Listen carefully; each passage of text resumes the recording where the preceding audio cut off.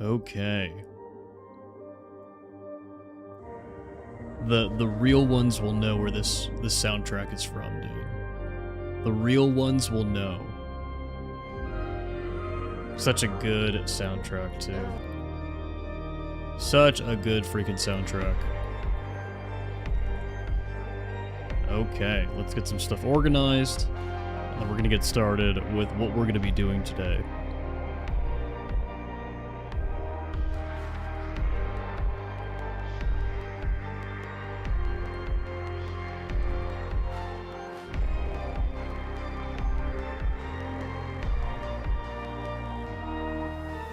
Let's do it. Good morning, everyone. Yeah, this is Noosphere from Mechanicus, dude. Hey, welcome, Nurgle Cultists. Well, it's easy for us, Adamus, because we're fucking mech boys. We're Warhammer fans. No, this isn't Children of the Messiah. Oh, nice, Kregoth. What'd you pick up? I'm drinking coffee myself. And, chilling out this morning. So, we concluded last stream kind of finding that doing these solo playthroughs, we really need to take our time.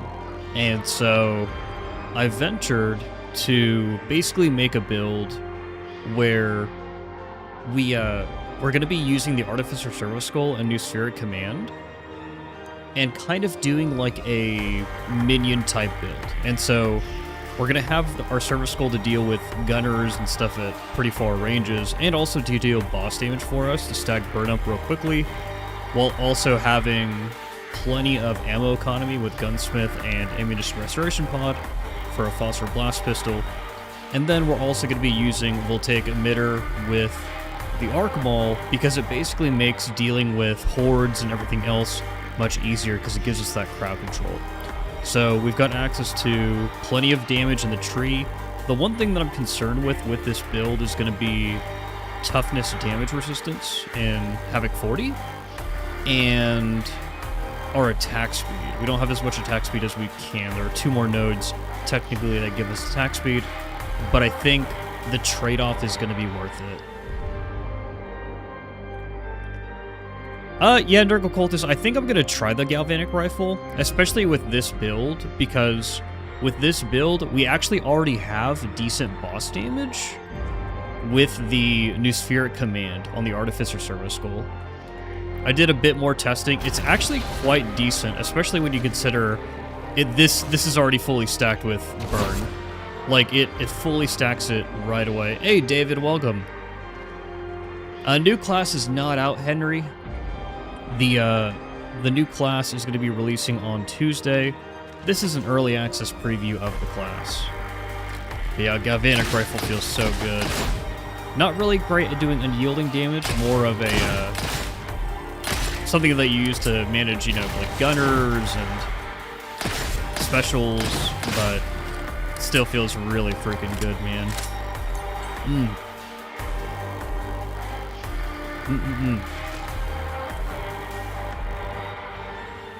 Yeah, Kregoth.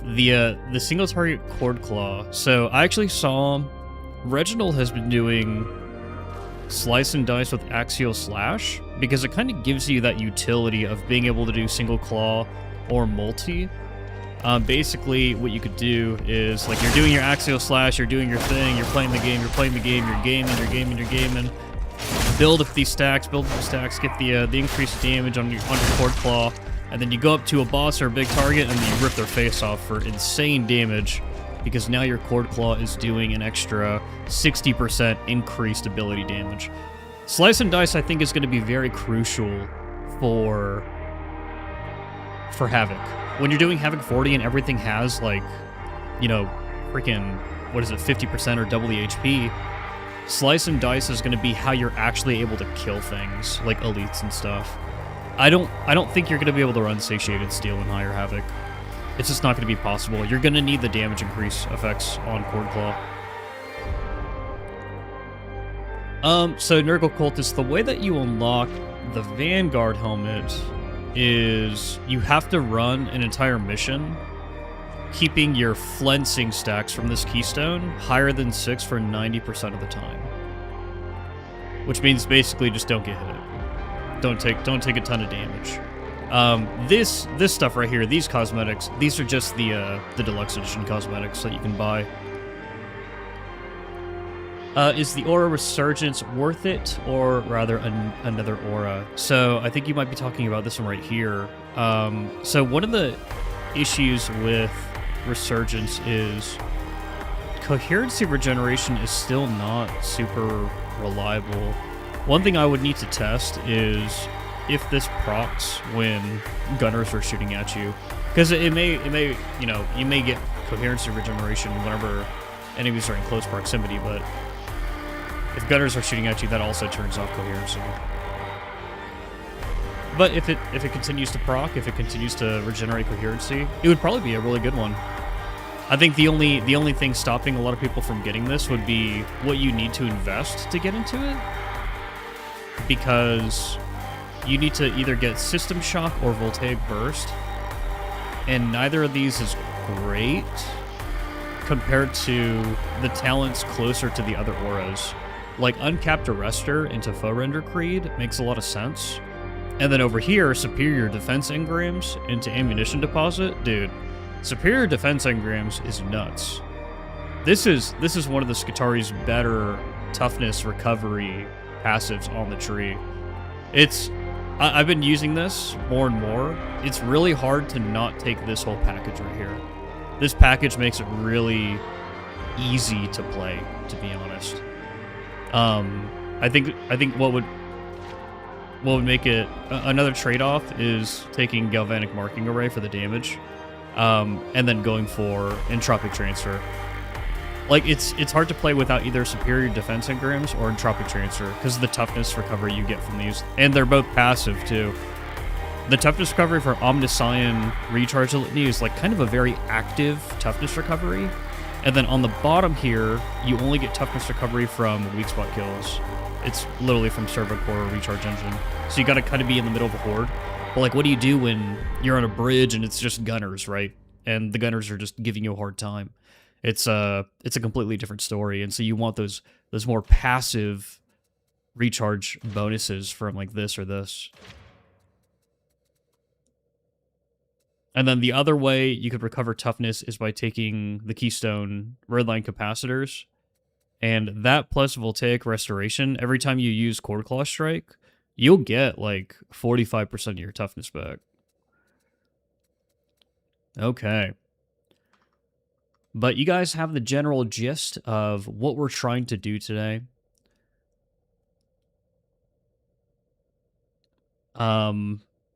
Just to recap everything from yesterday, and let me go ahead and change the we'll change the song over to from New Sphere to Children of the Omnissiah. We're very Mechanicus pilled today. Very, very Mechanicus pilled today. It's really funny, the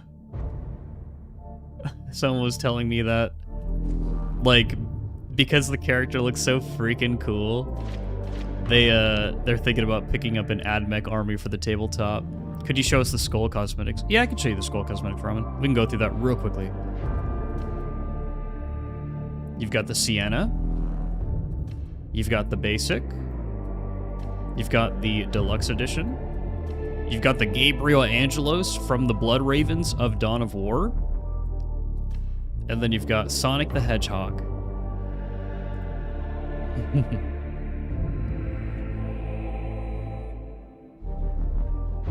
Can you do a build that synergizes with Galvanized Rifle that's viable at Havoc 40?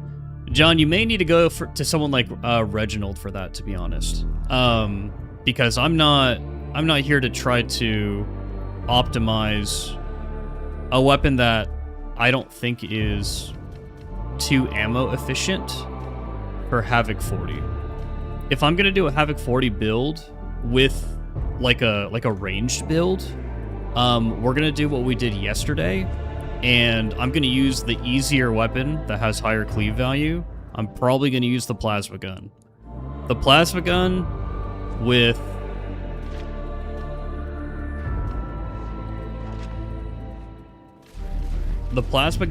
advanced combat doctrines really impressed me yesterday. This was really good. This was really, really good. This setup, I think, is what a lot of people are going to run if they want to do advanced combat doctrines. Because this allows you to just sit back and you have insane ammo efficiency on the plasma gun because of how much crit and cleave it gives you. And then it doesn't make you a little, like, a little flimsy Skitarii in melee combat as well, because a lot of these bonuses you get from getting ranged kills apply to all your damage. And so then you go into melee and you start kicking ass. So this is going to be really the way to play it in Havoc 40 is to use something like the plasma gun. I don't know about the galvanic rifle. They need to boost the ammo of this thing. They need to, like, double it. Just double the ammo of the galvanic rifle. I don't think it'll be broken. I think it'll be fine. Keep the damage the same, double the ammo, and this thing will bang. Otherwise, I'm not going to be bringing it into High Havoc. I'm just not. I'm going to use the easier weapon every time. No, I don't think I would use the galvanic rifle in Havoc 40. I'd honestly rather use something like the heavy las pistol.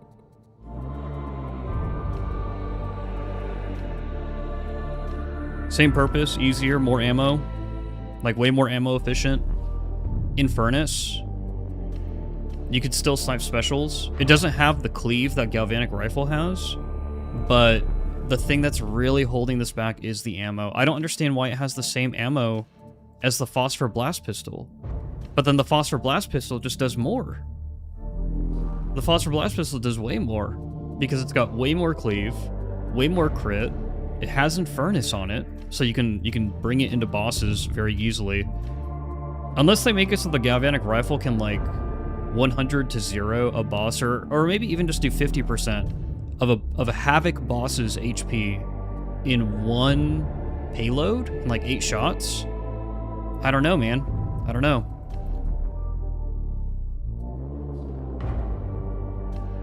So the arc rifle, this is actually really good when you're built around it. And so that's the thing, right? Is like with the Skitarii, all of the Skitarii weapons, when you build around them, are actually really freaking good. But then the galvanic rifle kind of gets left out, because when you build around the galvanic rifle, what you're doing is you're also building around the Phosphor Blast Pistol or the plasma gun. And when you're building around these, it's like, okay, well, should I just use the better gun at this point?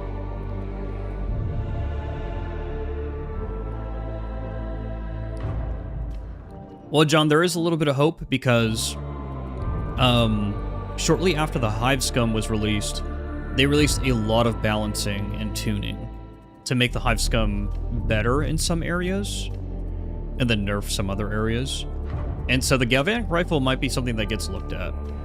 I think if the community is pretty vocal about the ammo economy on this thing, then they can probably up the ammo on this. It doesn't need anything too crazy. Just give it 24 more shots. Give it 24 more shots, and when you pair that with ammo cell augury and ammunition deposit, that's going to be a lot of extra ammo. So basically increase the ammo on it by, what is that, like 30% or something? What I just said? So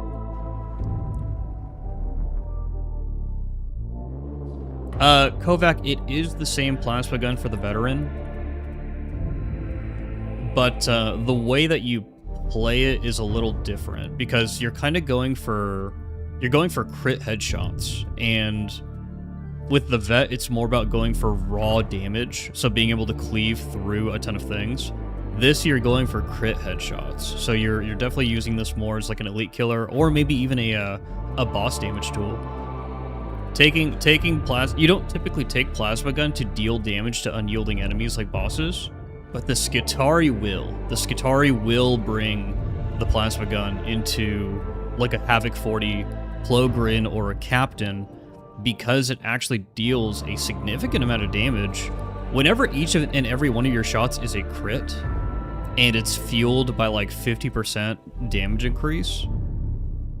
It's a pretty significant amount of boss damage. You could probably run it with this has Gets Hot and optimized cooling. I don't even think you need Gets Hot. You could probably exchange Gets Hot for Blaze Away with optimized cooling, because you're just spamming this thing when you have advanced combat doctrines are. It's really hard to miss headshots with this.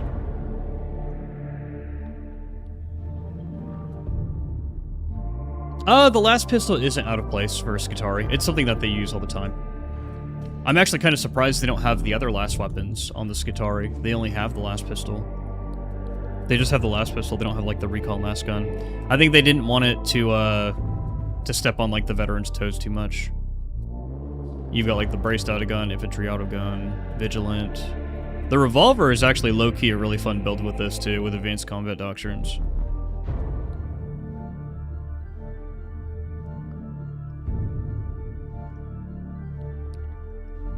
Physically, it does. The galvanic rifle does work with the ranged ability pretty well, because of the increased crit and cleave, and then the increased damage that you can get from it. Again, the issue is the ammo.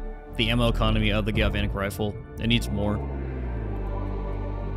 I think if they really wanted to make this busted and make this an alluring option for a lot of builds, they would do something crazy, like make it so that like every time you reload with this, maybe you restore 50% of the ammo that you consumed. But then the Skitarii would just be a ranged killing machine that wouldn't be able to be stopped. It would be insane. It'd probably be worse than Desperado Hive Scum. But let me close this up. So this is the focus of today's stream, though, guys. And I apologize if I don't respond to your message in Twitch or YouTube. I'm still getting used to this many people. But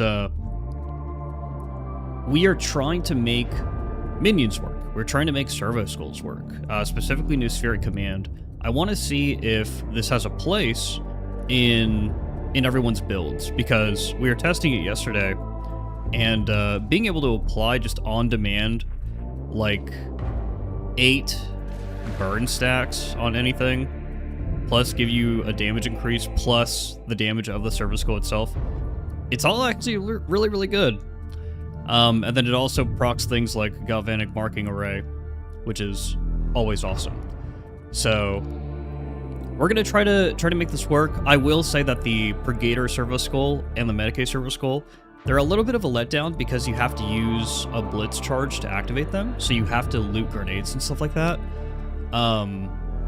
But I could see people taking the Medicae Servo Skull into games just to have it, because it's gonna give your team, at least, even if you don't pick up a single grenade the entire time, it's going to give you 4 free revives, where nobody has to put themselves into any danger. DH, that is true. So whenever you have the Arc Maul, once you power it up, the push attack will electrocute all enemies that it hits, and it hits a lot of enemies. So there you go, we've got it charged up. Let's get over there, Mauler. Get over there. Hey. Go back. Okay, so we're gonna power up here. We're gonna do push attack. Everything's charged up. And then you see that we killed those 2 gunners even though we weren't touching them, because the arc mechanic. So everything was electrocuted. I was attacking the Mauler, who's also electrocuted, with the powered up Arc Maul, and that arced electricity to all the other targets. So basically, the damage was being shared, or multiplied even, between everyone.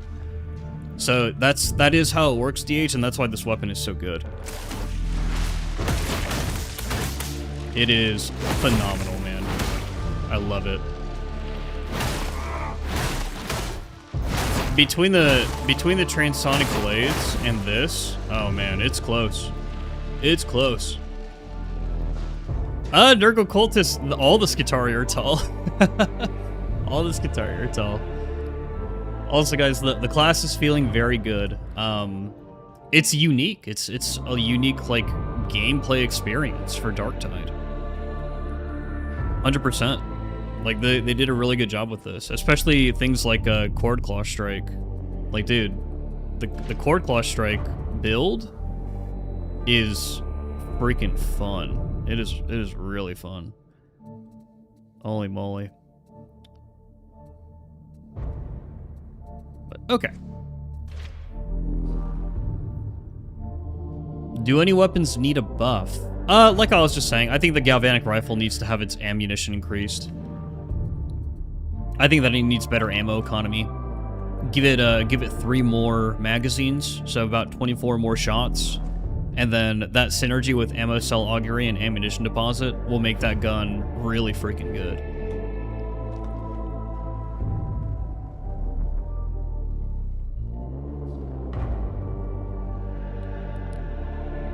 Well, Kirk, so max height Skitarii and Ogryn, I feel like they're kind of similar. Joe, I don't know how much Ogryn she plays. So maybe she's not used to it? Like, she's not used to the field of vision, FOV? Or not FOV, but the height differential, jeez. The arc build is extremely fun, Odin. It's extremely fun. Hey, good morning, J-Bear. Yeah, your favorite drow. I use weapons just because I like them all the time.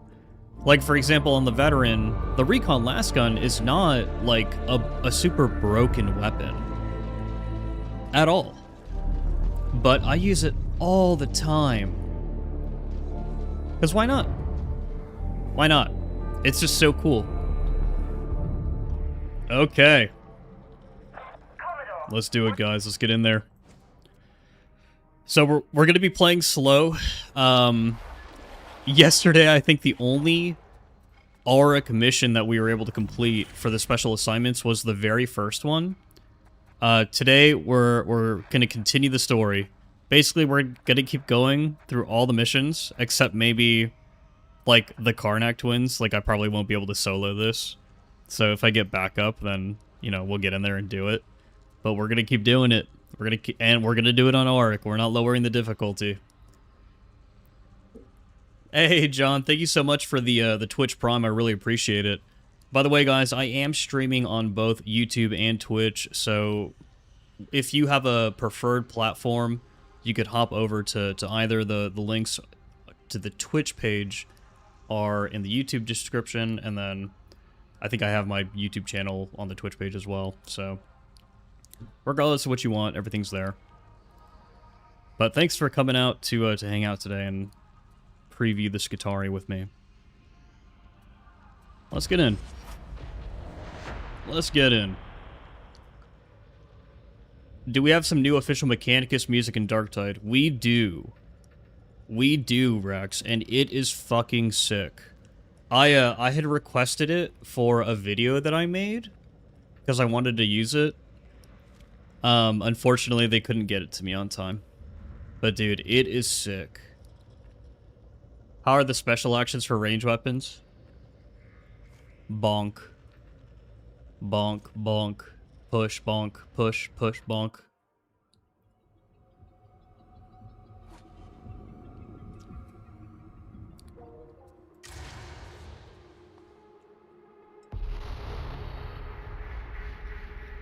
Tertian can't fight without a sustainable water supply. So guess what the heretics have gone after? The trouble's confined to a single silo, for now. The heretics are pumping their poison in from there. Get down there and deal with the demon, by any means necessary. You know how this works. John, the Vanguard, the Skitarii Vanguard build short that I put out today, you can use that with the galvanized rifle. Or galvanic rifle. It's not going to be as effective as using it with a phosphor pistol or the last pistol, but it's still usable. Like, you could bring that into basically Just don't bring it into Havoc. Like, keep it in Auric, you know? I think it is a Jesper track, Odin. At least the one that I listen to. So the only reason why I used my Voltaic emitter there was to shut down these gunners, because I saw that there were quite a few, and I didn't want to deal with them. So, because I have the capacitance, I was like, well, I may as well do it.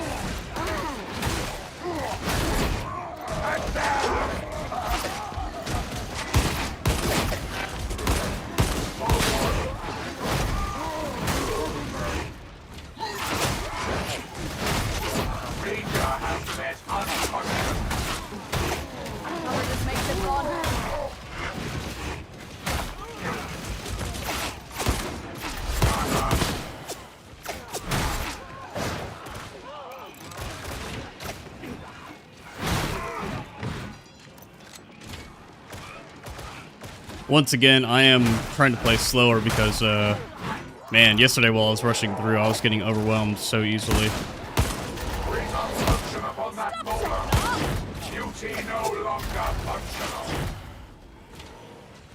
We're making good progress. Those Karnak twins were good parties. Shame they picked the wrong side. That's on them.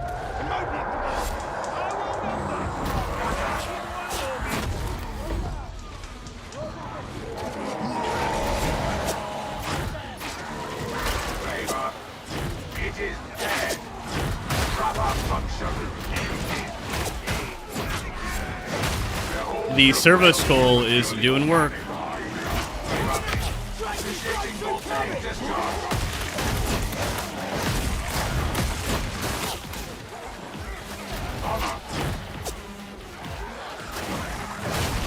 The servo skull is doing work.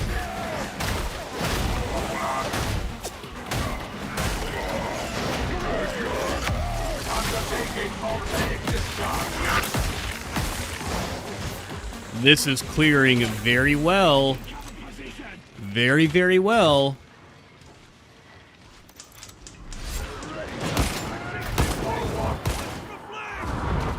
Your combat precision is accepted. Shotgunner identified. They took in! Flanking!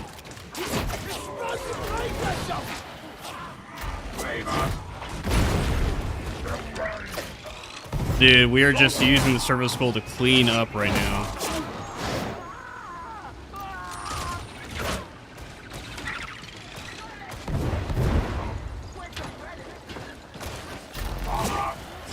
It is gone.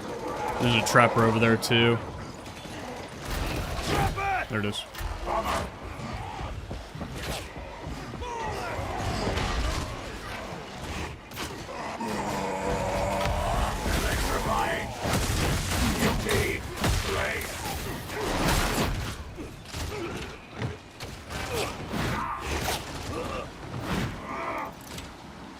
Okay. Not many walked this road into Carcel HQ and came out again. More identified.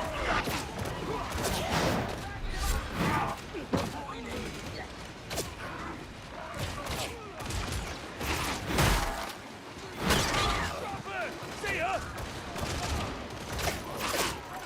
Show off. These shooters, man, these shooters. There's a lot. Keep moving. Let's make Morrow proud. Back when you were in the guard, I'm guessing you. Oh, Fido, thank you so much. I really appreciate it.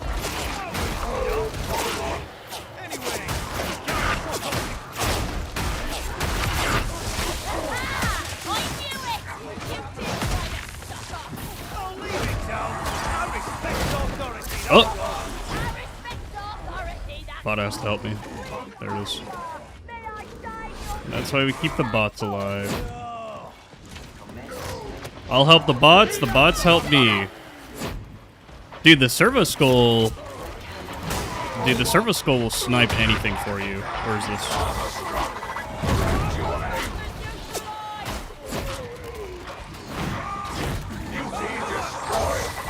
Dude, it's gonna be hard not running the servo skull like this.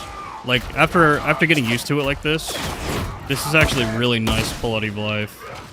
Also, these count as range kills. Dude. It's just doing everything for me. And we have plenty of capacitance recovery for this. Like, this is really easy. And then we've got the Arc Maul for hordes. Keep your discipline.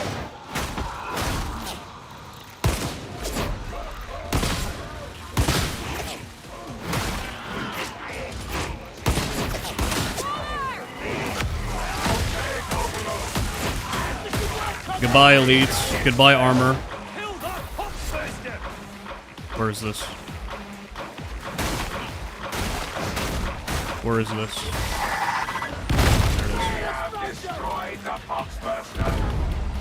Medstim. This run's looking pretty good.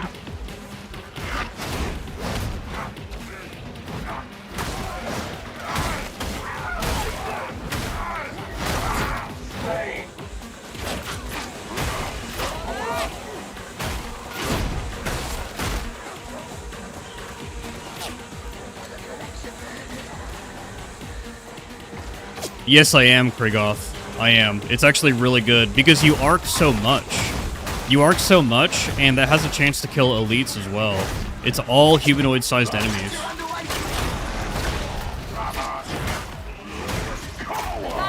him fire. You help me. We'll jump down.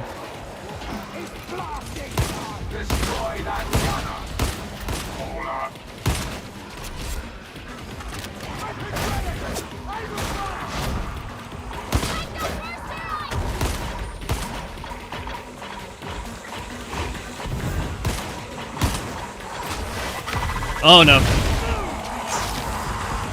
Yeah, I didn't know where that pox burster was. I was trying to mark over here, and I was like, where is it, dude? That's funny. It's okay, we had Medstim.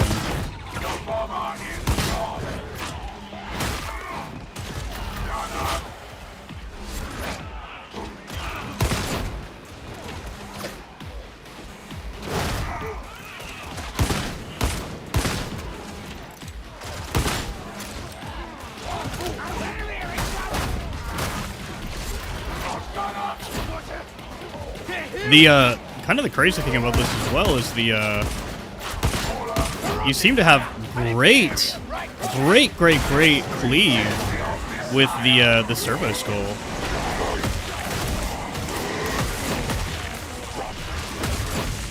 Great cleave with the Servo Skull. Shotgunner marked for destruction. Shotgunner. Roll, grab this healing soldier. I crossed that way more times than I care to recall. Healing destroyed. Ready in two. Where's the pox burster? Major kill. You team up.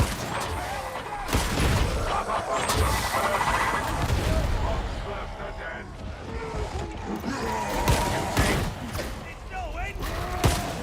Touching the temple. You take. Do not die. It would be wasteful. I'm just letting the Servo Skull do everything, dude. I'm not even worrying about it. This is actually really fun. It's like playing the like an RBD's dog build, but your Servo Skull hits targets from any range. And since it's any range, dude, did the bots take all the healing or something? Carters are ready for us.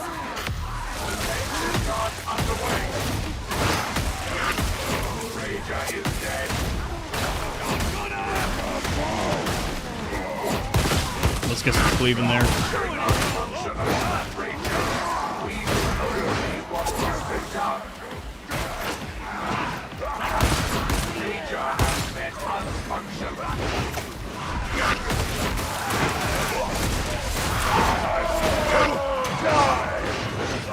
How are they getting behind me?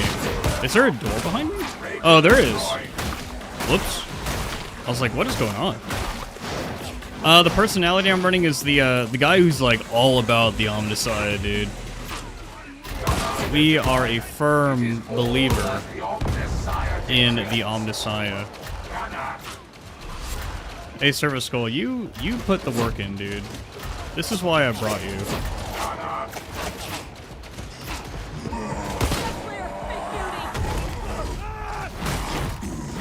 Go. Power cell? Well, we got a med crate, that's good. Is there a power cell for this healing though, or?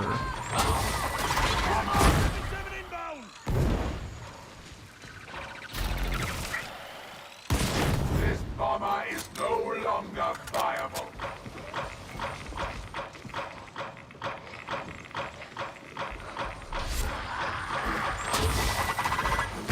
Oh my goodness. Oh my goodness. I think the bots took it because the power cell's in there. Let's get out of here and fucking do it. Seen a lot of new recruits coming through. Run through that in their training. Thanks, soldier. Appreciate it. We're gonna do this. Call the elevator and watch your back. Trust me.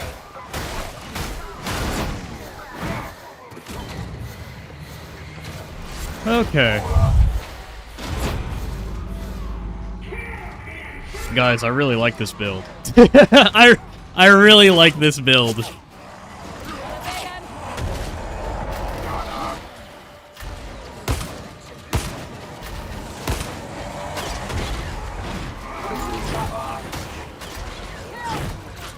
Beauty's dead. No need for fighting. This kind of addresses some issues that I had. Dude. In our cover.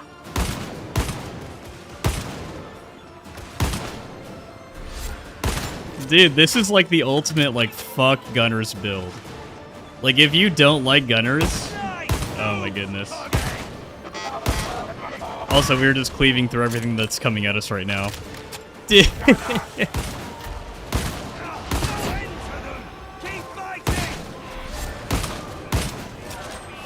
And then, like, with specials, right? Like, oh, a special appears, mark it, and it will die.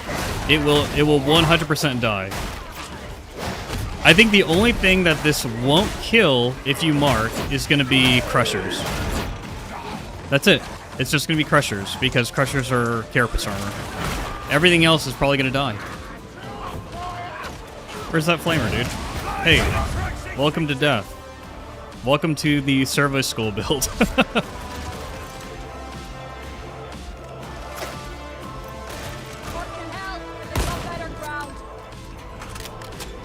How strong is the phosphor gun cleave? It's very strong, because there's a lot of cleave on this weapon, and then it's got Man-Stopper. See if I can get the shot. Yeah, we got it. Is there another guy? Just like old times. Now get down to the bazaar. See if we can get this shot. Let's explore real quick.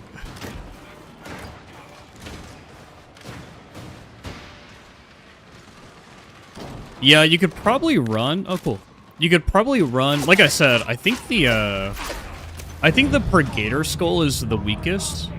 You could definitely bring a Medicae skull into Havoc with the idea in mind that you're not really going to be picking up any. I hear a Grenader. You're probably not going to be picking up any grenades, and you just have free revives for the team.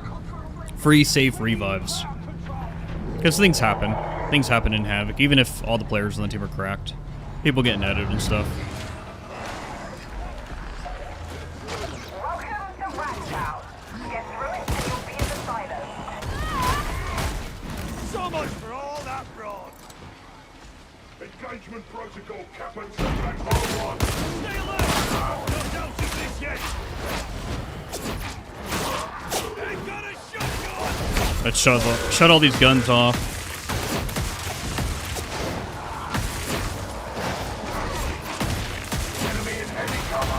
And that's another thing that makes this build great in Havoc is you are shutting off guns, dude. Like just straight up, you're shutting down. Armor's function. Where's that Poxburster?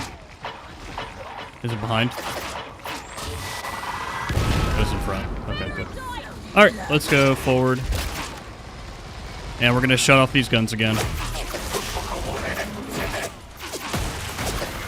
Oh, it didn't shut off this guy's gun. Interesting. I don't know if that's a bug or what.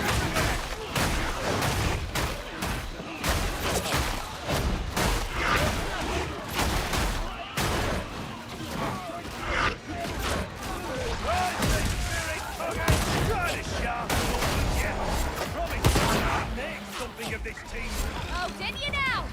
Maybe you should have asked before committing to something like that. Besides, who put you in charge?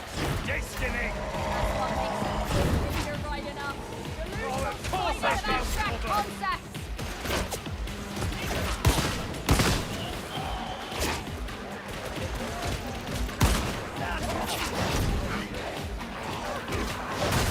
We lost one of our guardsmen. I didn't even realize. Beauty. It is gone.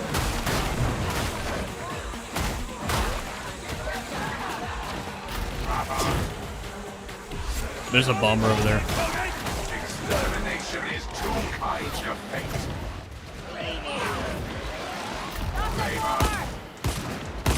Unfunction delivered. Where's the bomber? Shoot it! Shoot it! Boxburster destroyed.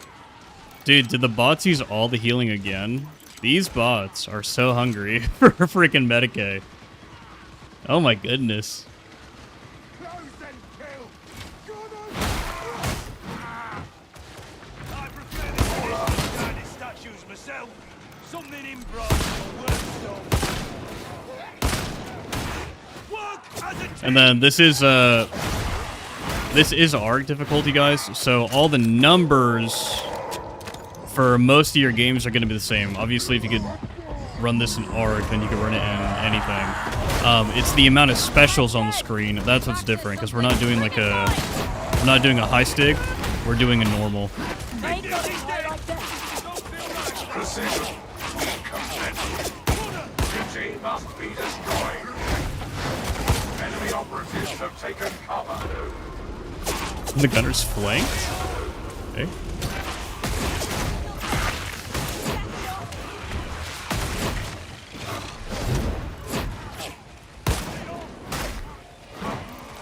Get me off the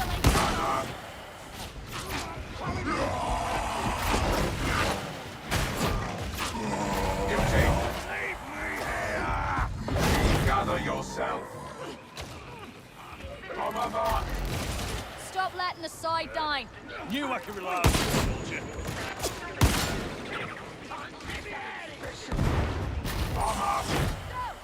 Back when you were In the guard. Just non-secondment, that's all. There you go, quibbling again. I'm a trusted Okay. member of this warband, I am. right. Talking a slammo! If it requires line of sight, it can't be OP. No, I don't think this is going to be OP. It's just going to be a really fun playstyle. And it addresses some pitfalls in people's builds that they might need. Like if you're using arc rifle, then you don't really have access to, you know, Infernus or anything like that, so... In the guard. Too strong. We're in trouble. Be assured that nothing escapes the Omnissiah's notice. Weapons up! Nothing, huh?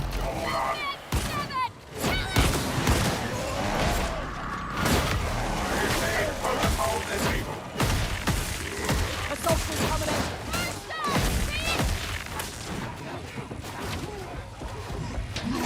Bring non-function upon that mutate. Oh my goodness. The Poxbursers going for the bots is the worst, because the bots don't do anything to protect themselves. They don't push the Poxbursers. We have destroyed They just... the the Poxbursers just jump at them. The bots are like, oh no, what do I do? What do I do? Maybe I should just let the bots die, dude. They're not really freaking... They're giving me ammo. Like, I got all the free ammo in the world, but... Ugh. Is it fair to say Banter for Skitarii is pretty similar to the Savant Psyker? Undetermined. I need more time to absorb it.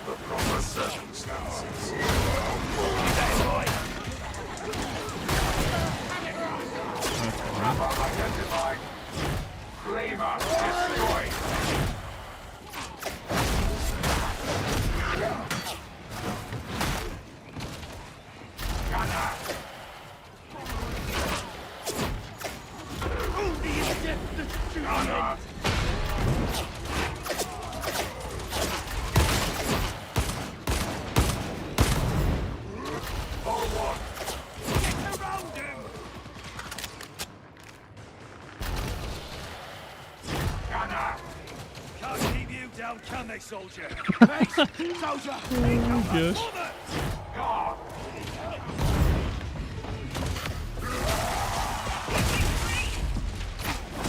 Duty destroyed. This is hilarious. It's just funny to watch, dude, to be honest. It's just really funny to watch. You will fight. It is so fun. It's satisfying. Yeah, kill a cat. Like Tom, I'll show you. I'll show you.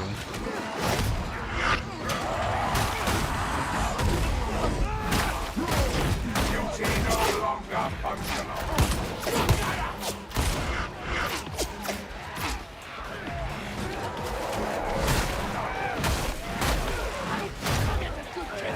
Death is our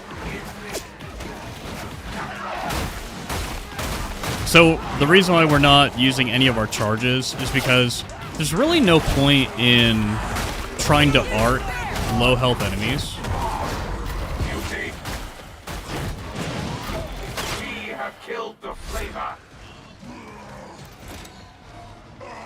Gunner.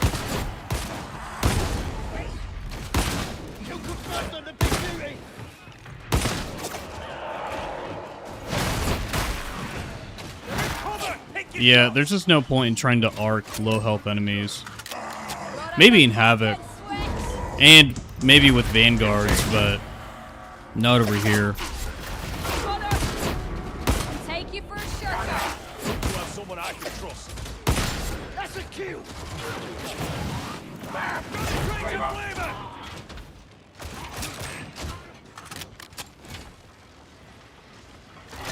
Do we ever get a break from this meat grinder? I could do with some R&R. We are content to keep fighting until function leaves us. The new shield enemy impacts the game a lot. In my opinion, it slows the game down significantly. It's really tough to get through them at times, especially depending on your build. Like if your build is, if you're just a weapons guy and you're not using things like grenades, dots, arc, inferno staff, etc., like it is really annoying to get through those shields. Coming from behind, I think.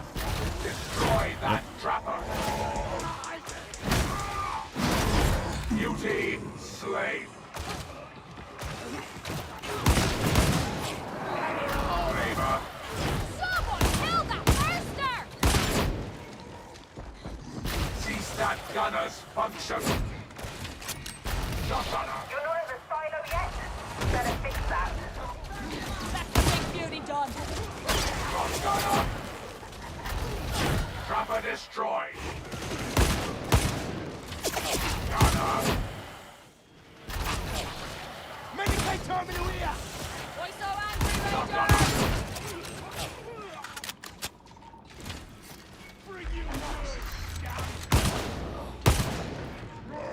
All right, Service Skull, thank you so much for your service. You are doing way better than 3 guardsmen are doing. Maybe I should turn these guardsmen into Service Skulls, dude. Formation. Because the Service Skull is just killing it right now. Shotgunner wave.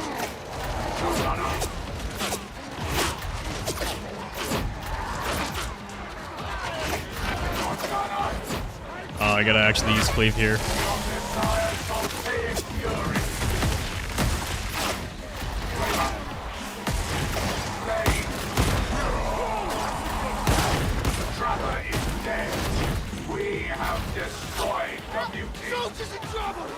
You can yet serve.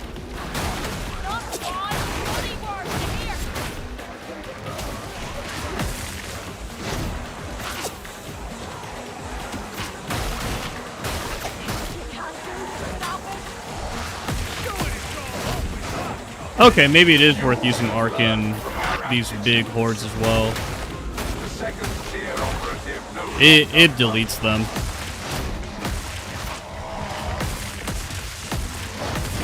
Yeah, it deletes them. Very efficient. The Omnissiah would be pleased, dude.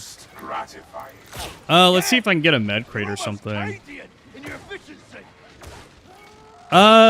Ignatius asking if I think that the Vanguard, the Shield Boys, ruin the gameplay flow. It makes it more akin to like Vermintide, right? Where, again, it slows the game down, which, if we're looking at the flow of the game, I think it's something that can't be entirely good, because unless the intention is to adjust enemy health again, dude, I don't think Darktide needs to be slowed down that much. Unless they're gonna like lower spawns or something. Like if you're lowering spawns and then you're adjusting by making it harder to get through common enemies. Okay, but then you're gonna need to do other things to the sandbox. You can't just add more and more HP and more toughness to enemies than not touch anything else. Because, like, are we getting, like, other ways on the other classes to penetrate shields? If not, then it's gonna be pretty tough, right? Oh, this is gonna be awkward. You think that'll finish me?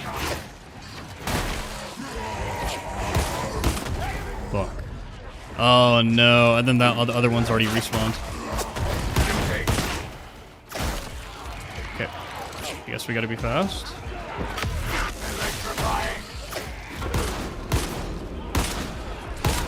Oh my goodness.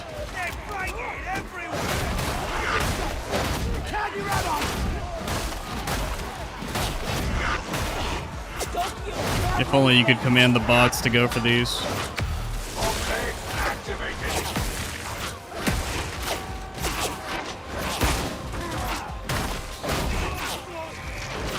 Oh no. The developers did not think of the possibility of this situation.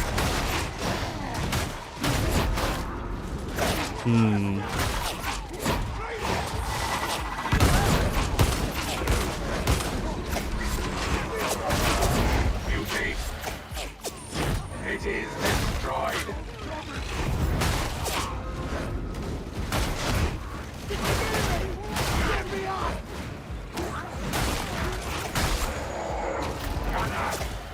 Restore optimal combat status. I don't consider this a weakness of the build, not being able to do this. Like, I'm not gonna go equip like a freaking infantry autogun so that I could deal with this stupid objective type.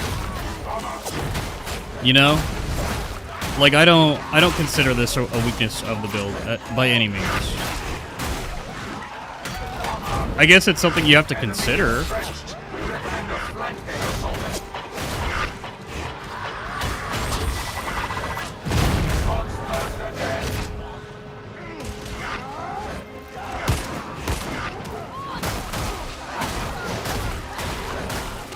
Yeah, if you were using the Shredder auto pistol, this would be doable.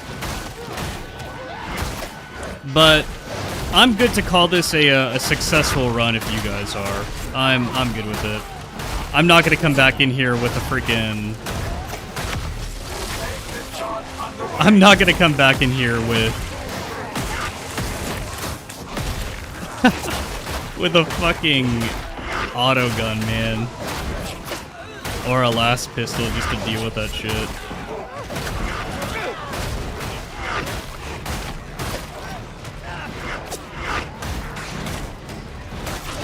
Can Skitarii be an aggressive melee character? Oh, yeah. Oh, yeah. Oh, yeah, it can, dude. You want to be a Skitarian rust stalker? You absolutely can.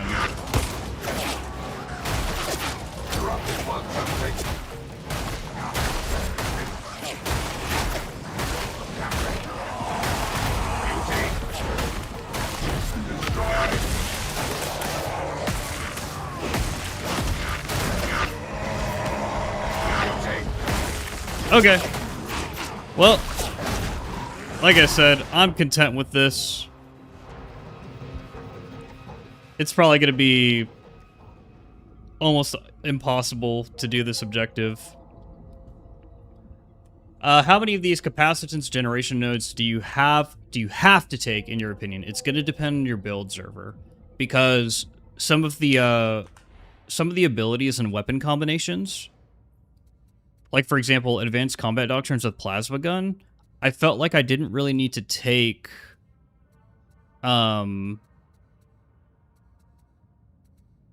capacitor reclamation loop. So, like, you don't have to go into this part of the tree if you don't want to.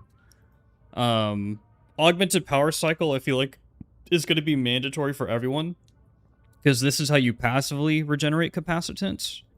And then, oh, lazy lash, I don't know. I'm just hitting buttons right now. I think your cleave is probably going to involve a heavy attack.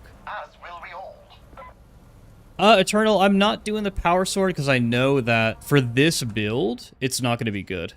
We're not built for power sword, and we're trying to test the servo skull as much as I possibly can. One, because, dude, this playstyle is super fun. The idea of just having your minion kind of do everything for you.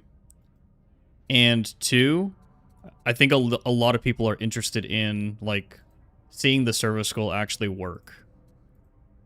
They want to see it put some work in, and man, it is putting some work in. It is doing its job. I wonder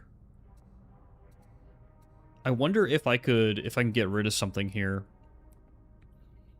Because if I can get rid of one thing, I might run the Purgator servo skull just for extra area denial or cleave.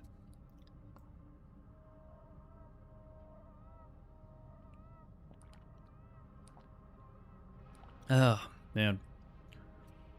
Super fun, though. Super, super fun. Ignat. Oh, my goodness. Okay, let's, I promised, Tom that we'd go through the Phosphor Blast Pistol blessings. And this is good because we kind of go through, like, why this is so good. Like, what the potential is here. Okay. So, you have Infernus, but I think because it's a slower weapon... Oh, wait, I have 2 blessing points. What the hell? Because it's a slower weapon, they put 15 stacks on it. As far as I'm tracking, this is the most Infernus stacks on any weapon in the game.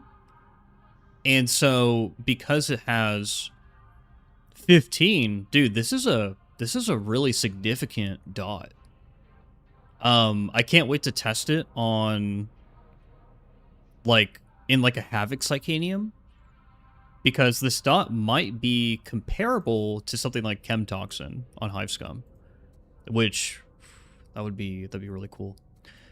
There's Showstopper, so 20% chance elite and special enemies explode on kill. You could take this, but what I'm finding is that a lot of your kills are coming from Infernus and from, if you guys don't know, the Phosphor Blast Pistol actually also has its own damage over time effect on it. It's kind of listed here in the description and not really anywhere else, but as searing white luminogenic shots burn their way into their target, they simultaneously mark the target for your squad to deal the death blow. And this deals 25 damage, I think, per tick for for 20 seconds. 20 seconds for one shot. And so for a lot of specials, when you have a lot of your damage increases going, in Auric, you meet a lot of breakpoints in one shot, even without critting. With crit, it's almost always a kill. And then in Havoc, I assume that you'll probably need the crit, but you're gonna get it. Plus, you have your service skull backing you up. Manstopper, which I think the combination of Manstopper and Infernus is super good because the gun has high base cleave value anyways, and then it also has this stat on here called critical bonus, which increases your range crit chance by 21%. So you already have 21% crit base inherent on the weapon, then you have an extra 6% crit from here. The 5% base Skitarii crit, which I think it's 5%. I'd have to check with Reginald again to see if their base crit chance is higher or lower. And then you've got freaking 12% from Flensing Protocols because of the Servo Sinew Surge Keystone and Honed Dissector. So you already have, like, I think it's like 49% chance to crit with the Phosphor Blast Pistol. It's kind of nuts. And so you're proccing Infernus and Manstopper all the time. It kind of lends itself to getting crits. You also have Surgical, so more crit chance while ADSing. I don't think this is necessary. Crucian Roulette, you could run this, because every time I'm pulling out the Phosphor Blast Pistol, I'm usually shooting directly into a group of enemies. Base crit chance is 7.5? Dude, that's nuts! So it's higher than 5? That's nuts. 7.5%. So the class has 52.5% crit chance with all the crit nodes running. Oh my goodness. That's crazy. Phosphor Blast Pistol taking off. Phosphor Blast Pistol stocks go hard. You could do Christian Roulette. I just don't see a need for more crit on the weapon. Pinpointing target. I don't think you're holding ADS down long enough for this to matter. I don't think this matters at all. Maybe somebody will find a unique synergy with this. I don't think it's that great. Opening salvo, 20% strength on salvo's first shot. If you're using it for special sniping, sure. Why not? Powder burn. This will probably find a really, really good niche in Havoc because of the 40% increased suppression. Hand cannon, you've only got 15% rending on critical hit. Nah. Dude, if this is like 100% rending, that would probably go freaking hard. But 15%, man, like, come on. Come on. We got better ways to deal with Carapace. And then Glory Hunter, 25% toughness on elite kill, which is never bad. You are killing a lot of like Maulers and Raiders and stuff with this, so you can fill your toughness up really quickly.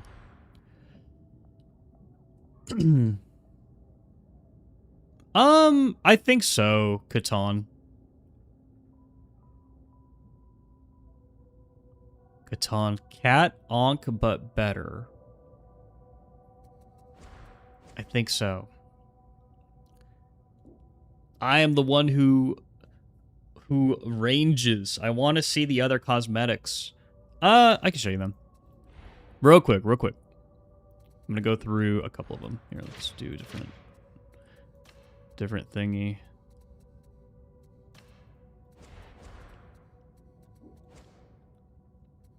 Okay. So we've already gone through the Service Skull cosmetics earlier in the stream, but we'll go through them again. Because this is something that's going to be visible on your screen at all times, so it's pretty important. Kind of like weapons. I will probably be sticking with the base, mostly because it is visible on your screen. I don't want it to block the screen too much. Go through all the heads. So this is your Seeker hood. Kind of your typical Vanguard helmet.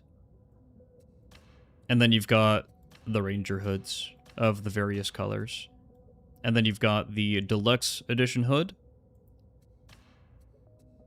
And then they're calling it the Alpha Primus helm. I know this as the Skitarii Marshal helmet. Different colors. Oh, here's Skitarii Alpha helm. This one is going to be the one I probably rock all the time. Either this or just the base Vanguard helm. These are my favorite. So for this one, it's using red line capacitors, generate 500 combat ability charges. Oh, that's not hard to do. We can unlock this. I can unlock that really easily. You just gotta spam your ability. That's super easy.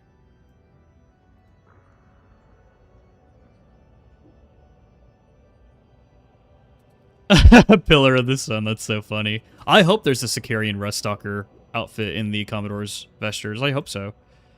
Hey, Sterling, thank you so much for the Prime sub over on Twitch. I really appreciate it. Very much appreciate it. You know what? While we're looking at cosmetics, you know what's going to go good with this? I got you guys covered, don't worry. I know what the people want. There it is. Okay. And then you've got your other colors for the various Vanguard helmets and for the Seeker hoods. A really, really cool color tile is the Styges. The Styges? Styges 8, dude. I love this style. I love the black cloth with red armor plating. Dude, just look at this. This looks so cool. I love that. And then you get the Styges Vanguard helmet. Look at that. This is like how I would paint my Mini. Is I would probably do black cloth with red armor plating and a gold trim. I love that. I love that so much. Oh, man.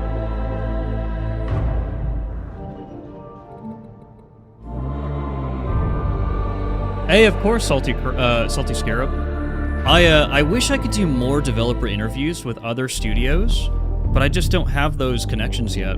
I think I just need to be in the industry longer and keep talking to people. I think the next set of people I might be able to interview will actually be Owlcat. So if you guys are interested in a Rogue Trader or Dark Heresy developer interview with Owlcat, I could probably arrange that.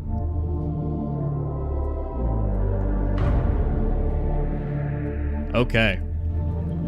And then let's go through the rest. So these are your deluxe edition cosmetics. And they're Mars, of course. You can't do anything other than Mars. But I will say, I actually like to... And then here's the DLC Power Pack. I actually like to match these with the Transcendent variation of the Mars pants, which are not too difficult to unlock. Because they have the armor plating on them. And this is a cool look too, of course. Oh, maybe Salty Scarab. If I can talk to King Art Games or King Art Studios or whatever for Dawn of War 4, I would love to do that.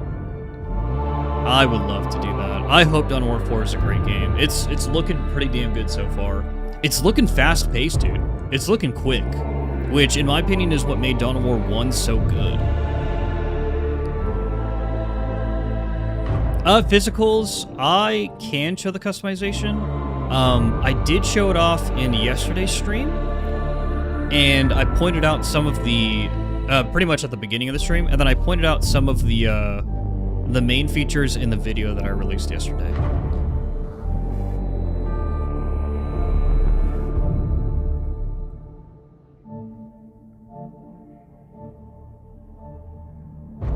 Gearing is easy. I have not heard any. I haven't heard any special Hadron voice lines with Skitarii yet. Yeah, let me go through the power packs for you guys. Or the Omniscient packs, what are these called? So, you've got the Skitarii Vanguard pack, Alpha. A lot of glowing buttons on the back. the Skitarii Voltaic pack. I think this is going to be a popular one because a lot of people are like, "Oh, I'm like an electricity build. I'm a shock build. Look at all these cords and the antenna and blah blah blah." Like, oh, super cool. You've got the Skitarii Field pack. This is the basic. You've got the Skitarii Recon pack, also the basic. The Skitarii Omniscion pack, which is the deluxe edition pack. I like this one. It's got a simple, sleek design. I will say, I really like these though, because they don't have the cords hanging down from them. So like this one, very minimalistic. This one as well. I like this one because it has the detail on it. Got your little pouches here. This one has one big pouch. Interesting. And then the last one that I haven't unlocked yet, I guess I need to complete 100 missions, Jesus, is the Skitarii Auto Sensor pack. So kind of an upgrade of these two packs right here. But I actually really enjoy this one right here. Ooh, but this one's so detailed.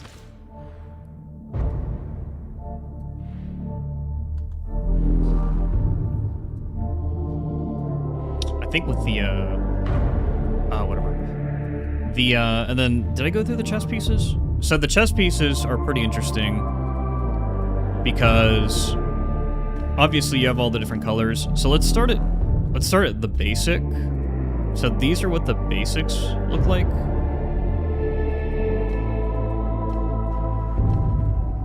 And then it upgrades, right? It upgrades to Theta. So from Plastron to Theta.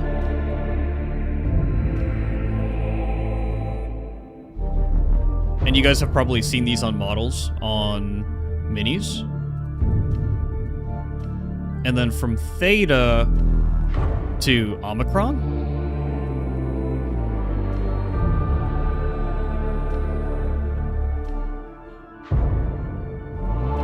And then to Omega. Omega being the highest rank of Skitaris. What's cool is all these are from minis. I actually really enjoy the Omicron. I think when I unlock these, this kind of might be what I use. Let me see what this looks like with the Seeker hood.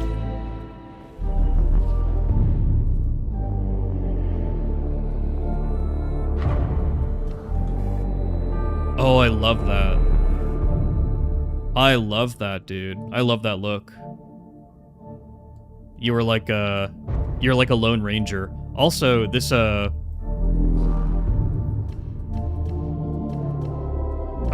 so as you get into the higher ranking gear, your arms do get covered more and more. So these actually cover your arms. Yeah, Omicron for the 6 scarf. That is awesome. And then you could probably do a better color code. So like once you unlock like the Styges 8 hood here, the Keladon hood, then you can go for this. Here, we could put on the basic one for now. Oh yeah, dude. Because the Scarf Mash, it's black. So like something like this. If only you could make the Recon pack match. If I could make this like red or whatever with gold trim, that'd be so cool. Like in Space Marine 2, you could change like the color of a lot of your power packs and everything. That'd be cool if I could do it in this game. So I might end up being a Mars boy after all, just so that I could run the Skitarii Seeker hood with the Omicron Carapace. That's a good looking boy there, dude. I love this.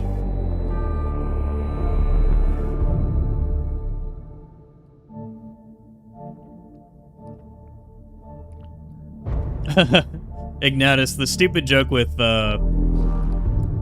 Skitarii and Forks, I'm pretty sure it's literally just a freaking Mr. E meme. I think that's all it is. Dude, how do I unlock this? What do I need to do? Because that's going to be like my first priority when I level up the Skitarii. Where is this? The penances.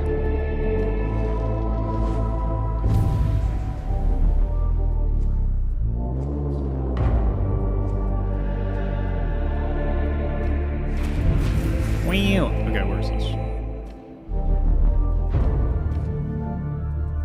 Oh, it's a, I bet you it's like a...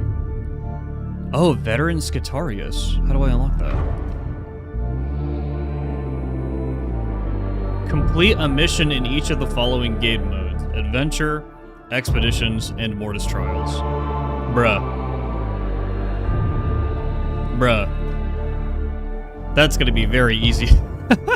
Well, that's gonna be so easy to do. What the hell? What the hell? Just play the game and you get one of the coolest chess pieces ever. Oh my goodness. Okay, cool. Whatever. I think for the Emperor 1, you need to get to max level at least. That makes sense. That visual progression, right? So that players can feel satisfied. Players can feel satisfied by completing, you know, freaking all the activities and leveling up.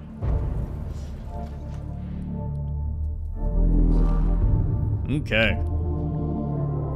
But for now, we are taking our service goal back into the grinder.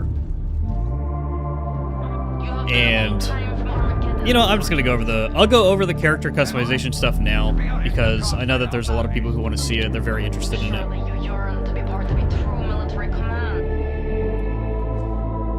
Change my power pack and get rid of this tail, man. I hate this tail. I hate this tail so much. Back to the fork.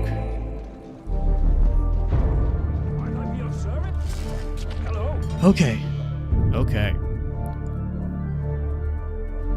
So some pretty interesting things in the personality scourge, guys. We can go through everything, right? Is there a build that makes his honey stronger? What are you talking about? What are you talking about, Matthias? Oh, gosh. Final challenge. Complete a single expedition. Oh, no. Oh, no, dude. Let Hadron go through your Vox history. Oh, my goodness. That'd be so funny, dude. Okay, let me turn this down just a little bit. There you go. So the bio origin is interesting, right? Because this is where you were from, before the in-game music is kind of messing with me. Hold on. There you go. So this is where you were from before you became a Skitarii. And they have some pretty interesting Easter eggs in here. For example, Drukhari Raiders are mentioned here. You, of course, have Voidborn. I almost always pick Voidborn in Rogue Trader because of the benefits of picking Voidborn. Highborn. You were a noble. Rat. Forge Orphan. Vatgrown, which is... from what I understood, this is actually how the majority of Skitarius are made in the lore. They're grown in vats on Mars, for example, and then you're just rapidly aged, and then they turn you into a Skitarius.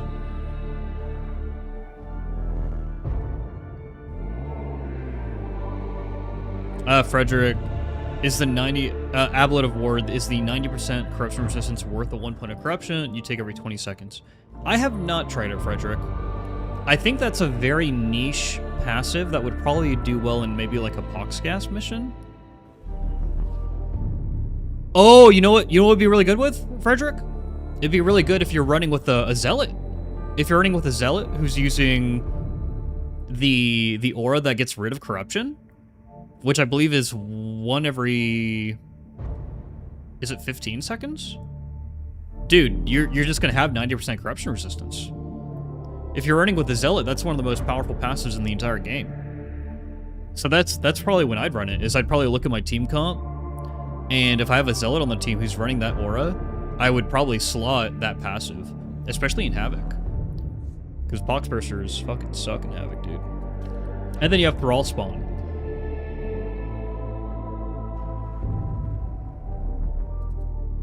Cool. But this is where things get interesting. This is where things get interesting. So, what did you do before receiving the blessings on the Omnissiah? And this is where they have a lot of Easter eggs. Coil Winder, kind of a basic job. Seraph, you worked for a Tech Priest, cool. Bolt Carrier, sure. Discovery Lieutenant, sure. Furnace Sticker, sure. Sensor Bearer, sure. Tech Scholar, sure. Where is it? It's the, just freaking go to the next one.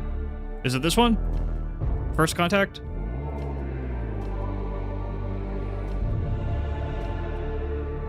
Is it this one? It is. Okay. So, Cult Contact. So, when heresy is uncovered amongst a civilian population, it's unusual for suspicion of complicity to turn on the rest of the populace. Kill cultists. Cool. Conflict 7 Alpha 332 55498. Beastmen? A routine deployment to investigate communications anomalies from a distant relay station turned violent when your Skitarii Ranger Squad happened upon a group of Beastmen, raiders, attempting to corrupt the Omnissiah's holy works. Beastmen finally mentioned. I think this is the first time we've seen Beastmen mentioned in Darktide. I can't think of another time. I can't think of a single other dialogue option. So for anybody who's hoping for cat boys or cat girls being added into Darktide, there's hope. There's like a 1% chance that it's gonna happen.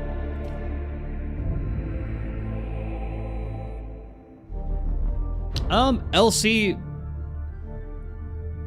it's okay. It's okay to do Uprising with other new players. Uprising and even the difficulty after Uprising. Everybody's learning. It's okay. You're gonna make mistakes. It's better to practice with other people.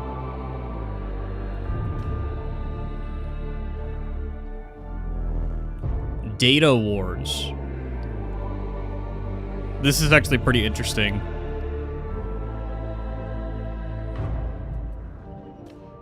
Defense of Yoon 8. The assault ramp on the front of your Scorpius Dune Rider clatters to the ground, and the Binehoric blurt from your squad Alpha tells you to take a defensive positions. At that very moment, the heavens seem to boil with fire as the retro thrusters of the Necropolis Hawks drop pods engage in unison. The massed horror of the swarm before you shifts. Foul bioartillery targeting the inbound Space Marines. Combat protocols engage in your cognitive processor. Litanies of war echoing through your hindbrain as you raise your weapon to open fire.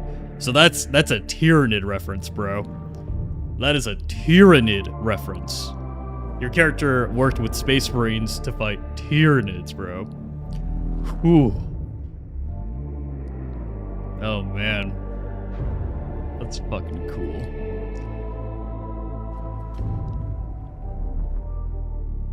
Peak Hammer. Exactly, Lithiums. Sacking of Uxar Hive.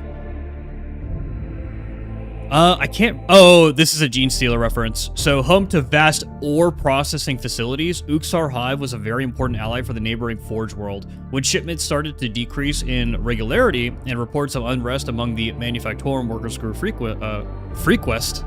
Grew frequent. Your cohort was tasked with restoring order. What you found in the lower levels of the hive was a sick perversion of humanity. Xenos infection had spread through the populace. Who knows how many generations had been infected? The whole workforce had to be cleansed. Oof. Oof. Battle for Yimbra Pass. Radium Carbine mentioned. Wait, why can't I use... Why can't I use the Radium Carbine? Or is that supposed to be the galvanic rifle? What the heck? This is an orc reference. So, the searing blast from your radium carbine dropped the first line of Xenos brutes, charging through the pass before you. A millisecond later, the Onagar Dunecrawler battery behind you opened fire, and Horde disappeared in fire. Why are these typos here? Was this written by an AI? What is going on? And Horde disappeared in fire, smoke, and blinding lights. Am I reading this wrong? A millisecond later, the Onagar Dunecrawler battery behind you opened fire, and Horde disappeared in fire, smoke, and blinding lights. Okay. Through the debris, a black pall of exhaust fumes filled the air, and the ground shook with the rumble of their infernal machines. This affront to the Omniscience holy machine craft must be destroyed.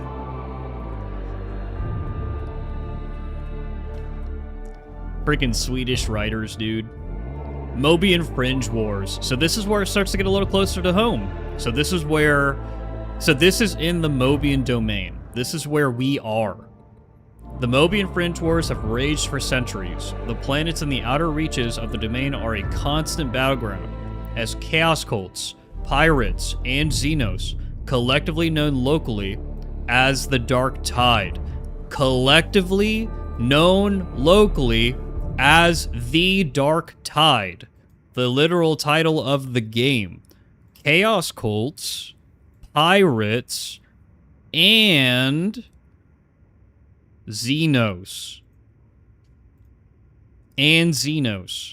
Clash with Imperial forces for a foothold into the domain's rich center.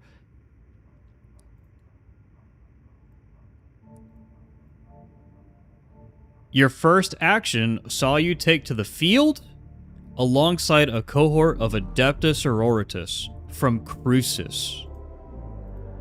If I recall correctly, we already met someone from Crucis.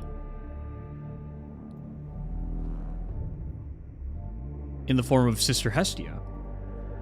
Because she is in the Adepta Sororitas. She's a novitiate from Crucis. More Sororitas references. More Xenos references. And then fall of Outpost Chi Gamma 9? Chi Gamma 9 was an insignificant outpost primarily established as an observation station for a long-dead anomaly. Now used as a minor resupply station, it is still unclear while the Eldari of Craftworld Ulthwé felt the need to attack with such ferocity. Their kind hadn't been seen in the area for centuries. Due to the ferocity of the attack and the insignificance of the outpost itself, evacuation protocols were enacted, and the Eldari raiders were evaporated as the outpost's energy cores were detonated. Why Eldar? Why Eldar? What happened? Dude, who knows what the Eldar... Who knows why the Eldar do what they do? Who knows? Gene Stealers before Arbitus Cosmetics? Oh my goodness. A light hunting. Oh my goodness.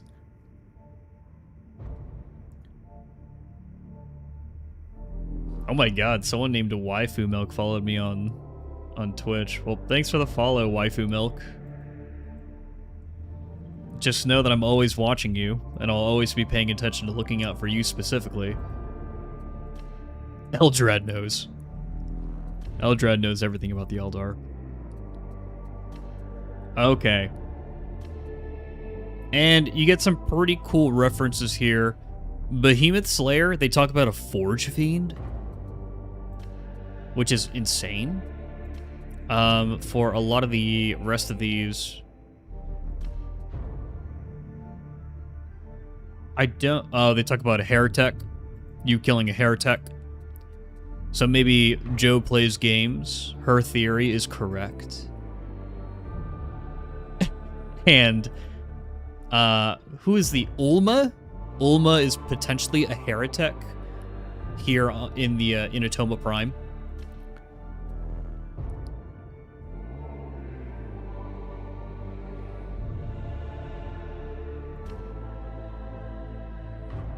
This one's just like super basic. That's funny. I like the idea of killing a heretic. That's cool. Okay, but we finally get to our actual customization options, right? So you can be from Mars. Sacred Mars, the Red Planet, is the principal forge world of the Adeptus Mechanicus and seat of the Fabricator General. My favorite thing about the Fabricator General is that no matter how hard he tries, Belisarius Cawl will never be the Fabricator General. Because Belisarius Cawl is a freaking heretic. Change my fucking mind. Where's Inquisitor? If Inquisitor was here, he'd probably argue with me. But change my fucking mind, dude. Belisarius Cawl is 100% a heretic.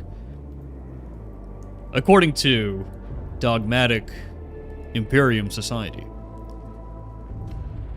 You could be from Ryza. Pockmarked and scarred from extensive weapon testing, the Forge World of Ryza has developed a reputation as master weaponsmiths. You like big guns? You like the color orange? Wait, is that an ultramarine symbol? Next. Styges 8, dude. Wreathed in suspicion and secrecy, Styges 8 is deemed too important for its operations to be disturbed by any official investigation. These guys can do whatever they want. These guys can do whatever they want, and the Inquisition can't do a single thing, dude.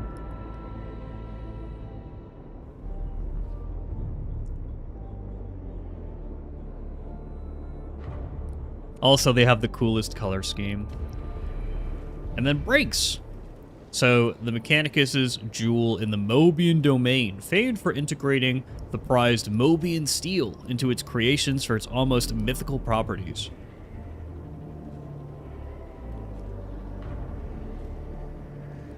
Eogan is from Styges? Oh. Styges ate the goats! Call discovered an ancient technique called innovation and using your brain to discover new ancient technology. Well, it's kind of nuts, right? How Mars forbids like technological innovation. You are not allowed. You are just not allowed to. If you guys don't know this about Warhammer 40k, the Imperium is not allowed to progress its technology unless they locate old technology. And what I mean by this is they need to locate, I believe it's called, Inquisitor, help me out here, SCTs? I think is the acronym? STCs, thank you, Iron Steel. They need to locate STCs, which are data banks and data terminals. STDs? Standard template constructs from the golden age of humanity's technology in order to advance their technology. Anything else, any other sort of innovation, is considered heretical. You shouldn't be doing it. You shouldn't be looking into it.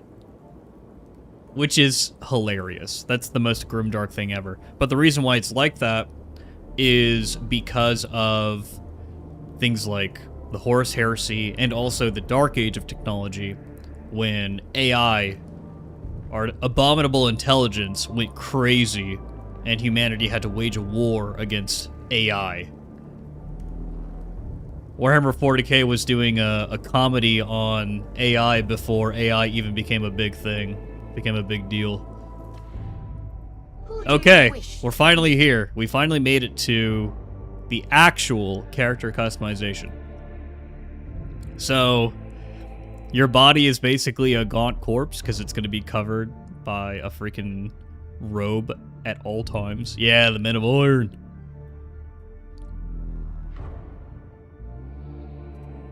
But you've got 4 different options.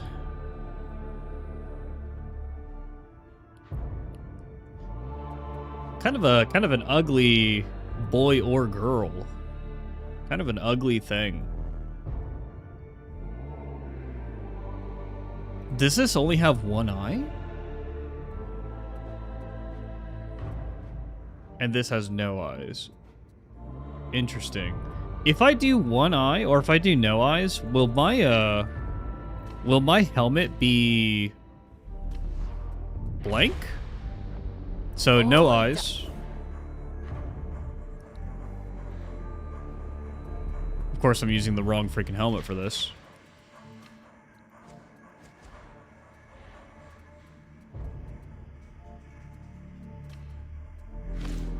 No, it's just blue. Huh. Were expected. Oh, so your ocular lens view, your character's eyes are going to be fucked, but your ocular lens view is always going to be one of these colors. Okay, that makes sense. That makes sense. Also, I'm going to freaking shorten my height real quick. Whoa. Okay, so ocular lens hue. Obviously, we know that if you don't know, if you replace your ocular lens colors, then on your helmet in-game, that's the color of your lenses. So right now it's going to be green because we have green ocular lens hue. And so if you really wanted to, you could have pink lenses, you could have green lenses, you could have blue lenses. You could have a mixture of colors for your lenses. So you could do blue-red, you could do double blue, you could do purple. You could be a cat boy, do pink. Double red, yellow. This is actually pretty neat. This is actually one of the cooler aspects of the customization because it extends to the other cosmetics in the game. They did a really good job with this. I'm probably going to do double blue because it matches the blue hue on your backpack. For your arms and your legs, which, as we kind of discussed, are always visible, you've got your different arm options. This one even has gloves. Oh, this one's actually going to be really cool for, So this is Commodore's Vestures, it looks like. This is probably going to be really cool for whenever you're using certain higher tier cosmetics, like the Omnicron stuff, or whatever it's called. Make yourself look like a real person. But until then, we go with these arms, because they make you look freaking ripped for a Skitarii. You can change the color of these to better match the look you're trying to go for. Like, for example, if you're going for Styges, then you could go for the dark red from this. Right? So you go for the dark red metal to better match it. And then you could change the level of rust that's on your arms and your legs. So if you're using old metal, then maybe you're very rusty. If you're using new stuff, then you're good to go. It's nice and shiny. And it's the same for the legs. Looks like your arms and your legs will always match colors as well, according to this.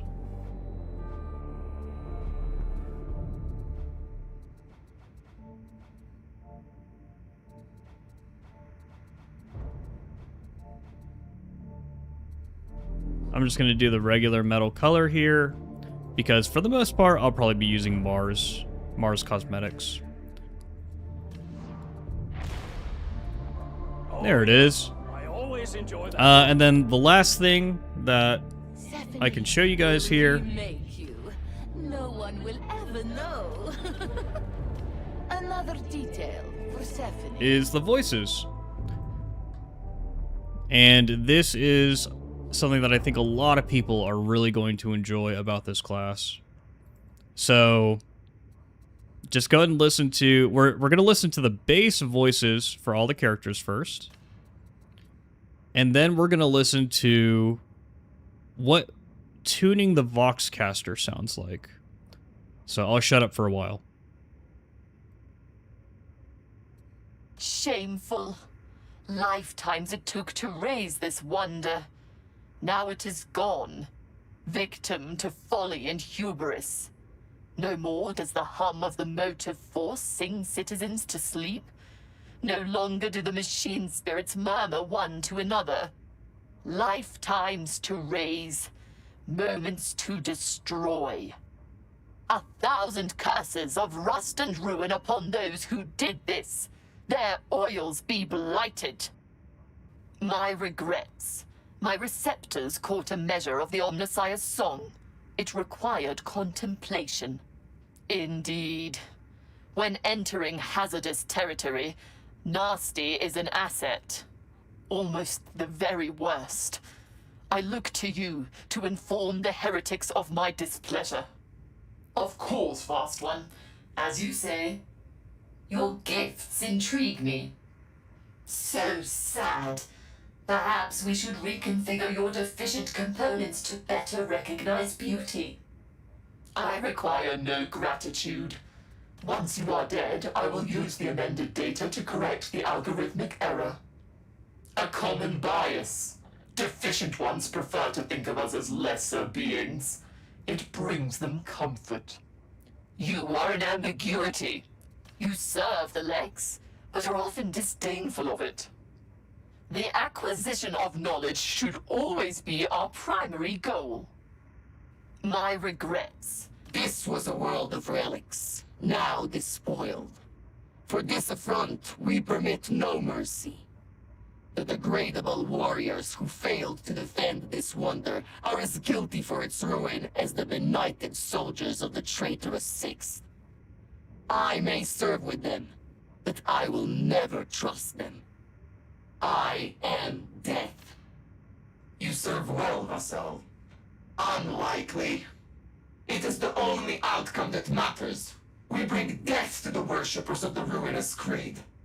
Glory to the machine god! Weakness must be excised. This is simple efficiency. Greatness is the consequence of the machine god's will. Nothing else matters. Retain utility and you need not fear. It remains unacceptable. Heretic blood must flow. They will fear us. It is necessary. This is the machine god's will. Would you prefer the truth or a comforting lie? You serve well, Vassal. This world is falling, we are told. This one remains unconcerned. It matters only that enemies gather. All will weep. All will perish. There is no salvation for those who abhor the word of the machine god. Long ago, all understood this. This one will teach the lesson again and again and again. It is his purpose. You and I shall eradicate the corrupted ones together. We are all expendable. Slaughter brings completion. Logic demands that Hadron Omega 77 assume command of this war. Hadron mentioned. All disharmonious units must be... As tertium crumbles and decays, let the motive force be restored to those orphaned from its embrace. Let the Omnissiah gaze once more upon works long lost. Let what was once secret stand revealed. So was it spoken in whir and clamor, so shall it be again. Your combat precision is acceptable. No, much scope for improvement remains. If we offer correction, you would do well to comply. A precision shot, we approve. Armor struck, correct your aim. Reloading. Function.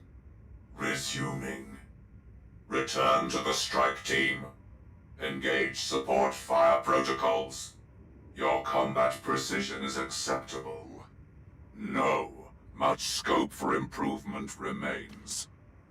If we offer correction, you would do well to comply.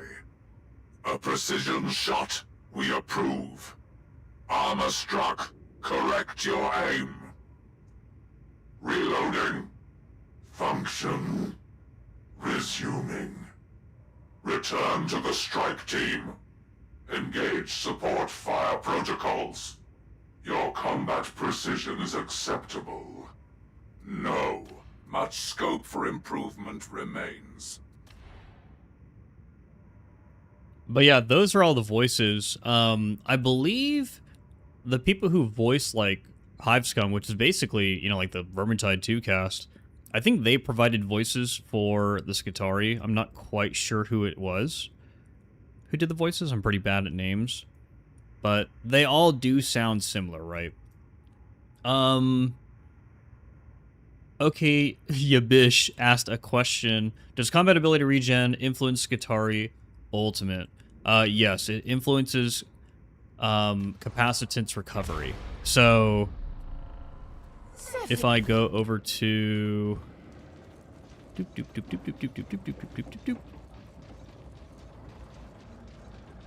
the Psychanium,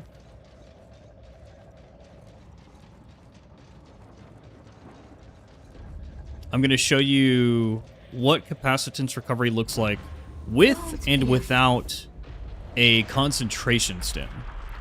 The concentration stem being something that boosts your ability cooldown, right? So without it, very slow. We of course get more while we're doing things, right? While we're doing crits, while we're attacking, while we're getting kills, etc., etc. It could take a while to build up that capacitance. But then I activate the stem, and it starts going up much faster. We're gonna get to 3 stacks here really quick. Super quick. Effectively what the concentration stem is doing is, because you saw the big tick whenever we got the weak spot and elite kill. So typically you would get 7% from getting a weak spot and elite kill, but because we had the concentration stem, we basically got 14%. We got double. And so you saw the big tick in the ability bar, and we got the ability back much faster. This is very prevalent when you're running something like Cord Claw Strike with Satiated Steel, or with Redline Capacitors, which give you more capacitor recovery. Because Satiated Steel, this is when it becomes very noticeable. So, say we use this. Look at our recovery. It's just going and going and going.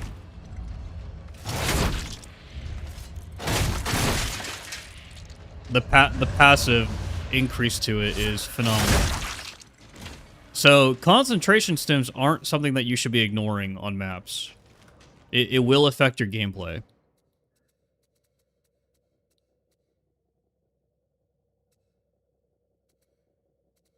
I kind of want to include the Artificer Service Skull in this build as well. Oh, I want to.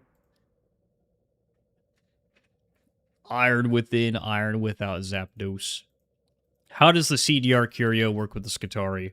Huxley, I think the way it works is it's going to give you 12% more capacitance generation on these things. So instead of being 2%, weak spot kills will probably give me something along the lines of 2.25% capacitance.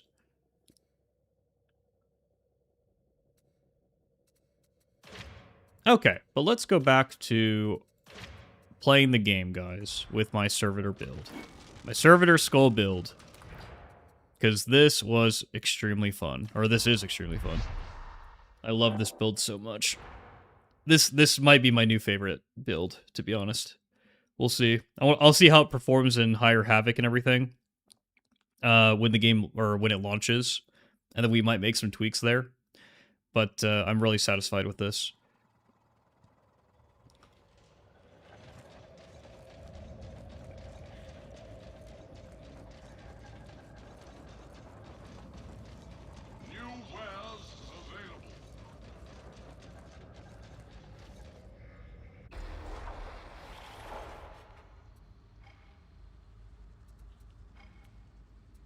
Okay.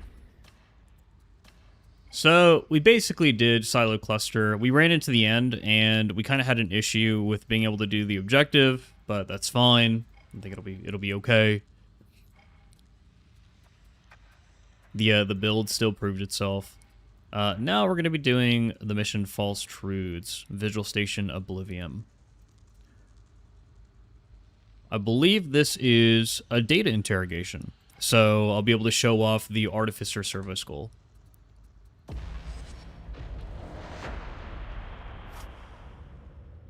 Mod, so this is the tree. It's basically just Artificer Servo Skull with New Spheric Command. I already had a build short slated to go out tomorrow, but I think what I might do is I might end stream a little earlier tonight to basically just make this build. Like, put this build together in a short, put it out. Because this is fun, man. This is really fun. This is pod racing right here. This is a good time. All skulls all the time. Now, we don't take the Purgator, the Purgator, Servo Skull, or the medical one. But that's primarily because I'm kind of thinking about this build from a Havoc 40 perspective already. And you could definitely take these into Auric and stuff like that, but I don't think they'd make too much of a difference in a Havoc run. So these 2 points are better spent elsewhere. And when you're playing with things like Hive Scum, Ogren, etc., giving them the grenades is always going to be the better thing to do. Working with your team and making sure that they could pop off and just wipe the screen is always going to be the better thing to do. It's always going to be better than resing a down teammate or doing what is effectively an immolation grenade, because that's what the Purgator Servo Skull does. So, well, that's my take. You can have your own take. It's okay. You're allowed to have your own opinion. In the torrent. The heretics use it for gathering intel, so let's exploit that. Security's no joke, but some of the ex-cartel, now Mobian Lucky gun hands, will have today's cipher idents. Soon as you're inside, feed the data package into the array. They'll never know what you've done until it's too late.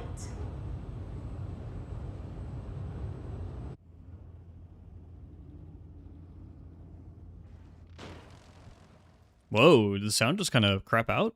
What the heck? Oh, there it is. What a mess. Why Well, I've Hive-Scum seen grenades some so funny good? places in my time, but I don't know. this special. But they are. They are very good. Initially, when the Hive-Scum grenades launched, the RPG was really bad. It had to be buffed significantly. But the chem grenade has always been really good. Havoc. Oh my goodness.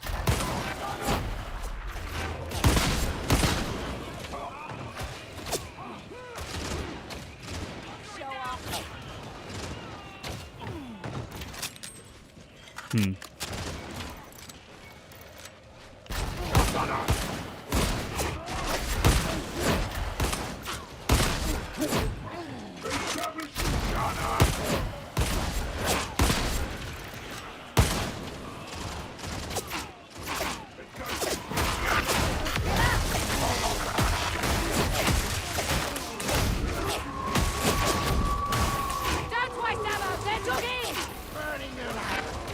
Target that foxhound.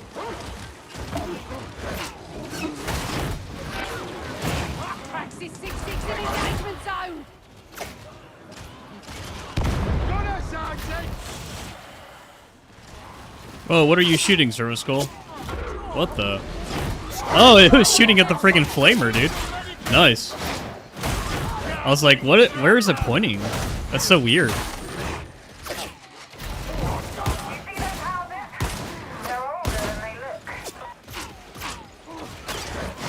We may not be the finest, but we're still amazing!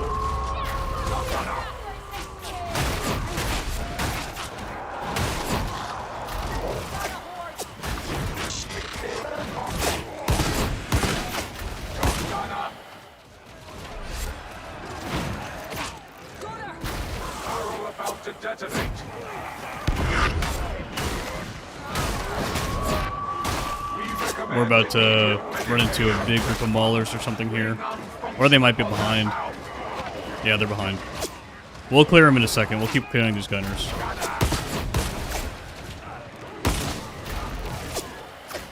There you go. Okay. Be right with ya.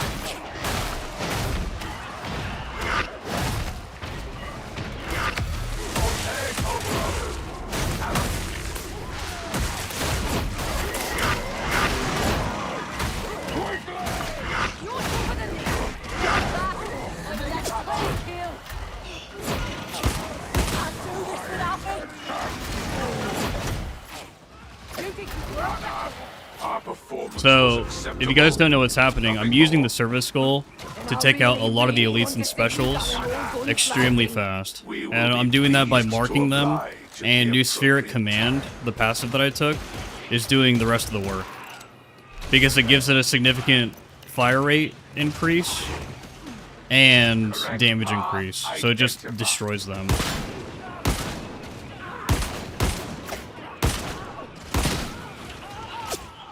And so I'm kind of taking out a lot of the regular shooters and stuff with my Phosphor Blast Pistol, just cleaving as much as I possibly can.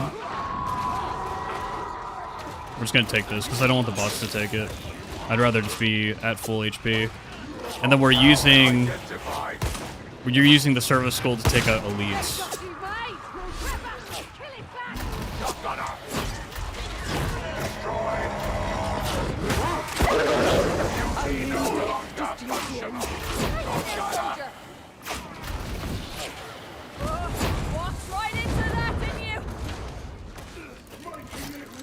And then these do count as ranged kills. And so whenever you have perks in your passive tree that revolve around ranged kills, this works for them. It is very good. Oh, awesome, Inquisitor. Have fun, dude.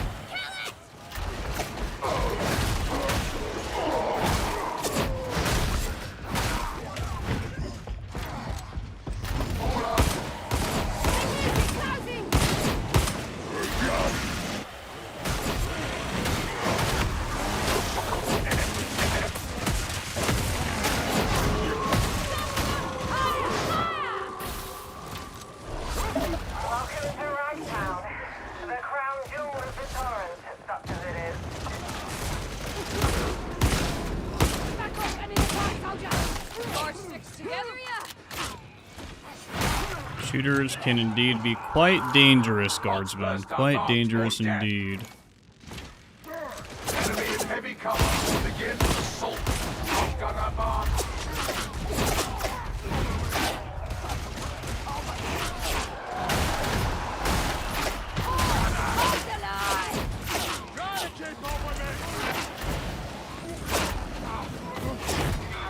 Dead.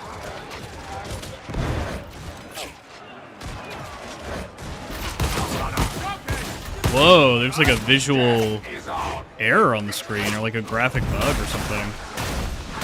That was weird.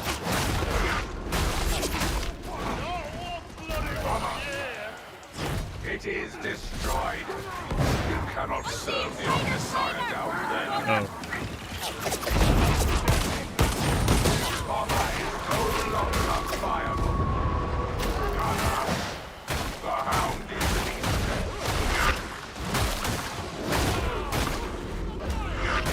it is all as the Omnissiah decrees. Heretic cover is reducing viability of ranged engagement.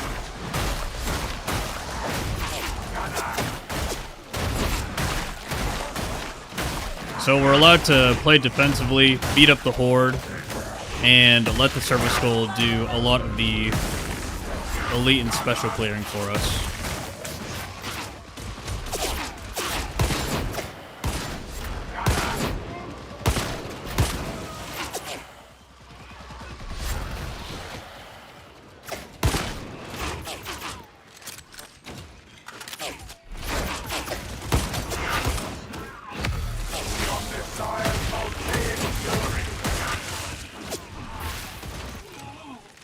Shooters, man, shooters. They're always going to be a hassle to deal with. Once down, we cannot return.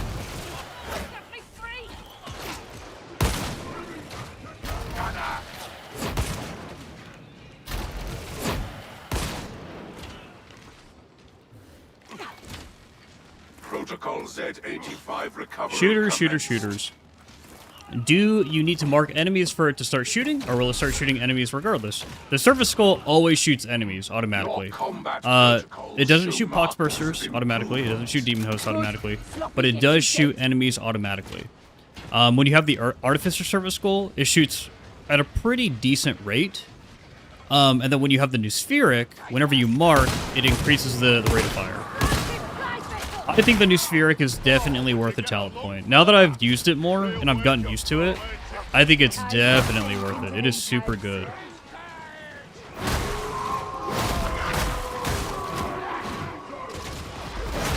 ready! Round incoming!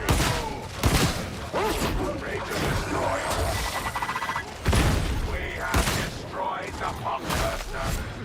It is imperative that we succeed in our Do any perks actually buff the skull damage other than the note itself plus fire rate buff 1? Valiant, most of the I've got a mean streak. Most of the perks on the Skitarii tree are flat damage increases. And this is so that you could buff your ability damage and buff your dot damage.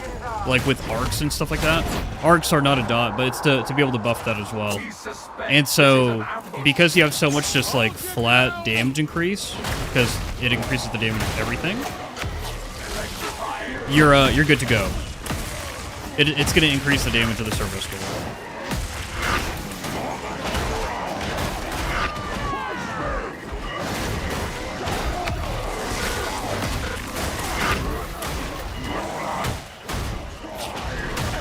Let's get some distance here.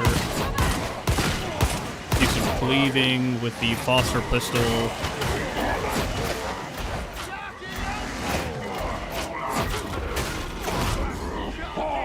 Flow is tainted. Stay clear.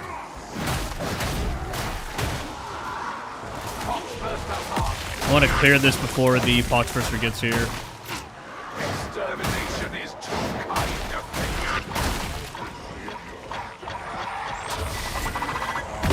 Poxburster detonated. Sounds dead! Beauty destroyed. Hold true. We will bring order to this benighted world.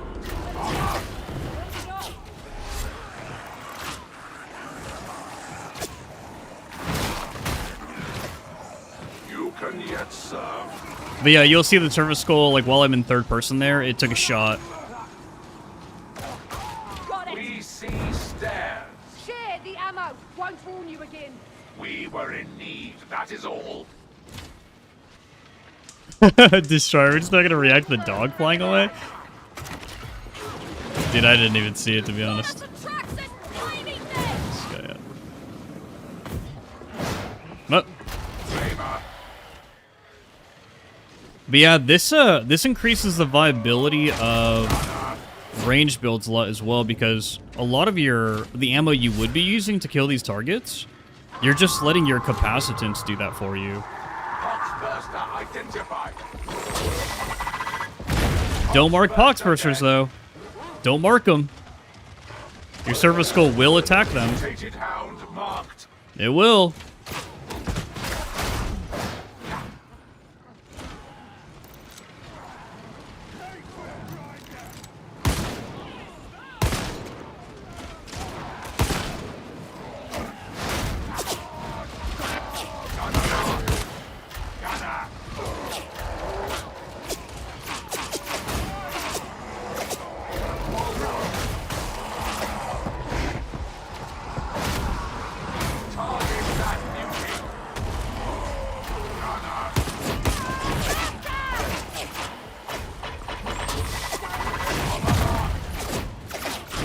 Beauty slain. Flame of Christ no longer present. It is gone. Dude, this is really cool. It's like a army of two. Should only drop when they're You and your dead. Servo Skull. Shake it off, soldier! Hurry up! I've heretics to kill! We cleared those gunners pretty quick. It is not over. Mendicants and vagabonds lurk in shadow.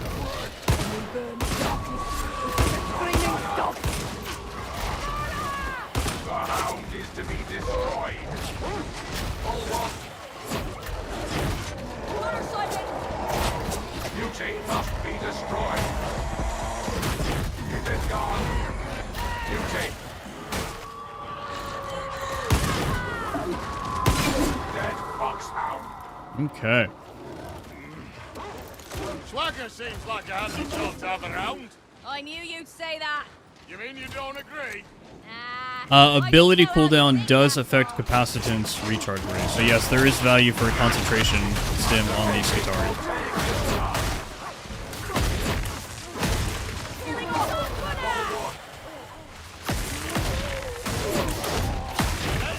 Function curtailed. Enemy is trenched. We recommend a flanking assault.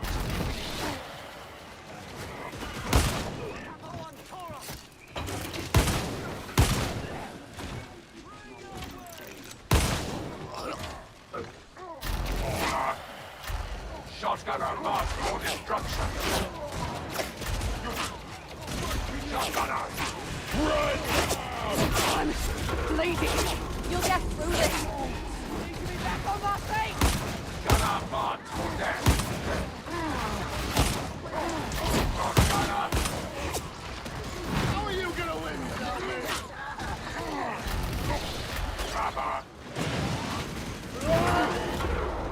Oh no, our weakness, a door. Flavor.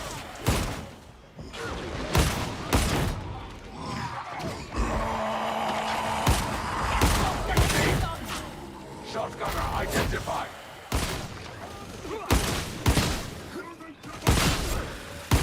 Trapper marked. Come on.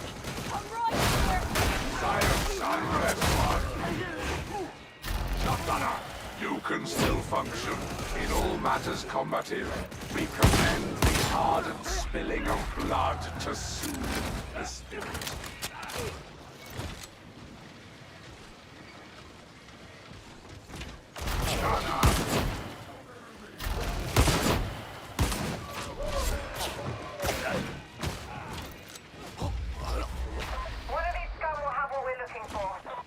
One of these scum will have what we're looking for.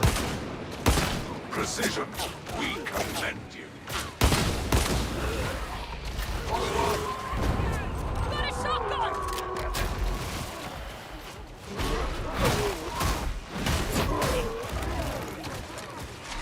Bring unfunction upon that hound. This is Hunter. Auspex scan beginning. Remain in close proximity. In my opinion, this is kind of like playing Diablo or Path of Exile with a minion build. And you're doing like the, I hate to say it, kind of the least amount of engagement with the game possible. But I know that people like minion playstyles because of that. Who won this round? Dead.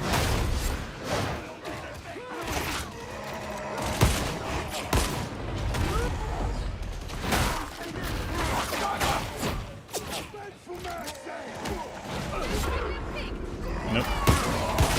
We have destroyed the beauty.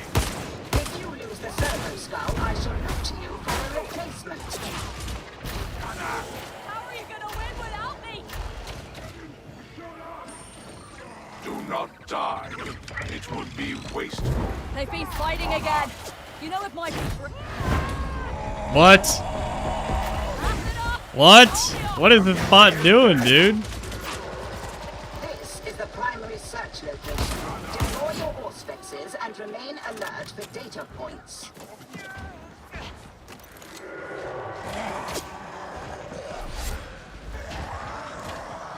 Oh, what is my Auspex button? Is it Q? No? No. Is it 4? Oh, it's Q. Okay. Wait, no, it's not Q. It's middle mouse button. Jesus. Okay. You require assistance. These bots are probably going to be just like a real player. Oh my gosh.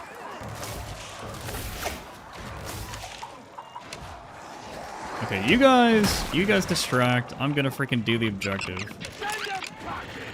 Scan completed. Awaiting further purpose.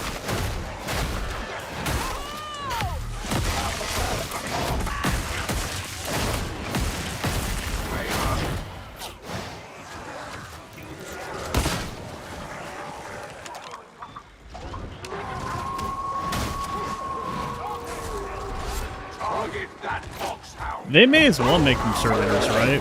It is destroyed.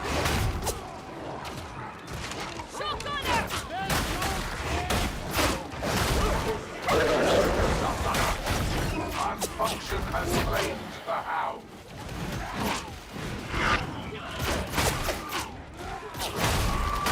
Get rid of these shooters real quick.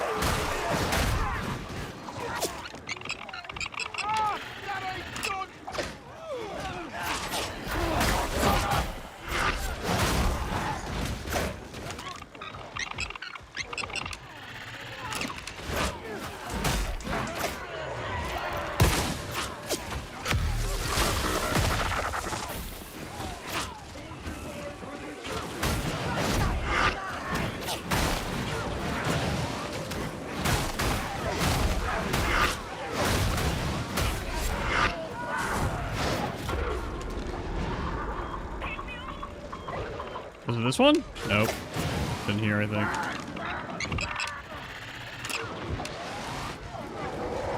Just makes it fun.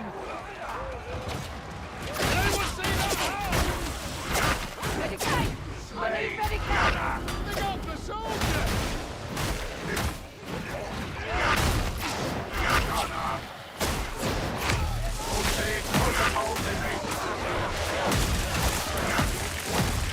Cockhead's feeling feisty. Enemies of the Omnisire deserve no mercy.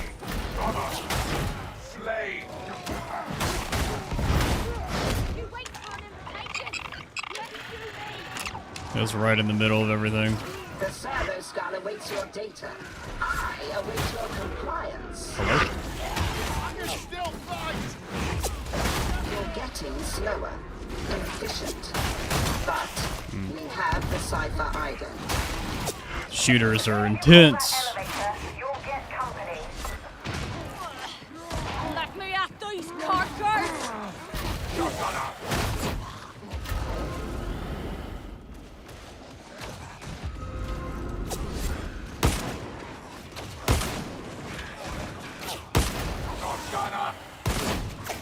They're in cover! Shooters are probably one of the most dangerous enemies in the game. And I think it's primarily because most people don't have ranged weapons that deal with them per se. Like if you're a zealot and you're running like Flamer, that's not really a good answer for shooters. You just gotta kind of run in and lean into the zealot playstyle. Monkey, the Skitarii is pretty tall. You have Pretty yet tall to boy. learn unfunction. Odin, I'm naming my servo skull Mr. E. We already took Mr. E's brain away anyways, so. Okay. Shotgunner! Gunner! One in the eye. Oh yeah, you have to call the elevator, bro. Oh my gosh, I forgot. Guys, I literally forgot. Holy crap.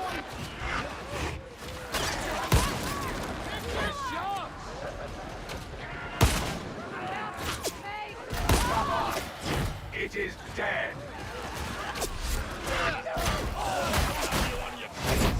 Holy crap, I can't believe I forgot. He can't talk. I just wasted all that time.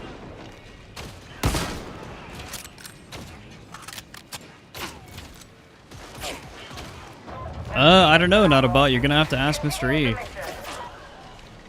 I don't know. Fake gamer, forget about the elevator. Rejects are Yep. performing within acceptable parameters, Augustine. Yes, at least so far. You can expect my full report later. Excellent. A little light reading to add to the pile, no doubt. The Emperor protects. Okay. Ammunition. Large numbers of corrupted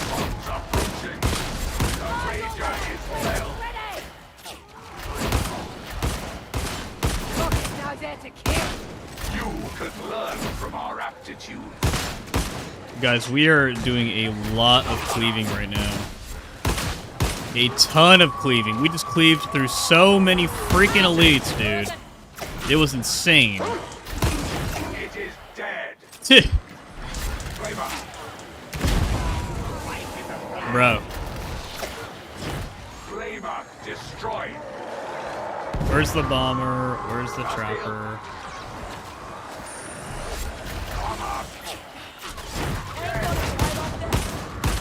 Trapper identified. We do only what must be done. We got that needed. Oh my goodness. Okay.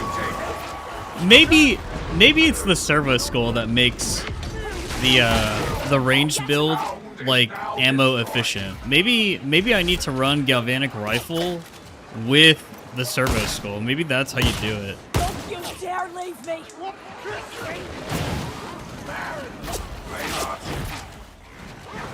Do not succumb to fear. Big beauty. It is destroyed.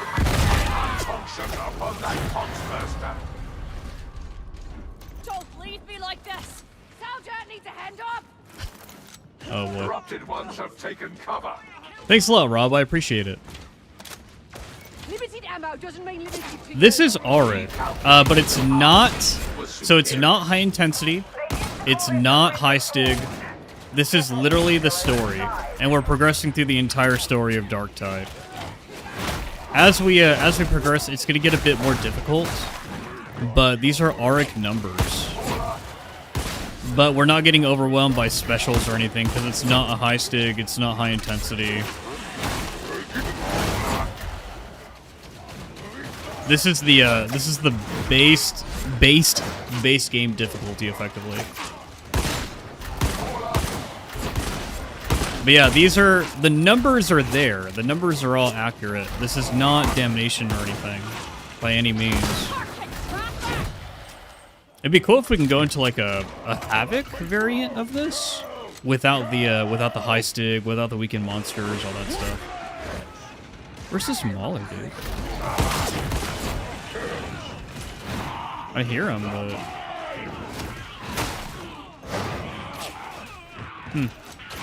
Interesting. I don't know. The next expedition is not in this build of the game, unfortunately.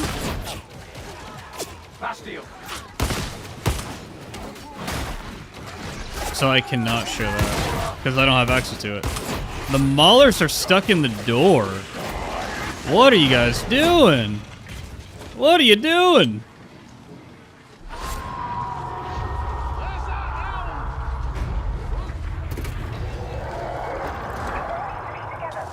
I hope you're ready. Stand your ground. We are assailed. Sorry, I was checking a message.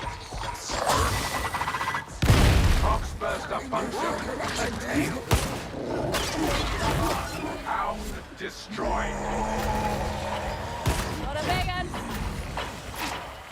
Foxburster destroyed. Foxburster. Trapper function.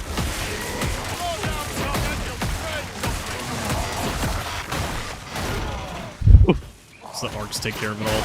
Soldier. There it is.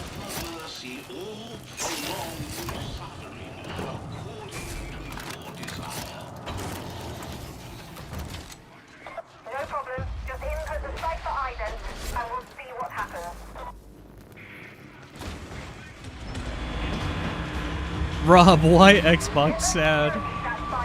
Alexa, please play Despacito.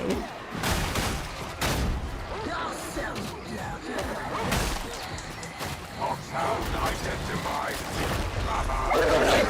Hard function delivered. If you are breathing, you can fight. Flavor.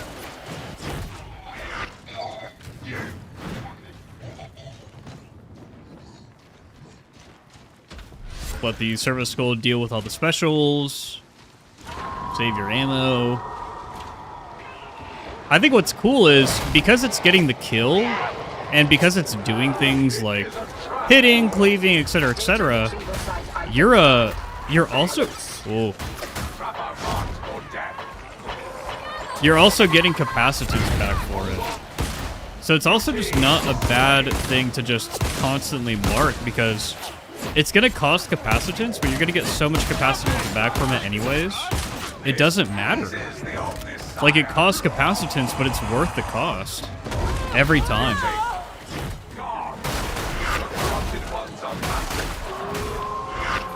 Let's see if I can get this off. There it is. We need to play ahead.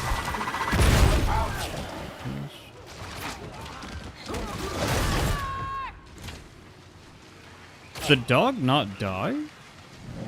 Oh, looks like it did.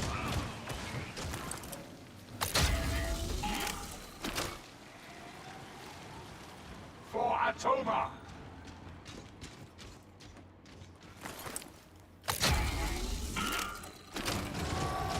I don't believe the Servo Skull crits. That's the one thing I think it doesn't do. Interrogation rate acceptable. For the Omnissiah!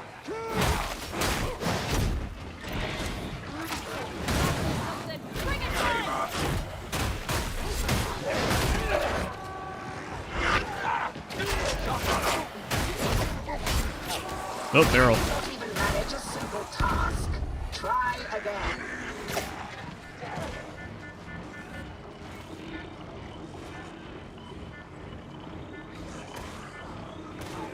The Servo Skull is doing it for us. Extermination is always warranted.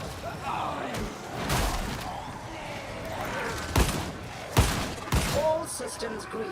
Uplink restored. This is going to be the most popular blitz. This is there's so much utility with this.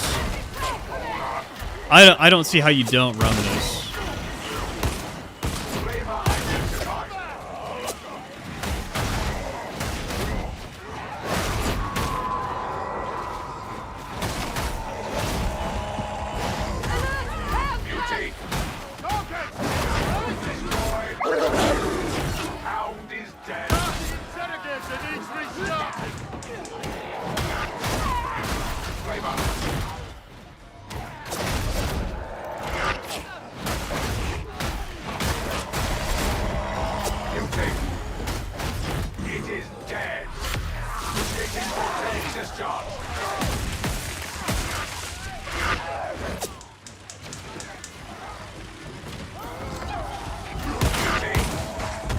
Of course, it's not going to take care of those for you while it's working.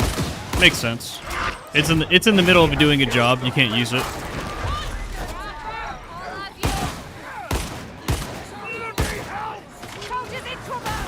Data link back online. You are not a complete failure. Well done, I suppose. Am I able to explain how the ammo reserve aura works? You just get 10% more ammo reserve. So basically, like, yeah, that's all it is. It gives your team 10% more total ammo. Now that, in conjunction with other things, is powerful, because there's already a 25% increase in the tree. And so your character is running 35% increased ammo reserves. And that affects how much ammunition you get back whenever you're using the ammo restoration passive. Because you're restoring 1% ammo every 15 seconds. Which, when you're running with veteran bots like this, like, dude, I'm restoring a lot of ammo. I have unlimited ammo right now, basically, because of these bots.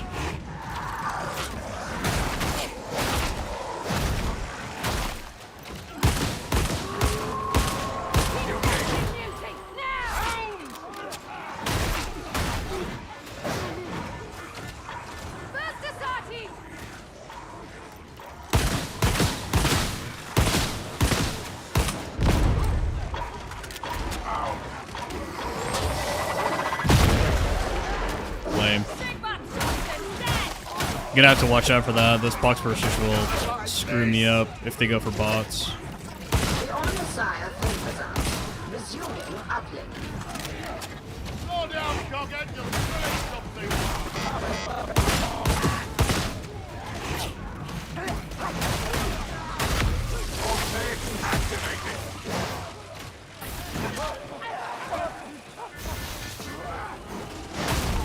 I knew it was gonna break. I was like, I'm just gonna camp it for now.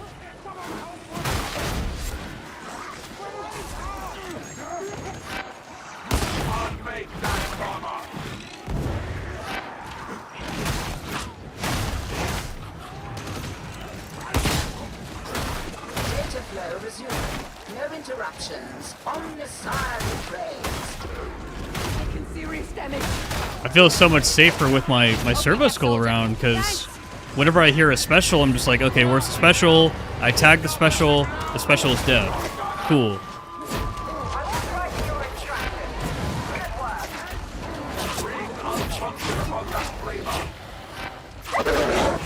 Dude. Dude, this is insane.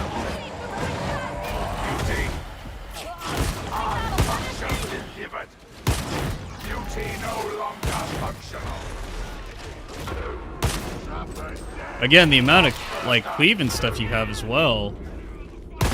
Not one bloody word here. Man, I love this build. I love this build. I freaking love it, dude. Holy crap. Man. Abandoned my world. Now you do the same to me. Your recovery request is... Nice. The sound is bugged, but I like it. I'll show you guys the build because I know that people are constantly like joining. Also, keep in mind, so far this is our most successful build that we've ran so far. It's doing the best. We can 1% of total ammo reserve. Vex.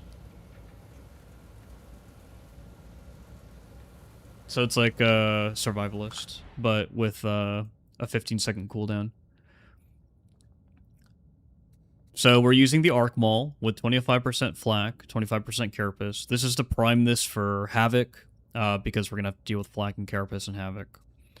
The Phosphor Blast Pistol with Flak Unyielding. Unyielding for the boss damage and for Reapers. And Flak for Gunners and stuff. And because we want to do more damage to everything we're cleaving through, which most of it's going to be Flak and Havoc and stuff.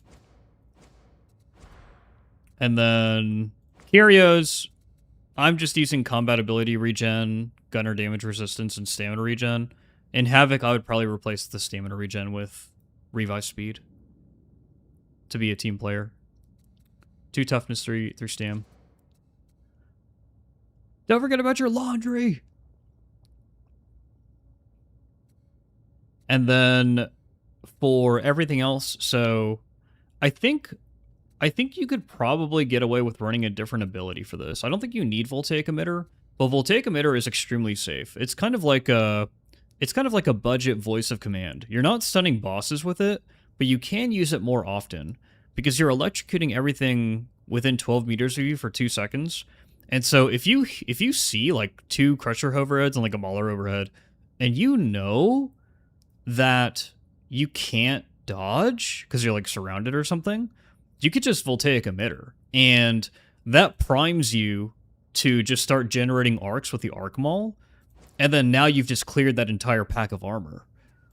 That's where like this is like really good for survival. It's really not something you could do with like the Transonic Blades, which are there just to be like raw damage. The crowd control that this provides is kind of crucial to your survivability. You can, of course, lean into damage and just do Cord Claw Strike. I think that's something that you could do. You could probably just do Transonic Blades, and then you build this differently. You wouldn't build into this. You would probably build into, like, this?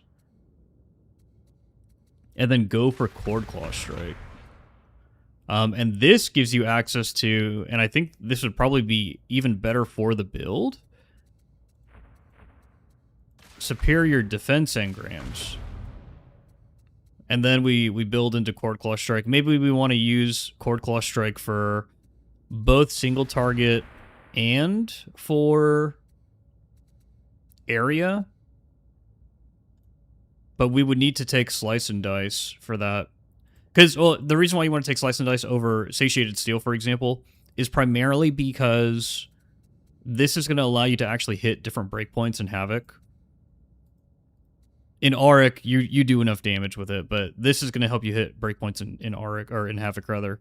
Because you need that 60% increased damage when you're using Cord Claw. Because with Flensing, you might be able to use it 4 or 5 times, depending on the density of the enemies that you're fighting. But this is probably how I'd switch it up if I wanted to use Transonic Blades. We would have to give up something, though. We'd have to give up something somewhere in the tree for this. And it's hard to give up your ability modifiers, because these give you so much.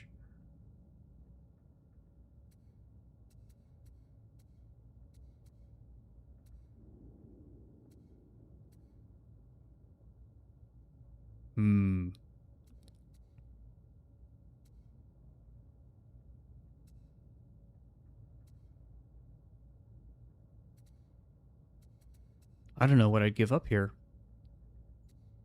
I think if I did give up anything, it would be Capacitor Reclamation Loop.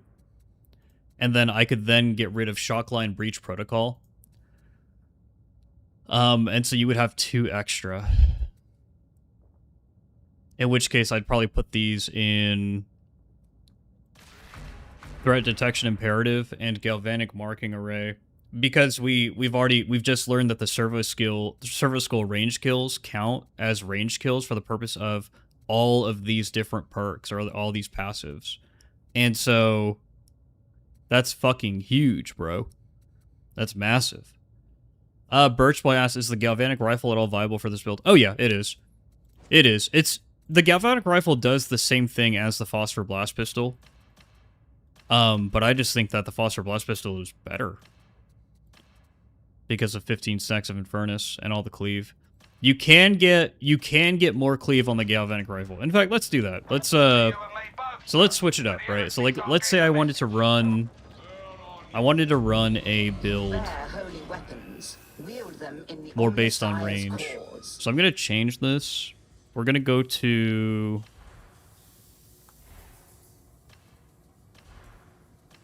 so we're gonna do Maniac Flak. Because we're not really using this for bosses. And we're going to re-bless and change this from Headhunter. Oh, you know what? Maybe we do want Headhunter. But I was looking at Hotshot as well.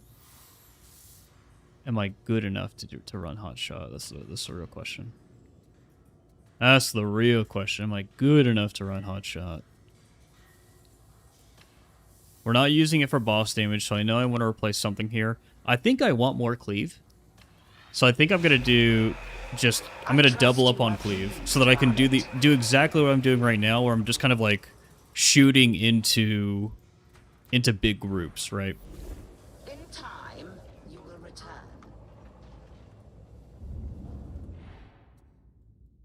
Transonic Blades. This has Flak Carapace on it. Ooh, I'd probably... Fear not the foe, for you carry with you martial tokens of the Omnissiah's blessings. Probably replace this with Carapace Unyielding for the purposes of this build.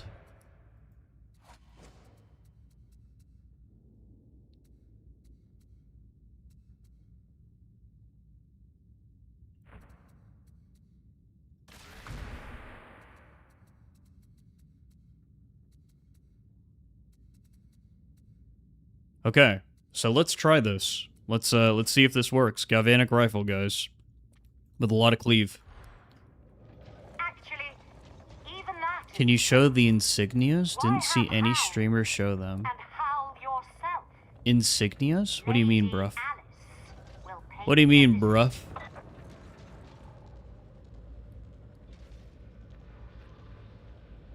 Yeah, I know, Revan. I know. Thanks for stopping by, dude. I know you're probably just chilling. So we're gonna go into Enforcer Siege here. So the difficulty is starting to ramp up a little bit. Magistrati Oubliette. I think this is where they finally introduce ogre enemies. Whoa.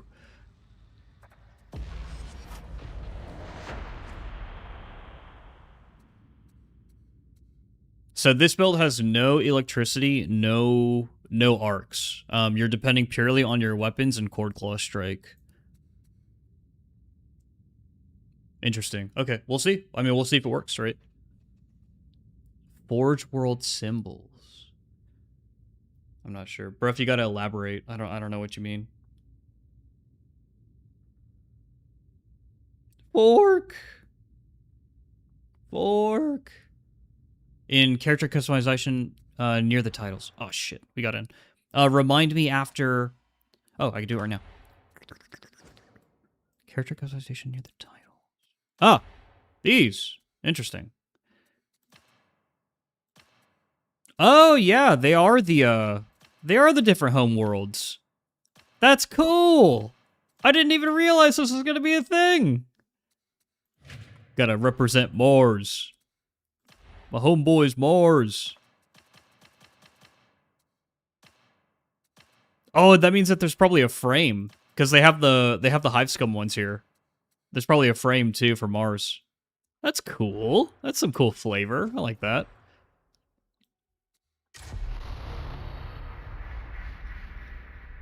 You're heading into the torrent. Ranix identified Seems like most people aren't running the ranged ult. Is it viable or just kind of boring? It's just that Cord Claw and Voltaic Emitter are so fun. They're so freaking fun. A lot of people are going to run Cord Claw just because it's so freaking fun, man. It's such a good time.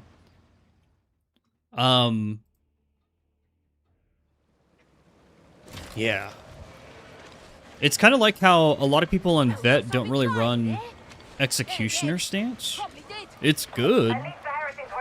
But Voice of Command is love. Voice of Command is life.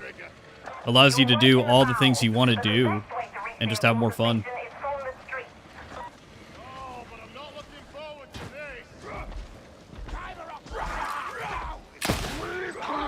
Your death will be sweet, but not bad.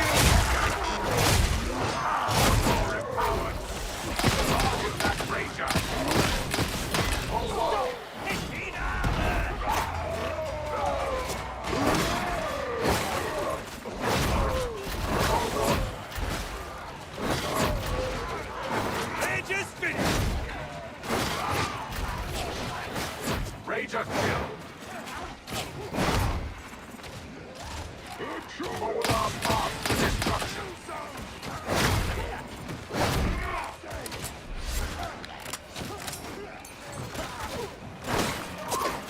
Vanguards as well.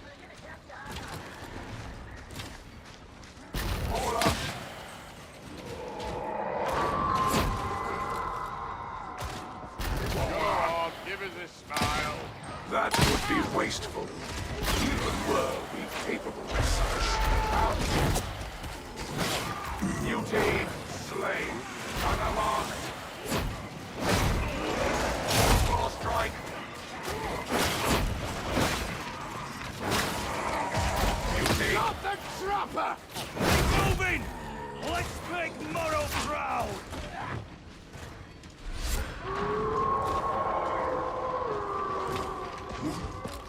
Mutate. Hound is dead.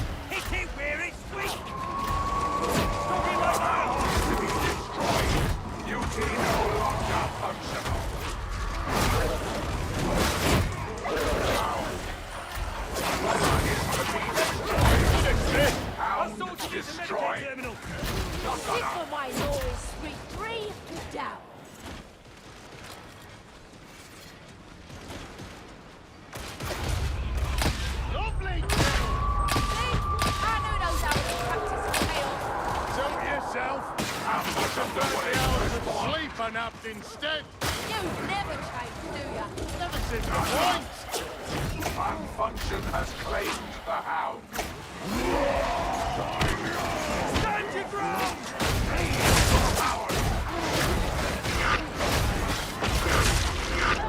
Intersect the fight.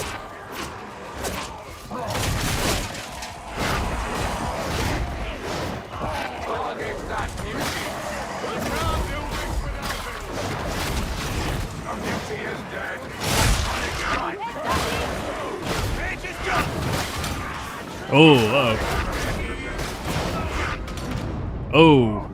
I should have, created more distance. Because I'm playing by myself and we don't have arcs, you cannot just clear a blob like that. That's where the transonic blades kind of fall flat for me, is you can't just clear a big horde of armor. You have to kind of pick it apart bit by bit. And so we don't have the tools with that build to do that.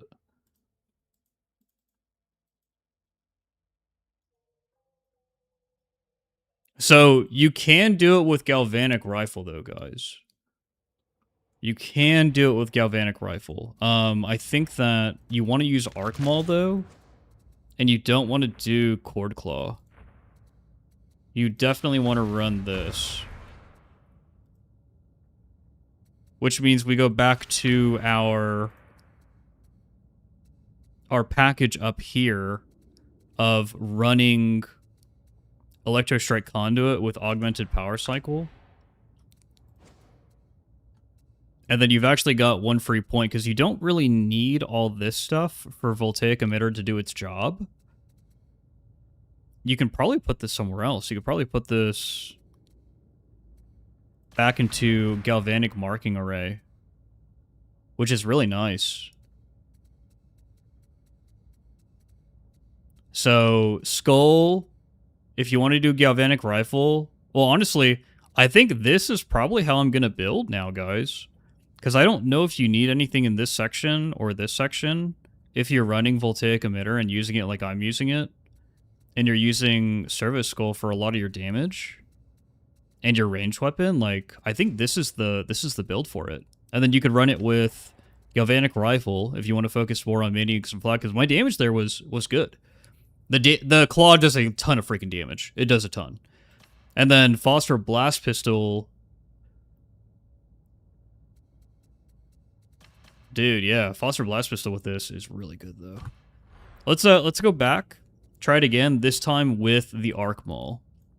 This time basically having our horde clear with Voltaic Emitter and Arc Maul instead of having Cord Claw Strike.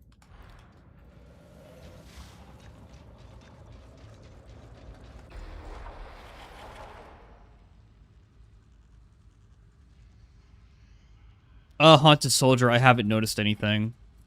I've been so locked in on Skitarii, like, and I'm not even really trying to like figure out like, oh, what is the meta build, or really trying to figure out the class or anything. I'm just having a fucking good time, man. I'm just having a good fucking time with this class, dude. I can't wait to level it up with you guys on Tuesday, because I'm gonna be there. I'm gonna be right there with you, dude. I'm gonna be right there with you, leveling the class up. It's gonna be so fucking fun. It's gonna be a damn good time.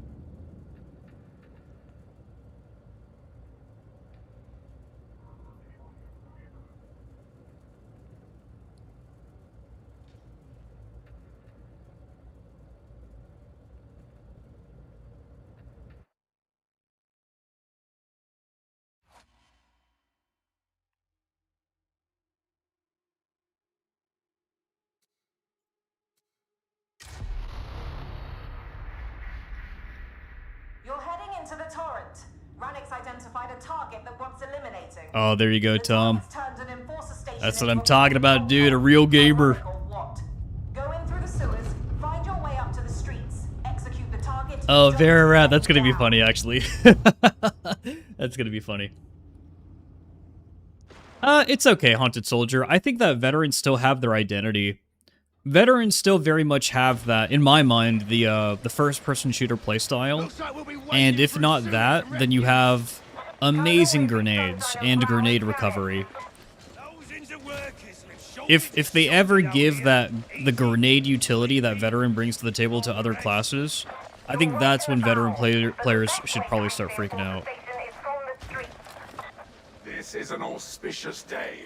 Let the Omnisire witness our sacrifice.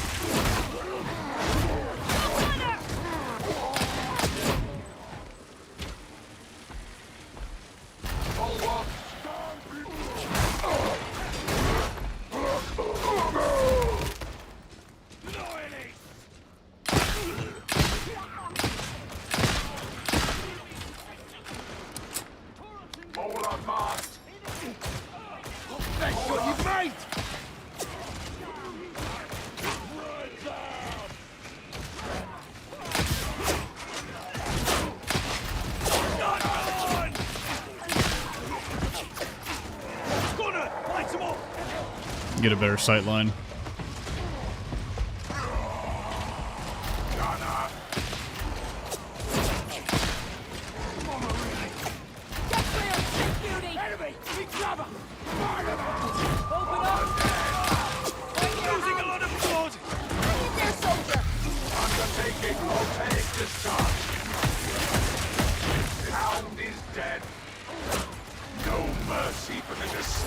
Of the holy mechanicals, for the corrupters of machine spirits.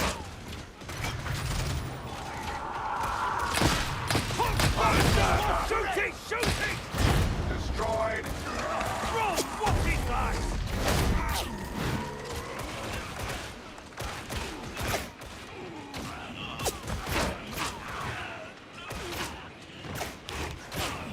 you can see, everything in this hole is falling apart.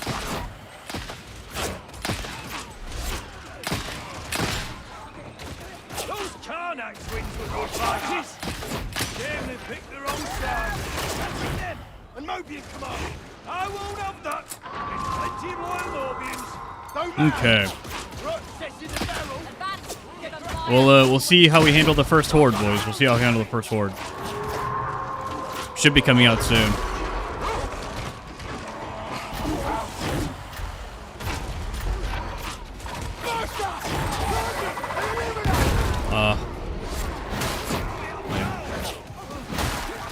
Here's that horde. Max is something. Bring it down. Anyone help me? Gotta stand together.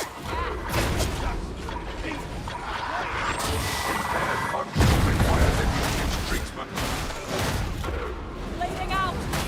No one say a bloody word. Come on! You need me!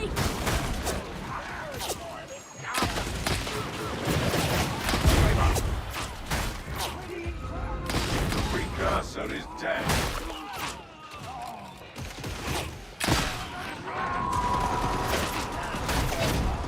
That was the baby horde. Where's the real horde? The hound is to be destroyed.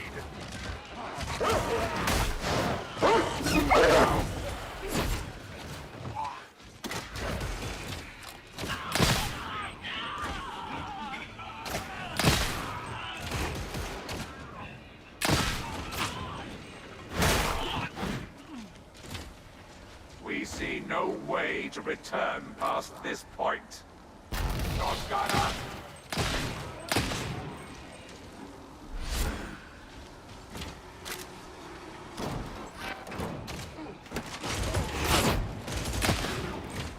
Can you choose Skitarii penances, or is that under NDA still? I could Wolf Knocked. I could. Make that bomb. Bring us on that ranger. Solitary engagement is inadvisable. This bomber is no What? longer viable. Bomber destroyed.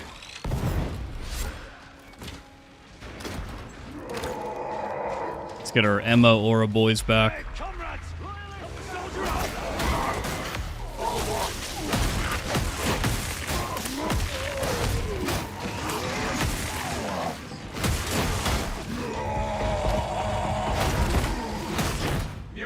no longer functional. Your purpose is not concluded. Not gonna identify. Rager is dead. Okay. Do not die. It would be wasteful. Is the galvanic rifle any good compared to, say, the plasma gun? I'm having a good time with it right now. My biggest problem with it right now is the handling. It handles slow. Like, to pull it out. Oh my goodness. But that's normal, right? Yeah.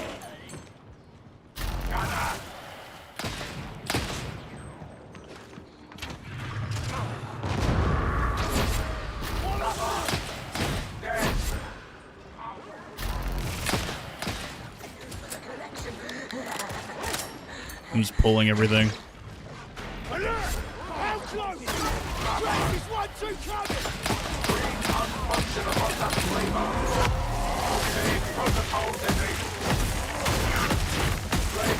Do you guys see how all the Maulers are dying, and I'm not even touching them? I'm just touching the Crushers? That is because of arcs. We're arcing damage to them because of the arc mechanic. That's why the Arc Maul, in my opinion, is amazing compared to, like, the Transonic Blades. At least for me, for my how I like to play the game. I think it's phenomenal. The possibilities there are insane. It's so good.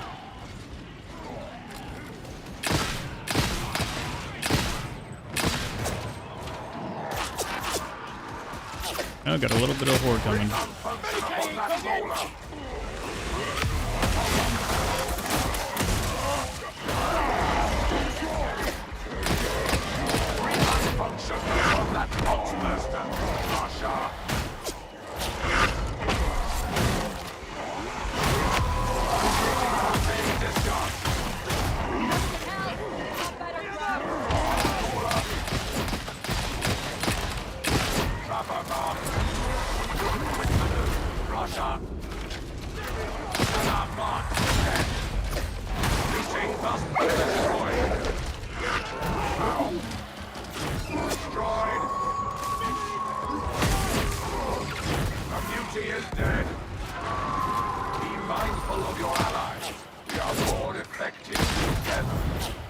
We're more effective together. That's funny. That's funny.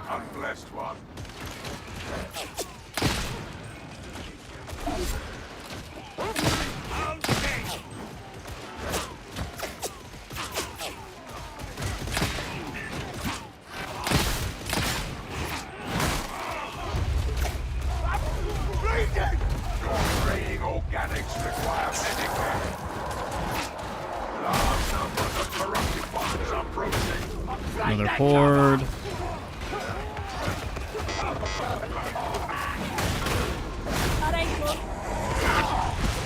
Oh. Uh-oh. Got a Crusher.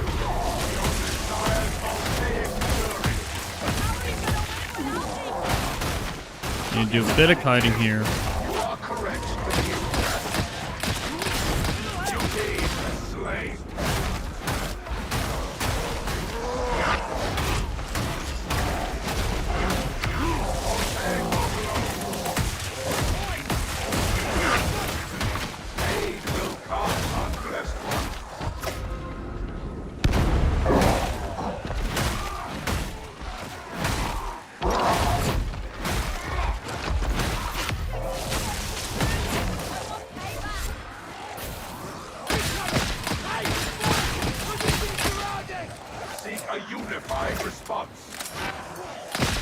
How's the cleave on this compared to the Phosphor pistol? Arcadia's reputation is legendary. An example to Couple hits with the Arc Maul will clear him. Except for this Vanguard.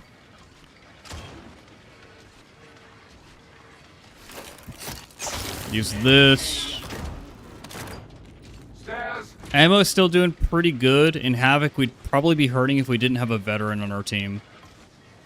We'd be hurting real bad. One thing I'm kind of missing about the Phosphor Blast Pistol is the increased mobility on it. We don't have that.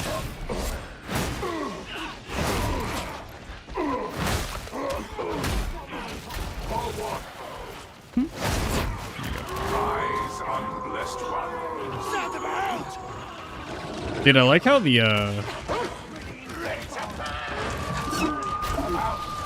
Killgate! the bots don't rescue each other. Play a flamer, he kills us! Dead foxhound. They don't rescue each other. They don't care. They don't care about one another.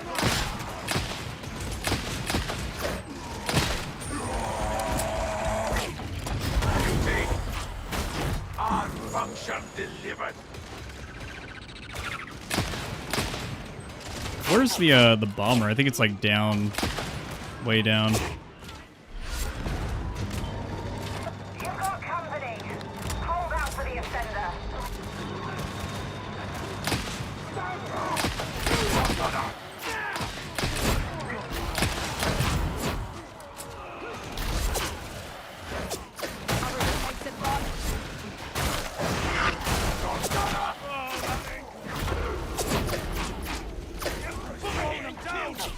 Foxburster.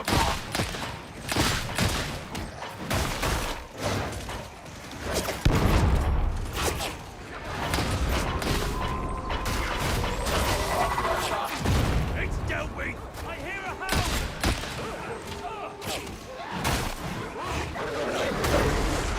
hound! Trapper identified. Unfunction delivered.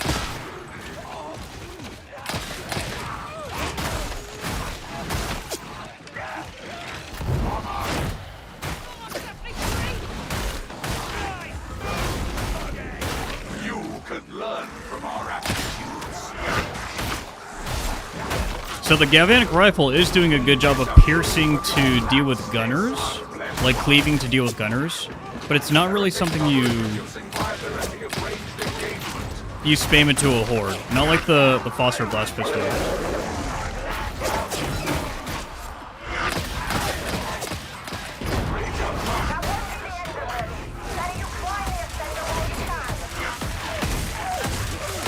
freaking Vanguards.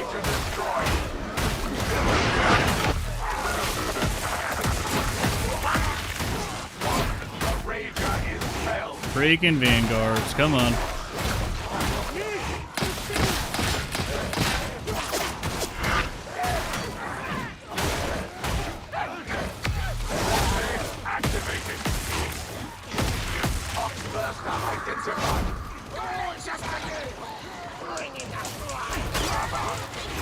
Destroyed. Flamer dead.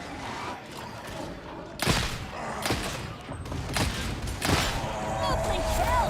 Watch it! Big beauty! Take your shot! You can yet serve. Oh, leave me alone, will you?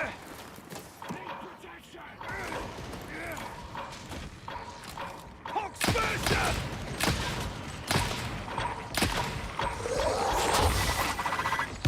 Foxburster detonated. Fuck! Oh my goodness. I was like, where is that?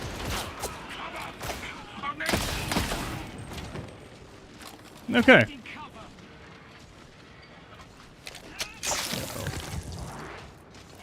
I want the combat stim anyways. Galvanic looks like what Lucius should be. Well, so keep in mind the Hellbore last gun has some pretty interesting synergies with the veteran. There's very interesting synergies.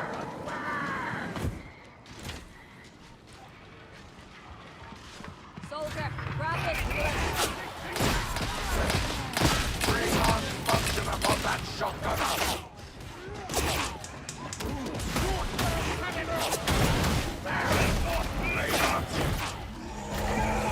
Identified. Your flesh is failing you. Don't try like this!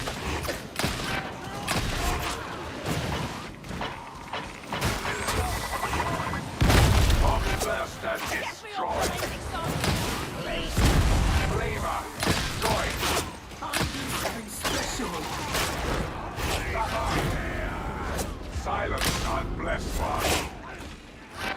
may just be. Faint hearts achieve nothing.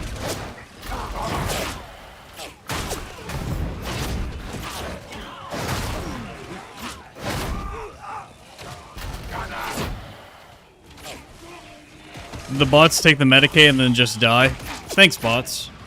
Thank you. Thank you so much. We must seek unity.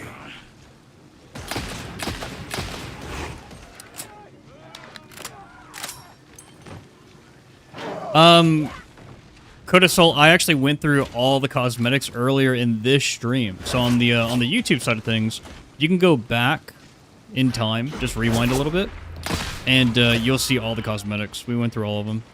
We even went through character creation this stream, or this stream rather. You cannot serve the Omnissiah down there.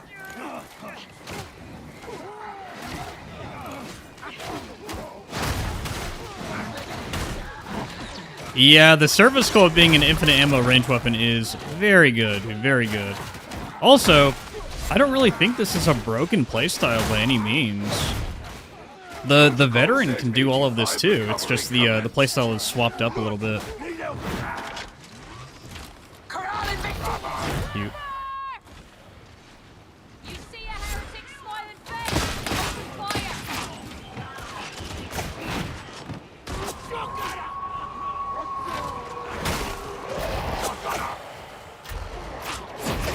Yeah, you want some, do ya? Target that boss out. Slay.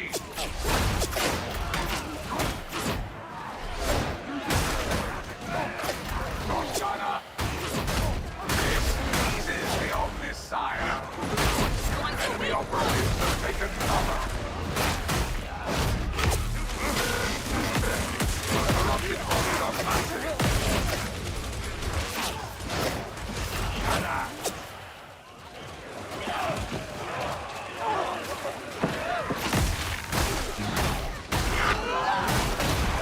Gonna build up power charges real quick, because we're gonna have to deal with all these vanguards. Enemies of the Omnissiah deserve no mercy. Vanguard's deleted. This is where the galvanic rifle really shines. You got a freaking long hallway or a bridge of just gunners and shooters specifically. Dude, handle the shooter, handle the gunners, the elites, with your service skull. Handle the shooters with your galvanic rifle, and it's gonna feel really good. I don't get many complaints. Not from anyone with. If we offer correction, you would do well. Oh no! Oh damn it! I marked it.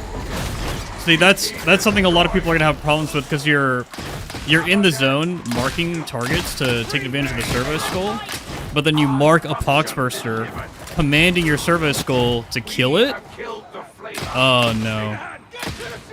You may as well just turn around and run, I guess. You will fight, unblessed one. Looks like I gotta go steal a healing before my stupid bots do.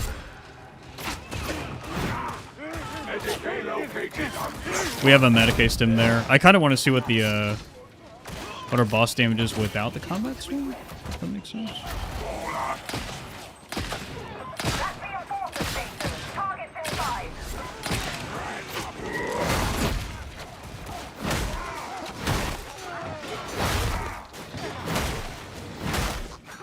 Aim where it's weak.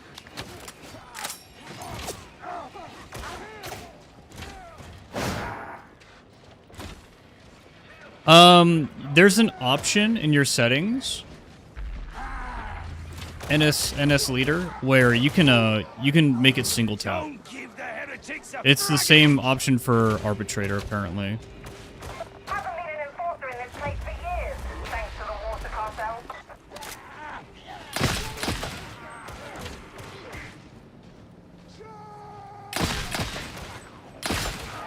Just practicing my shot. No particular reason to use the galvanic rifle there on that. I just wanted to practice my shot.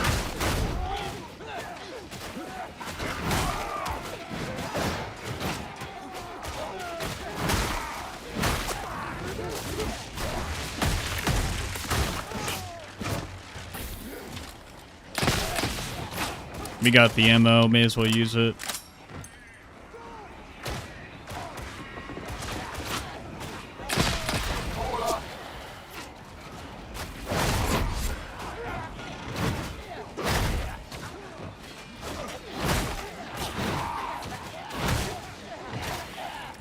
No specials or anything. Did I break the game? Oh!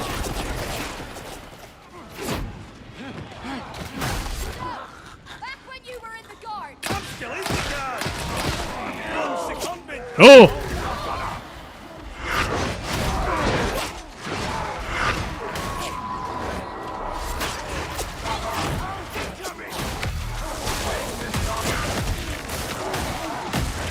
Arcs, dude!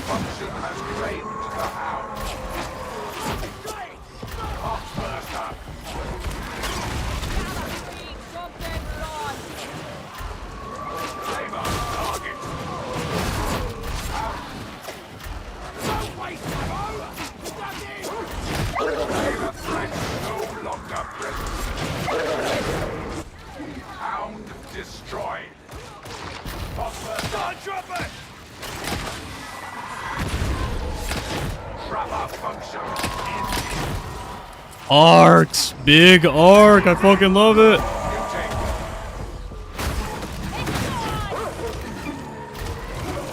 Hound is now destroyed. Shoot that bloody monster! Flamer dead. Blaster dead. Beauty. Gone. We do only what must be done. We have just We're gonna get thrown into the pox burster. Nice. flavor. Slay.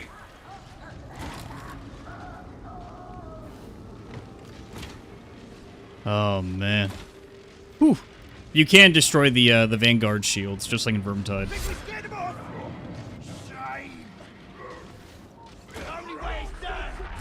Ranger marked.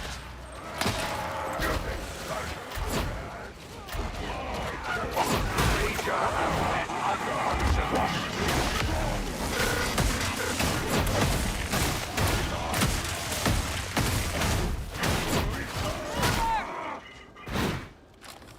Nice. No, Medicaid crate. Nice. Oh, we already had one. Oh, that's funny.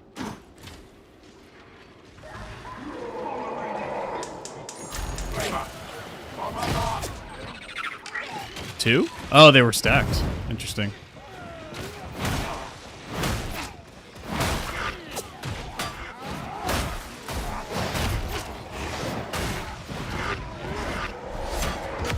Undertaking will take this task. No longer function. Sigma Minority 3-3, incoming. Mark destruction. Beyond desires of playing fury. Malfunction has claimed the house. Kill! Where's that trapper going?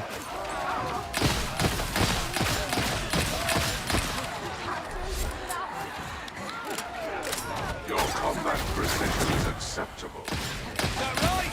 High praise indeed. No, much scope for improvement remains. Yeah, don't worry, I got the message. Look at this place. Okay. Even now it carries the majesty of the throne.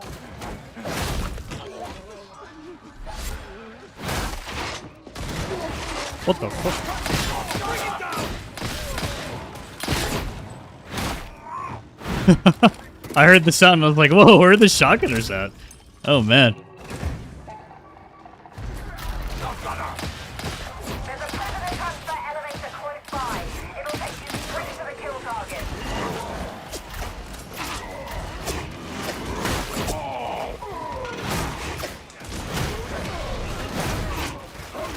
Penetration reacquired.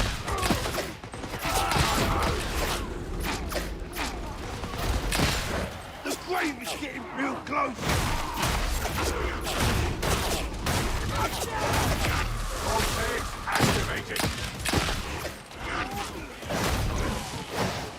So the reason why I activated voltaic emitter there is because it shuts down some gunners whenever you have a certain amount of stacks.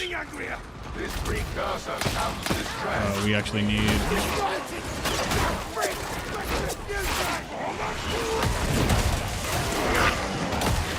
Whoa! Did I eat an overhead or something? Oh.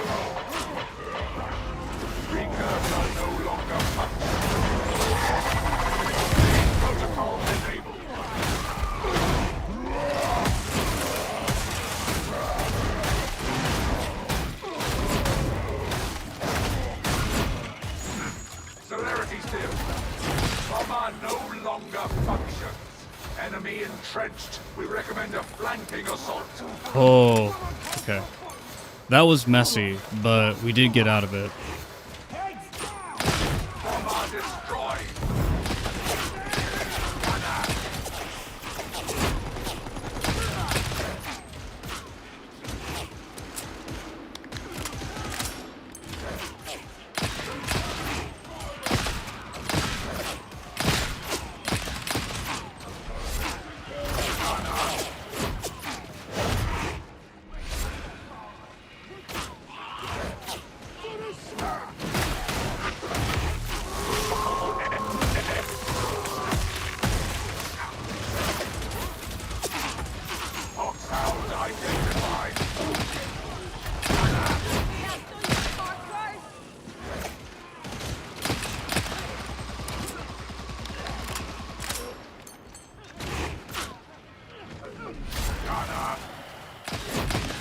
Shot him in the ass. Nice. If you are breathing, you Is can this the fight. real chair force? It is. You're just using drones to kill everything nowadays. Holy moly. I don't know if it's designed that complicated, Vlad. I actually don't think so. I'd be surprised if it was.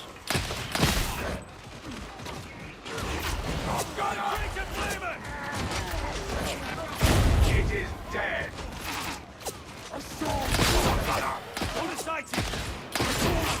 Give me cover. Now get back up once we're done. First up, mark. Need some damn Medicaid! Officers are ready for us.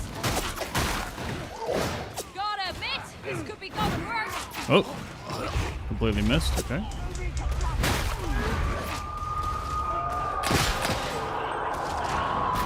Heretics are in entrapment formation. Make your shots count.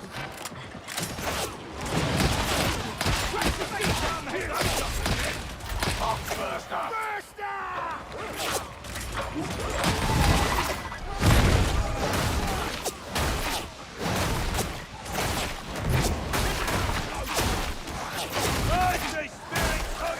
It is all as the Omnissiah decrees.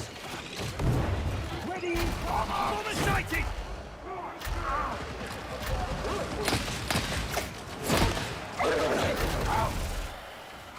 Unfunction delivered.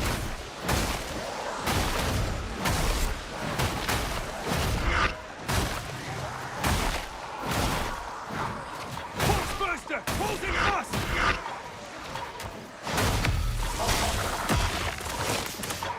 Nice move, Coggy! Thank God they're cutscene! Did you hear my guy beep at them? Oh, that's funny.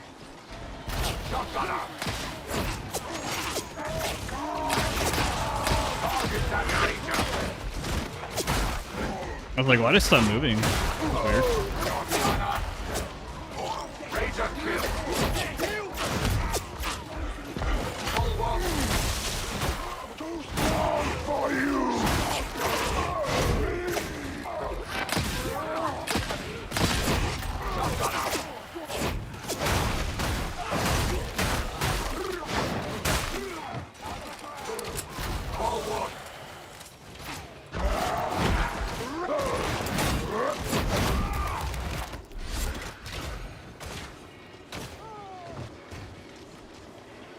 Okay, this has been pretty good, dude. This has been pretty good.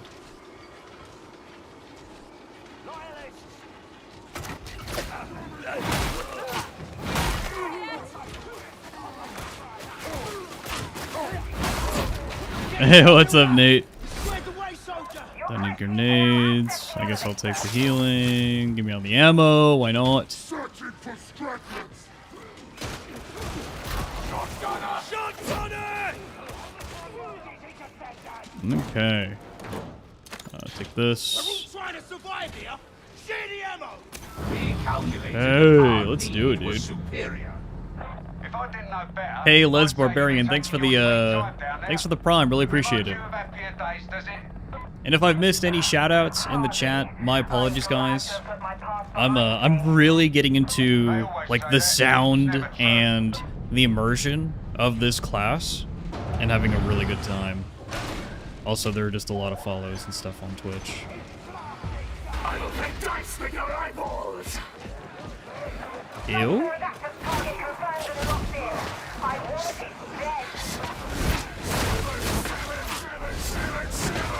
Seven. It's a Quinn 69 stream.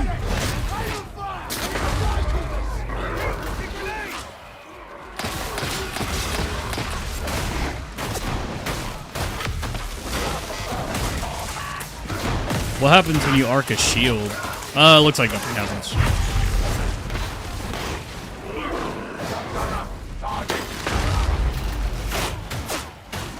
Keep firing!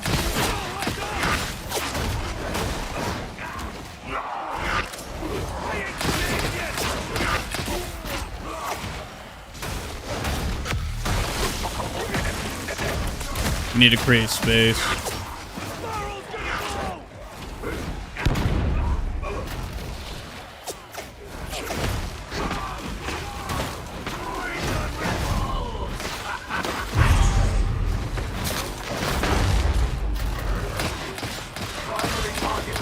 Heavy damage.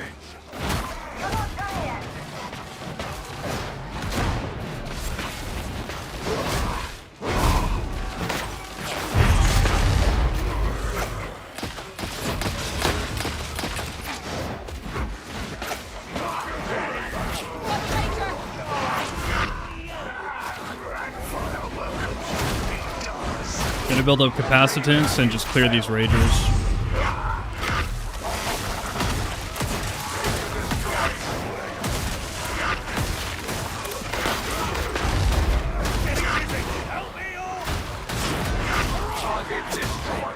Ooh, we got hit by some ragers there, actually.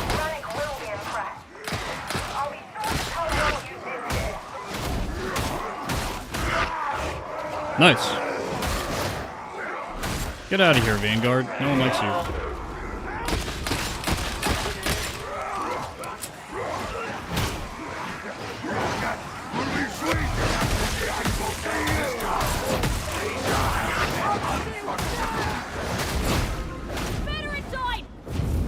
Nice.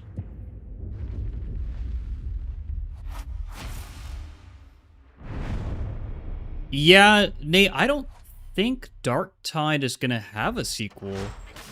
I think if they do another Tide game, it's gonna be different characters. So we're either gonna have like an Age of Sigmar game, a Vermintide 3 with Warhammer Fantasy, because Warhammer Fantasy is having a freaking comeback. Freyr, this class is very fun. Or, and I know that this is what everyone wants, they're gonna do Dark Tide, but with Space Marines. They're gonna do a first-person Space Marine game with this combat system. That would go very hard. That would go very freaking hard. That would go crazy, dude. So guys, what do we, I barely read the chat while I was playing there. What do we think of the galvanic rifle? From what you guys saw. And I'm gonna see what you guys say before I give my my thoughts on the weapon. Yeah, please no. BTG's like, no, we already got our Space Marine game, bro. Space Marines don't need to be glazed more. They're already fucking. They already got enough time in the fucking spotlight. Space Hulk Deathwing, but good. Exactly, Freyr. Law Tide. Very mid, Leandre says. Very mid. Yeah, galvanic rifle. In my opinion, it takes too long to pull out. It's really, really difficult to pull out. And because it's hard to pull out, you get unexpected consequences. So pulling it out is really difficult. You can't immediately shoot your shot like you can with like the phosphor blast pistol, where you can just whip it out, shoot, be good to go. The handling on the pistol is way better. I think that this needs to have more than 8 shots. It needs to have more than 8 shots in the mag, or it just needs to have a higher ammo reserve count. I think that's pretty much what we should be asking for here, because I think the damage is probably fine. But but everything else about the weapon, yeah, everything else about the weapon seems fine. It's just the ammo. If it's gonna have that slower handling, it should have better ammo economy. Ammo efficient shots. It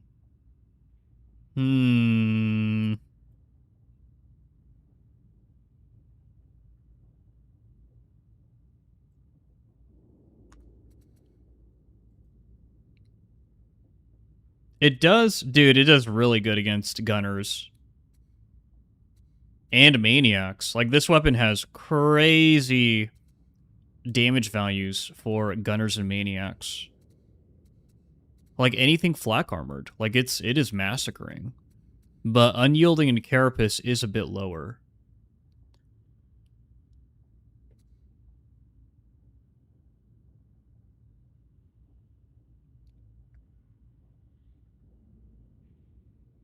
No, Rune Gorger. A lot of the, I was gonna say AdMech weapons. A lot of the Skitarii weapons, they don't have other marks. It's just the one weapon. Including the melee weapons, which kind of makes sense, because Transonic Blades, the special basically allows you to swap between kind of cleaving attacks and single target attacks, because it swaps the moveset. And so this is basically 2 weapon marks built into one. And then for the Arc Maul, no marks because you don't need additional marks. This is a perfect weapon. This is a 10 out of 10 weapon, perfecto. You don't need to improve it at all. It's the best weapon. I was gonna say best weapon in the game. It's a really fun weapon. It's a really fun weapon, man. Oh man. I said in a video that I released about this that I really enjoy the class because it makes it feel like you are the weapon. Like, dude, Artificer Servo Skull with the new Spheric Command is so good, and the fact that it procs these passives is so good. You always have damage reduction, you always have increased damage, you always have toughness regen. It's so freaking good, dude.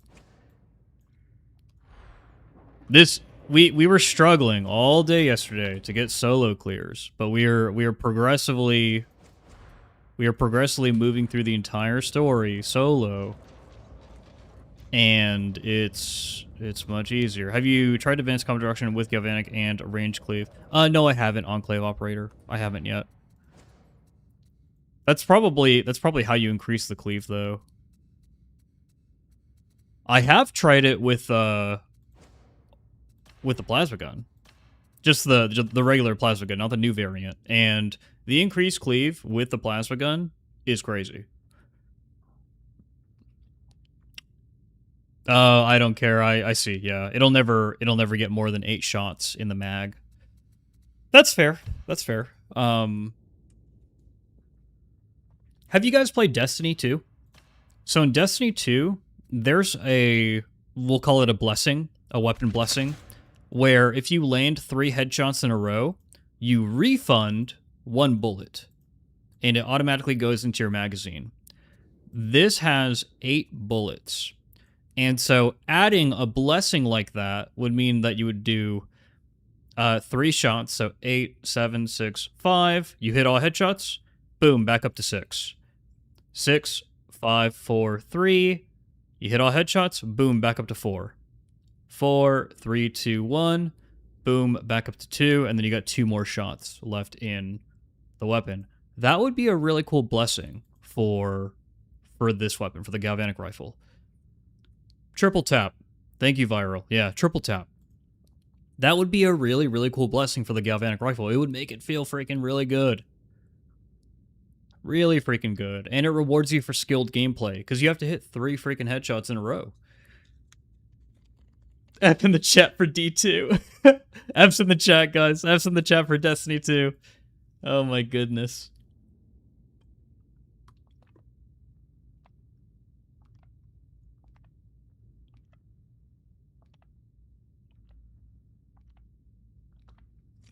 In Vermintide, Nate, there was a blessing where it was every headshot you would get ammo back. But Vermintide's a completely different game where ranged is not the point of it. Like, you're using your range weapon to kill specials, and so if you happen to headshot the special, you just get the ammo restored.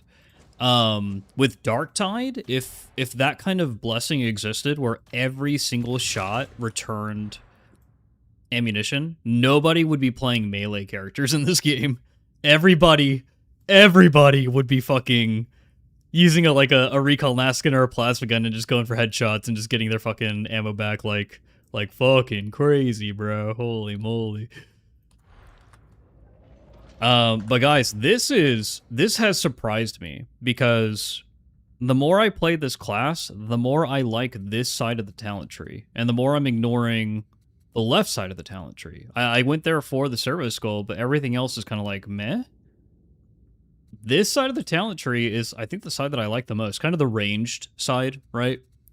But I think you need something like Voltaic Emitter. There was a situation in that run there where we got surrounded, and there was just a bunch of crushers, bulwarks, maulers. We were in the elevator fighting for our lives. This doesn't get you out of that situation. Advanced combat doctrines. This doesn't get you out of that situation. You don't have a grenade or anything to get you out of that situation. You have to get yourself out of that situation.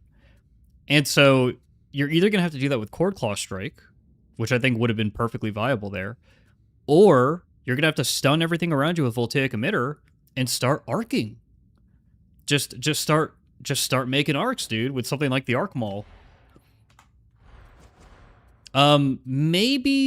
Maybe advanced combat doctrines get you out of that situation or prevents that situation when you're using a plasma gun, because you're just straight up one-shotting, ultra-cleaving through everything except for crushers, and so you kill all the maulers, the ragers, all that stuff, and then you can really start cooking. But I don't know, man. Voltaic Emitter has been working wonders for us with the Arc Maul.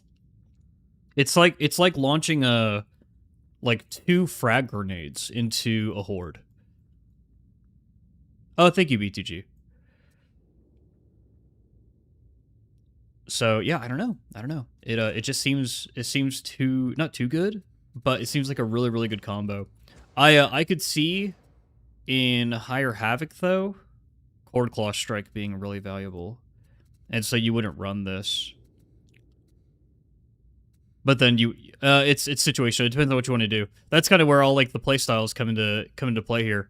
What do you want to do? Do you want to use your freaking servo skull as the ultimate weapon? Do you want to be the ultimate weapon? Do you want to lean into your weapons? It seems like all those playstyles are perfectly viable. Yeah, Lazy Lash. It's a vet shout with different utility, because you shut down gunners. You don't CC bosses. You CC crushers. And you could CC them for a bit longer because you have the Arc Maul. So it's a little different. It's a little different. I like it. I like it. Ooh, top 5 games you're looking forward to the most. Dawn of War 4, Total Warhammer 40k. I'm actually really looking forward to Bolt Gun 2. And then when it comes to games outside of Warhammer, I will probably be gifted the Duskbloods on the Switch 2. And I'll probably play the Duskbloods because it's a quote-unquote Souls game. It's a FromSoft game. And then unannounced, but Elden Ring 2, if they ever make that. Night in Flames. I don't think the Commodore's Vestures stuff is up. If this crashes my game, I'm blaming you. I'm blaming you. Okay, yeah, they're not up. What am I liking the most at first glance? Tank, Ranger, Melee build. This build. This build, actually. I'm gonna 100% make this into a short. Commanding the Servo Skull to handle all the ranged for you, while also having the ranged cleave of the Phosphor Blast Pistol, while also having access to arcs. Dude, it's good, man. It's good. It's really freaking good. I don't think you need the Capacitor Reclamation Loop, nor do you need Shock Breach Protocol, so you could use those 2 points for other areas in the tree. Like, you can miss out on this one source of capacitance regen. I will say, though, that this does get you out in a pinch. Because when you're in the middle of a horde just cleaving and cleaving and cleaving, then you're going to get your capacitance back. You're going to get your ability back faster. This is fun, though, too. This is Skitarii. It's all about being fast, killing bosses with dots, and generating arcs with crits. It's very fun. It's very, very fun.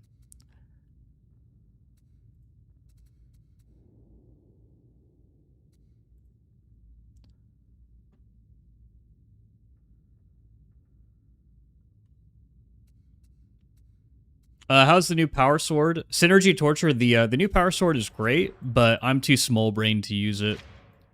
I'm too small-brained to use it. I actually want to show you guys this, because a lot of people keep asking about the Power Sword. But I'm going to show you why I'm too small-brained to use it. Let me show you. Another feeble... I got small baby brain. Okay, whew. Let's do this. So...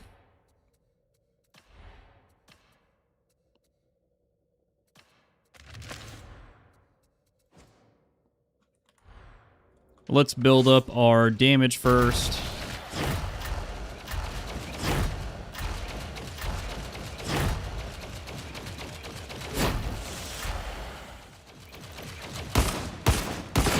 Okay. So the way the Power Sword works is whenever you press the special button, it replaces that attack in that sequence with a powered attack. So if I held heavy, special, and then pressed the normal special, then this combo here will be a double power attack, right? So let's say I needed to cleave through a horde, then I could do light into heavy. So light into heavy, right? Light into heavy. Well, I could do special light into special heavy for horde cleave, or I could do light into special heavy for the horde cleave. Okay?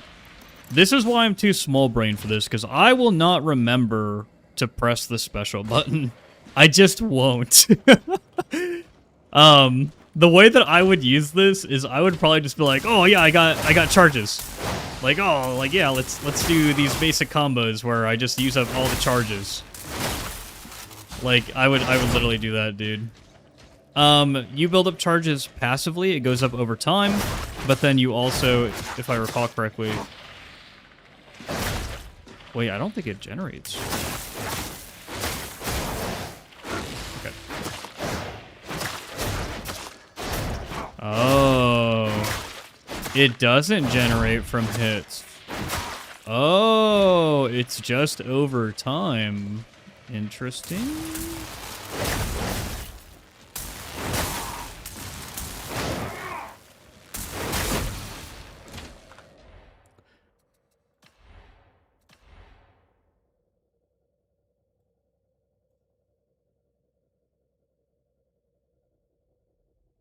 Increased strength on charged, heavy, and special attacks.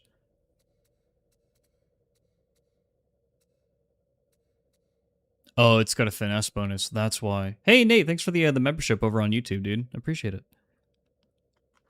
Okay, hold on. So, what are the masteries for this? Is my brain growing? Is my brain getting bigger? Hmm.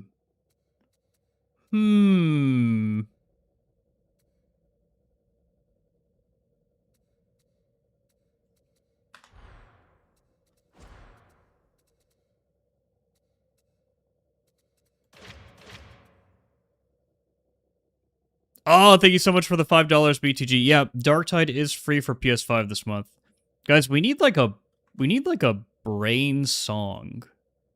What works as a good Warhammer brain song?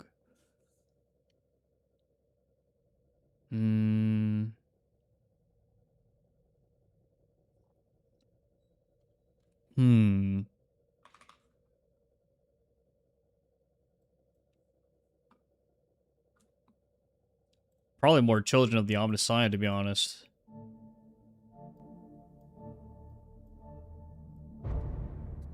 Okay. Yeah, that's what I'm thinking. I don't care. Is, this kind of plays like the dueling sword.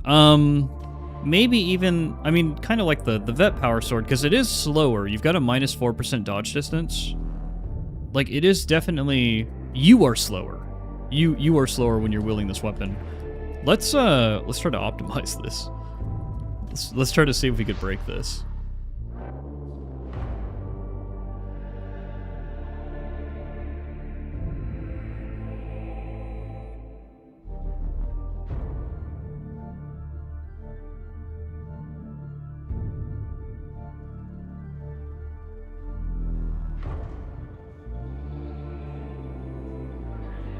Okay.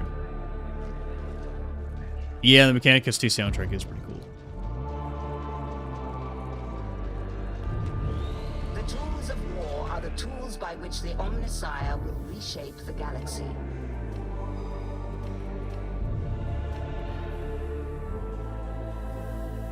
Hold on, let's see.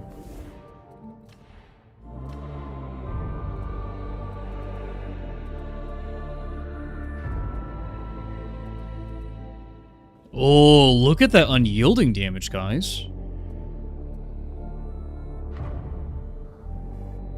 They want this to be a boss killer. It's double a heavy attack from transonic blades.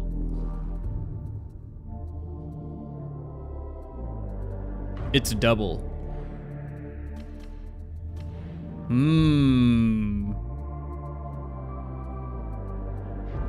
Okay. So they want it to be a boss killer.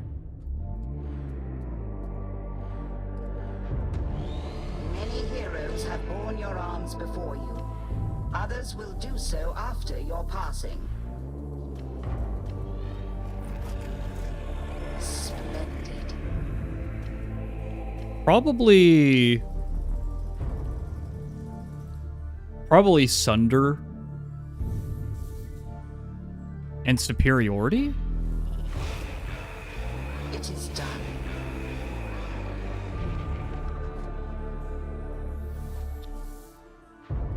Let's try this. And then we have to optimize. I wish there was an icon that just looked like a sword. We're gonna choose star.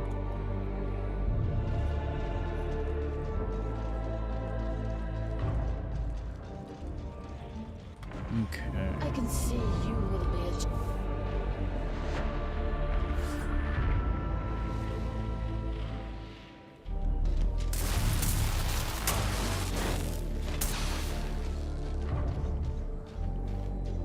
You can't sprint while doing this. That's so annoying. Come on, let me sprint. Let me use it like the relic blade. Okay. So when you're trying to optimize melee,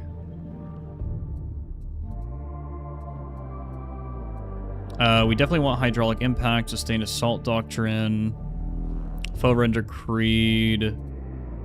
I assume we're going to be getting a lot of weak spot kills with this.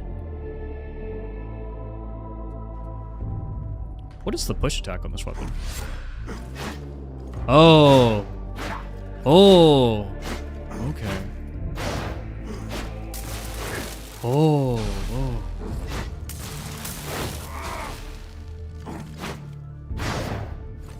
Slice, slice.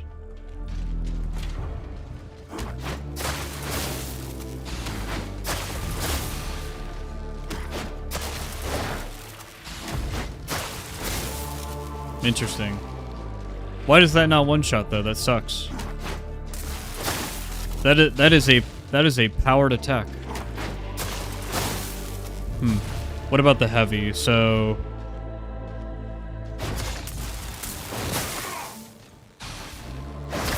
dude, this thing does not clear hordes well.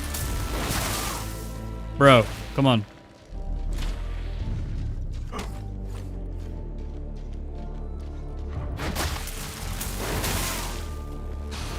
Bro.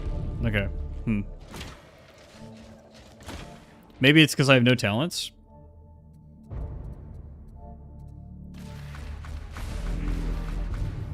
Let's get our talents settled before we go crazy.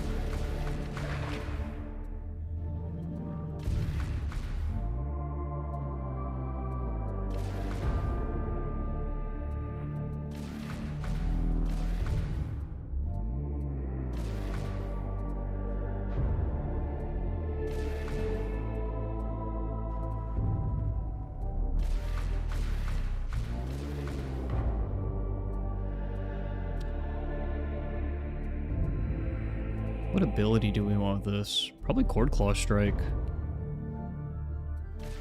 To deal with hordes.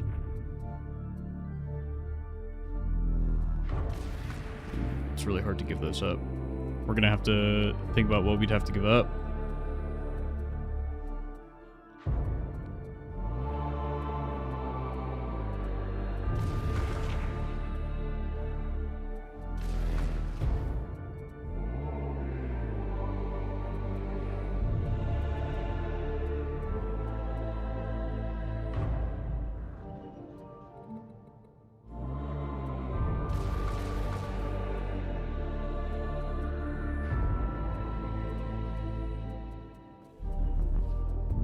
Can we get big single target damage anywhere else?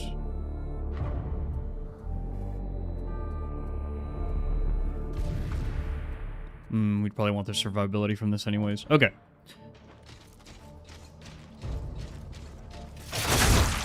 Yep.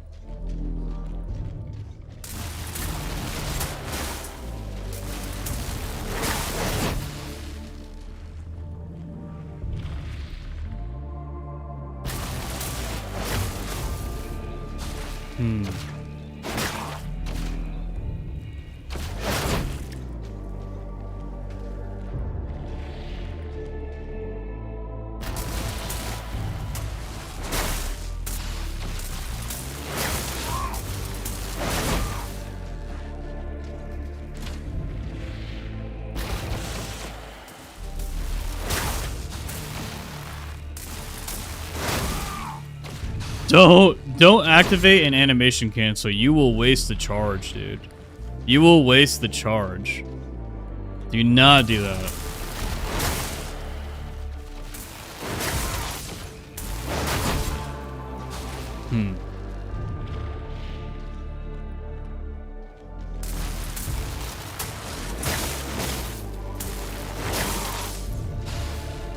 What if we just spam?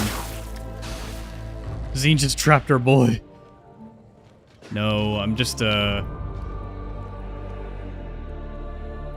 intrigued. I feel like just spamming it is is kind of better. I mean, you basically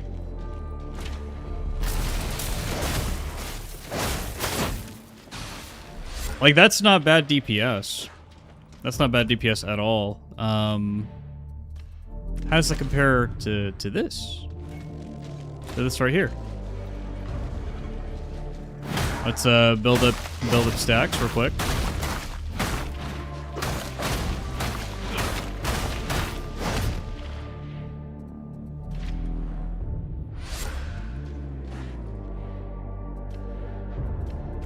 Do this.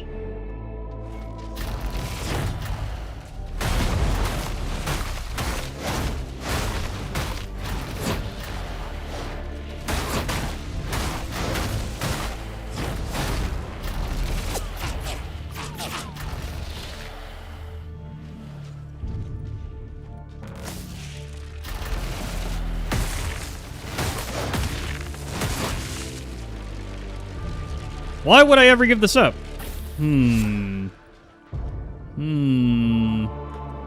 Why would I ever give this up? Why would I use the sword over the arc maul? Why?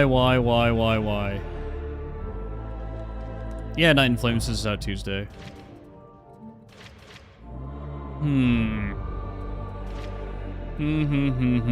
Why would I ever give that up?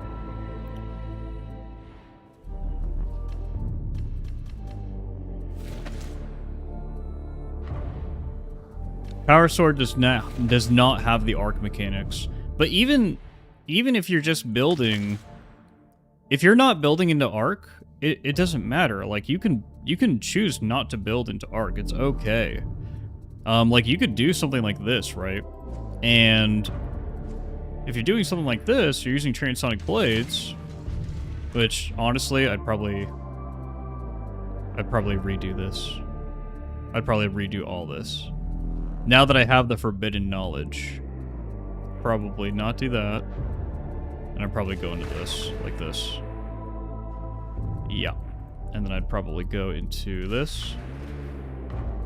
And then 1 point. Can we scavenge 1 point from somewhere? I don't think I could. Going for Cord Claw, it's too costly because we're also going 2 points up here. Because galvanized coating is just so freaking good, dude.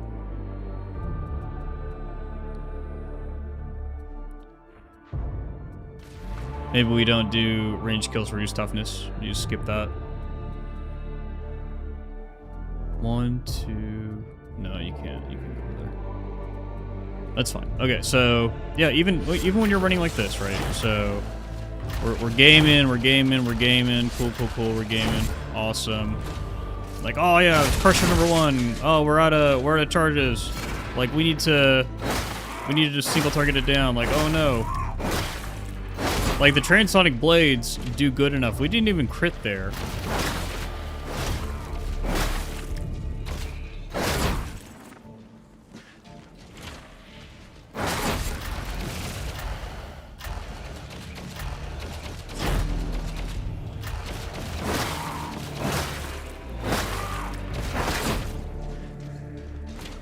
See? And then, oh, I'm in the middle of a horde and I'm dealing with gunners. Like, whoa, like, oh man, I gotta kill these gunners, dude. And then I also gotta clear the horde at the same time. And I'm killing multiple targets with slashes. I'm destroying them. Every slash. Go, go, go, go. Oh, we're doing all the things. We're doing all the things. And, to top it all off, 0.2 sprint speed, 10% dodge distance. 10%. I can do this. Right? If I need to. Bunch of ragers. I could do that. Can I do that with this? With minus 4% dodge distance? You can, but it's not as far. Yeah, I think the transonic blades are gonna be much better for this style of build here.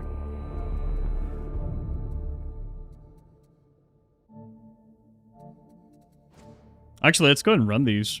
I'm kind of curious how this performs.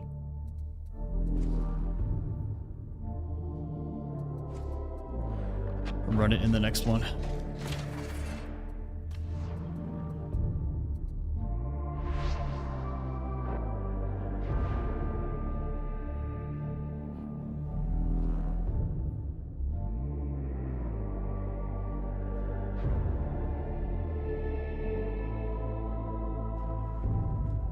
Okay.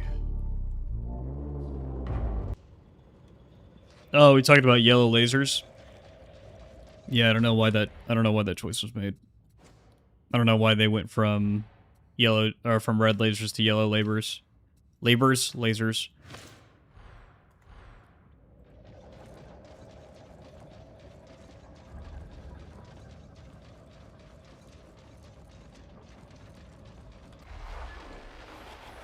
Can you show penances unless I missed that part? Oh yeah, I could. Wolf Knock. It's whoa, what's going on? Get out of here.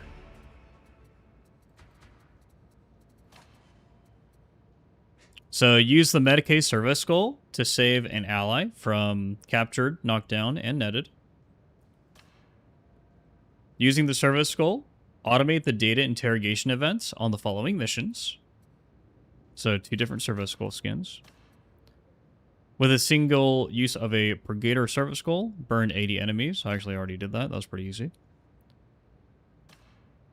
Overload 50 times in a single mission using Power Overload. This is also very easy. So to get this really cool helmet, you just equip the Keystone and you'll get it in any Auric mission.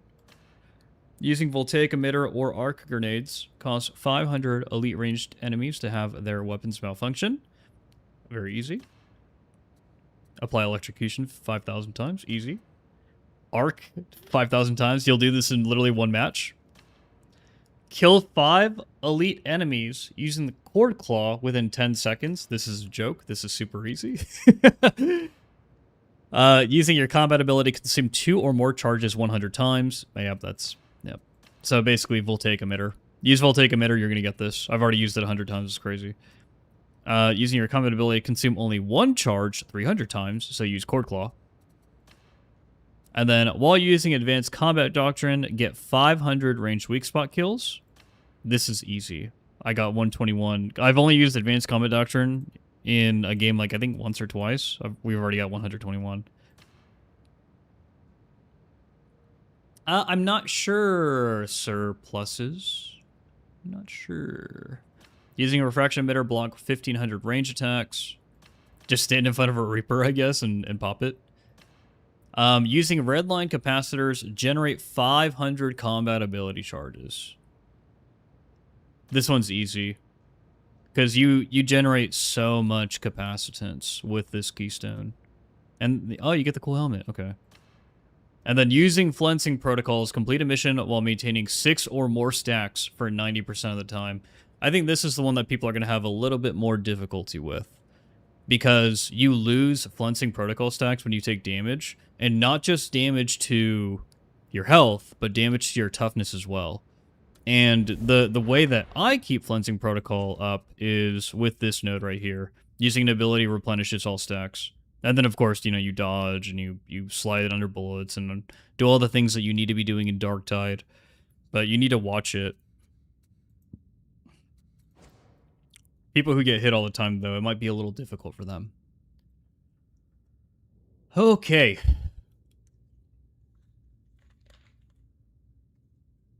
How long have we been going? 4 hours? You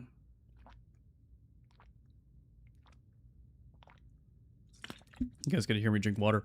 Are you guys ready for a coffee break? I'm ready for a coffee break.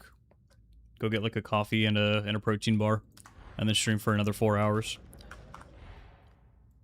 Let's do that. Let's take a little breaksies here.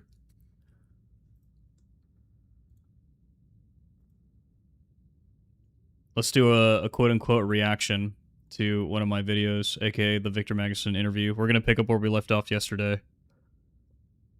Do Skitarii weapons have multiple marks? No, Night in Flames, they don't. They do not. They do not. Warhammer. Okay, guys. I will be back in 10. 40k Dark Tide. The Phosphor Pistol and the Transonic Blades. Those are probably my favorite weapons. Continuation of where we left off yesterday in the interview. What are your favorite weapons or mechanics that the Skitarii is bringing to the table? I'm a big sucker for the galvanic rifle. I always tend to gravitate towards sort of carbine-esque weapons in games like this. So back playing like Battlefield and games like that, I always used the like M1 Garand, and that the galvanic rifle is our sort of homage to those types of weapons. So that's probably my favorite ranged weapon. I also really like the arc mechanic. So I also like the arc rifle, but the arc maul as well. I would say Transonic Blades as well, super cool. Like you're like this mechanical ninja, which is just awesome, and it's super cool with the two different sort of stances that you can switch in between. It opens up so many possibilities that it's a bit crazy. Yeah, but I've been playing mostly with galvanic rifle and with the arc maul, I think. Yeah, you guys did a great job with the design of pretty much all the weapons in the entire class. I've said before that one of the reasons why I love Dark Tide is, you know, not only is it one of the only games out there where I can experience Warhammer 40k in first person with amazing feeling combat and everything, but I just love to shoot like zombies and stuff with space guns, with lasers. Like it's just extremely fun. It feels good. Yeah, that is true. Yeah, but it's cool also. I mean, I think we're getting more innovative, and we are more comfortable with the tools that we're using. So, and I mean, it helps having worked on this game now for 7 years or whatever it is, that we've done this a few times, and like working in this genre for 12 years or whatever it is. So there's a lot of things to pick up and sort of play with, and ideas that might have been laying around for a long time that we finally get to do and stuff like that. So yeah, it's super cool to see how we, with each new class, each new weapon, sort of always try to come up with some way of making it unique and different, and have that little extra thing with it. So and the tools, just like making games, basically you make tools that allows you to do different things, and when you've done one thing, you can do that again, or you can use that tool in a different way. So the more things we build, the cooler things we can build, basically. So yeah. Yeah, I think that you know, you guys are going to continue to press that innovation forward, and I look forward to whatever you have to cook next, for if it's another class or what have you. But pivoting away from the Skitarii and the new class, and kind of going into general Dark Tide questions, first let's talk about new enemies. So many of the player classes are extremely iconic to the 40k setting, but other than Beasts of Nurgle, Chaos Spawn, and Poxwalkers, a lot of the enemies we fight are variations of Traitor Guardsmen or Chaos Cultist units that don't really have their own data sheets. Are there any plans to implement more enemies from the tabletop game, or maybe Kill Team? Well, it's like I mean, we do a bit of both. I think, like, as an example, the Houndmaster is like an old Forge World model that we found, and we really like to find those little obscure ones and do something cool with them. I mean, the whole philosophy of Dark Tide is to actually not be sort of one-to-one with the tabletop, and rather be sort of a kind of a mirror to tabletop, and be sort of influenced by what these minis actually represent in a way. So like the Traitor Guard, sure, you might not find the exact rules for the exact type of character that exists in the game, but they are all based on things that come from the tabletop. With that said, every once in a while, it's cool to take something that is super iconic and bring it in and let the players see them as sort of the fantasy sort of come to life in first person in 3D. So I don't know. There isn't a really good answer to that question. It's more of a sort of the whole idea of Darktide is to sort of do our interpretation of this world. It has always been like that. With that said, we also do try to deliver as much iconic Warhammer 40k things as we possibly can to sort of satisfy that urge as well. Yeah, I think about an enemy like just the bomber, like something that throws grenades. Like obviously you're not really going to see that type of unit on the tabletop, but it's very, very crucial for how Darktide works because it gets the players to move. Exactly. It gets them to get out of the way, move forward, whatever.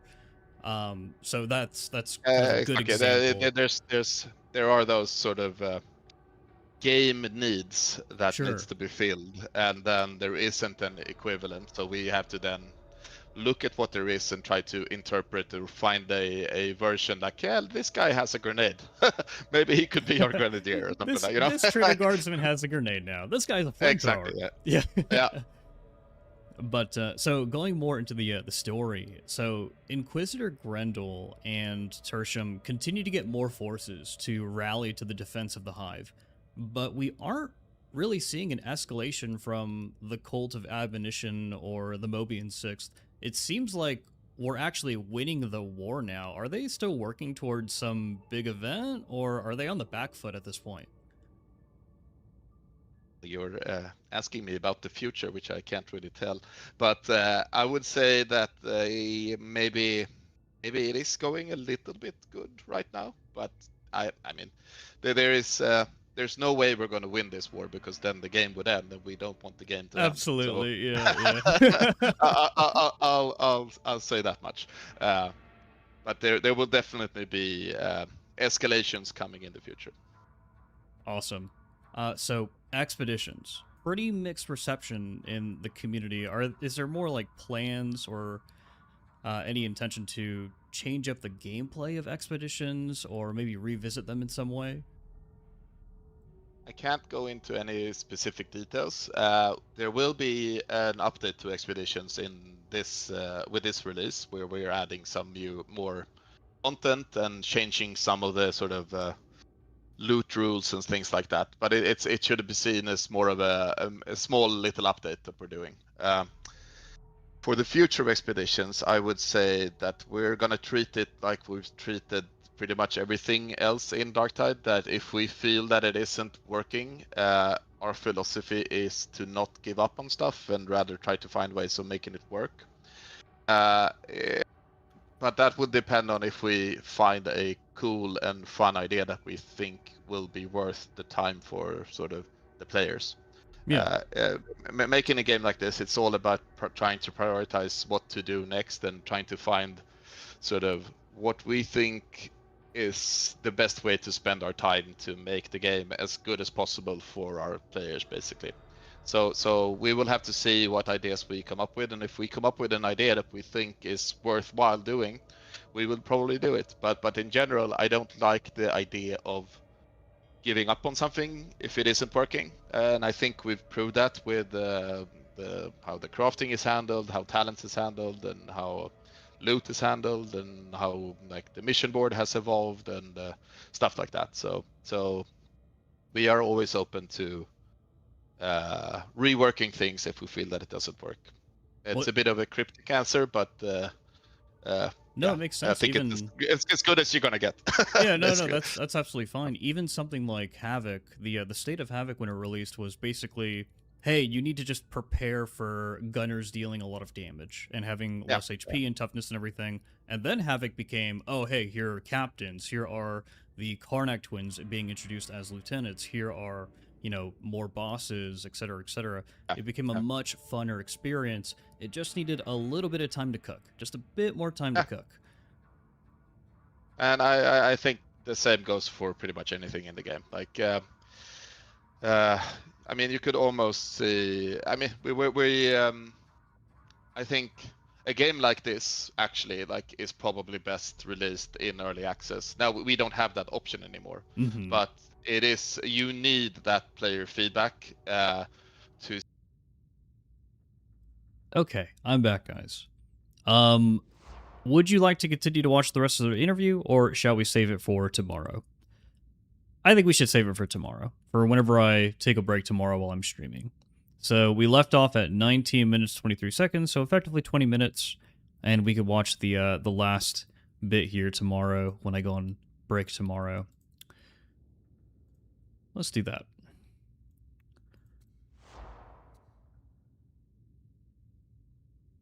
Okay. Okay. Thank you, Batlord Carcass. I really appreciate it.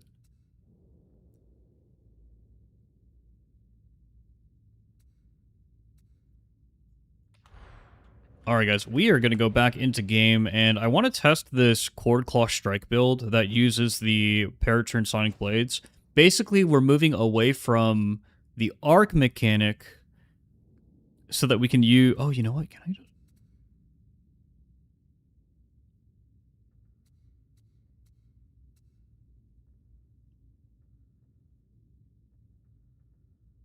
No, I can't. I can't take this away. I was thinking if I can get Electro Strike Conduit and just do like a straight line down, but you can't because you would need 2 points for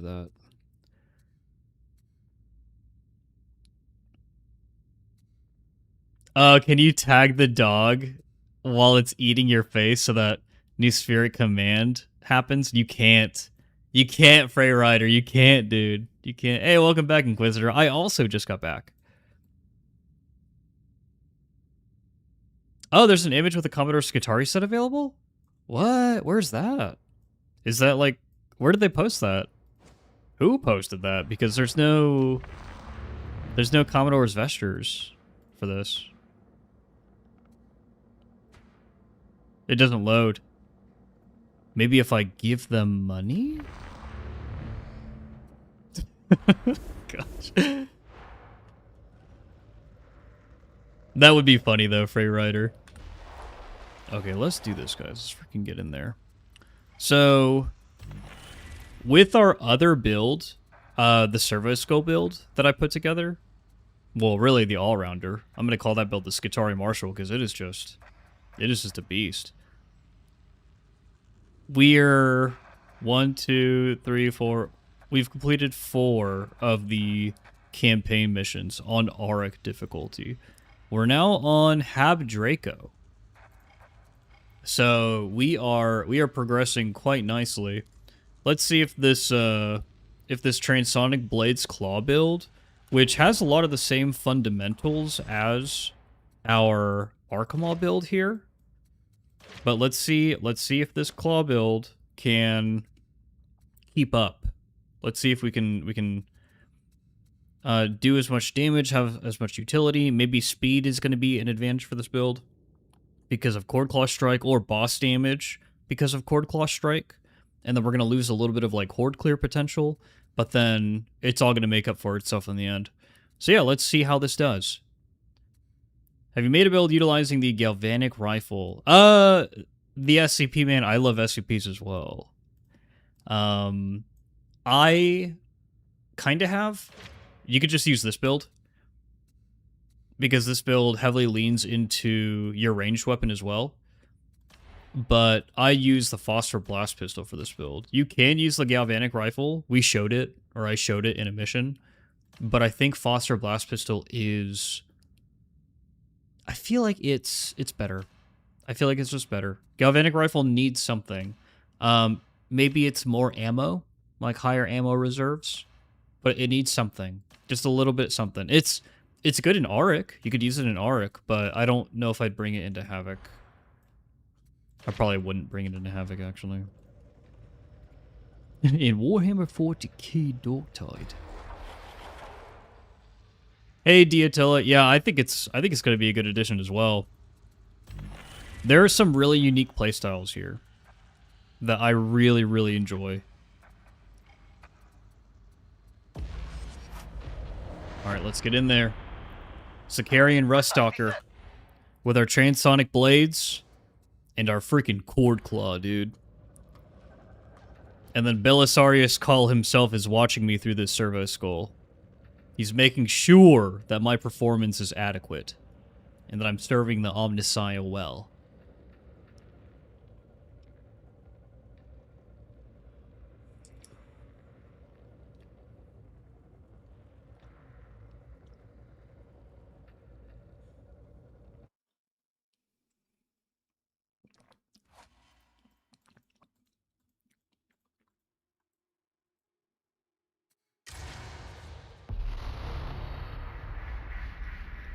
Tonight, you're indulging a bit of anti-hydroponics.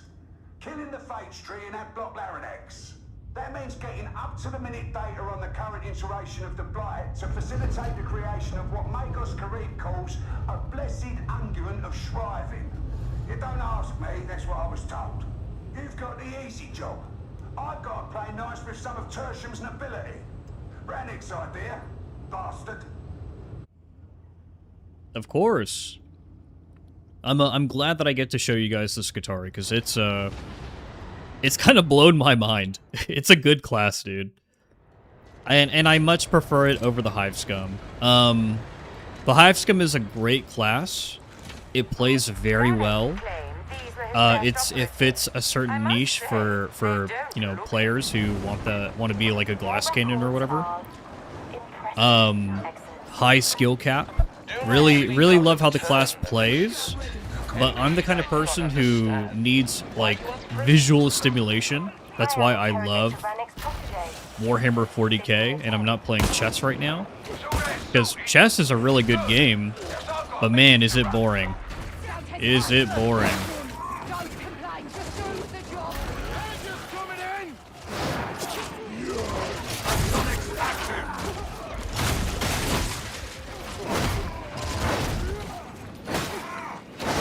Yeah, I need to feel cool.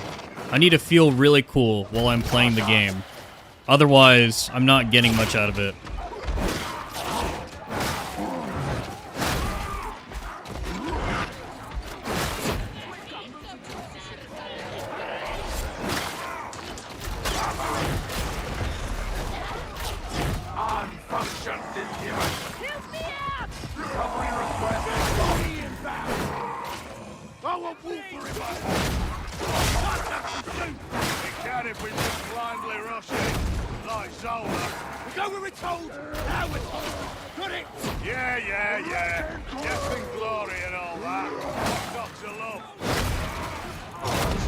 Oh, fuck you.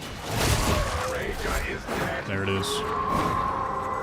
The ultimate I hate you button.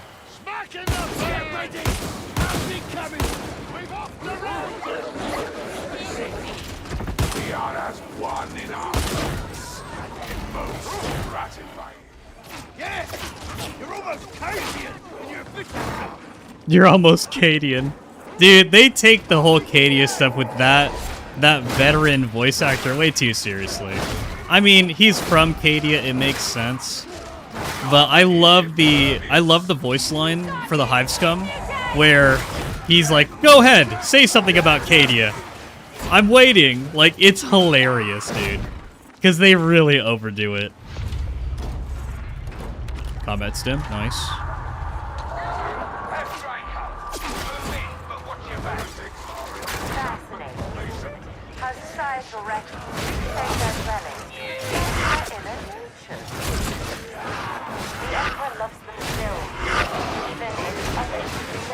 Oh, whoa, my HP. Oh, no.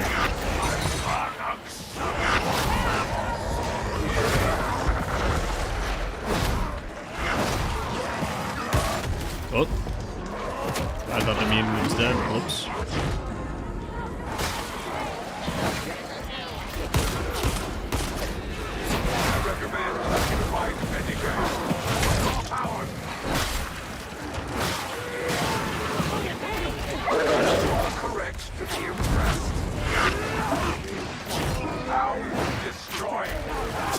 Must be destroyed.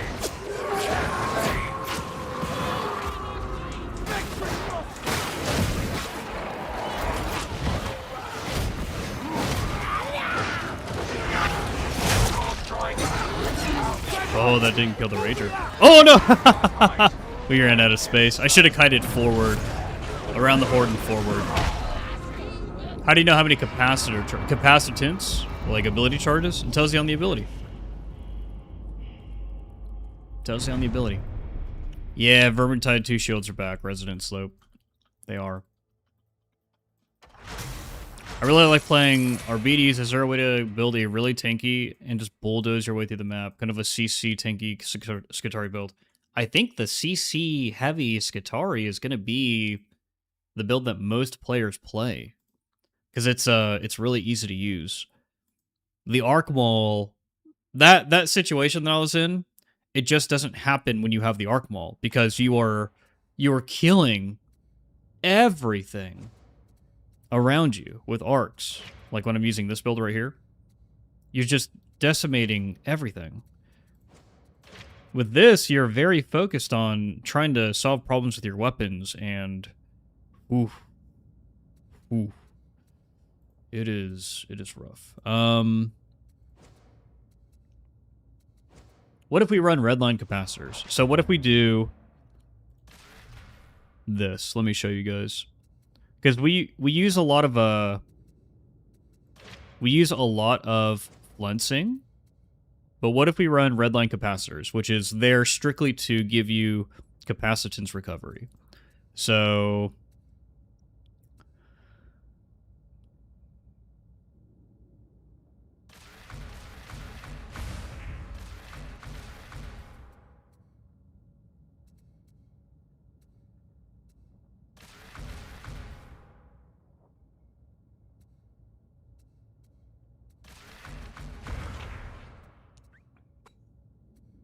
and then we really went all out with this. We went satiated steel as well. Actually, if I do that, I'm going to lose out on a lot of damage from Cord Claw Strike.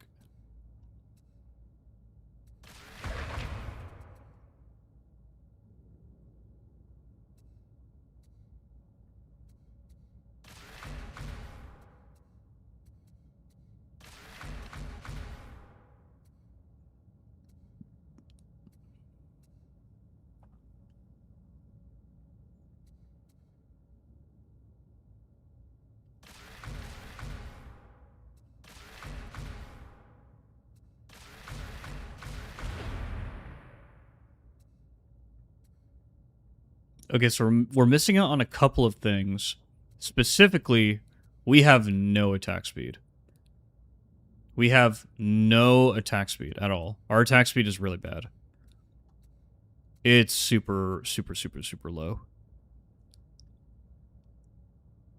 Frey Rider, I actually need to test that. I need to test if you could double push the shields.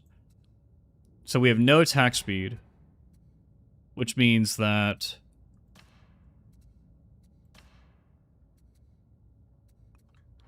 can the transonic blades function in the way that I want them to function? We're going to have Axial Slash here for Horde Clear, but can the transonic blades do what I need them to do?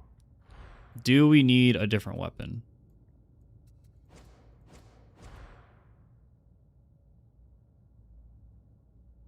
The other way to do this is to get out of this.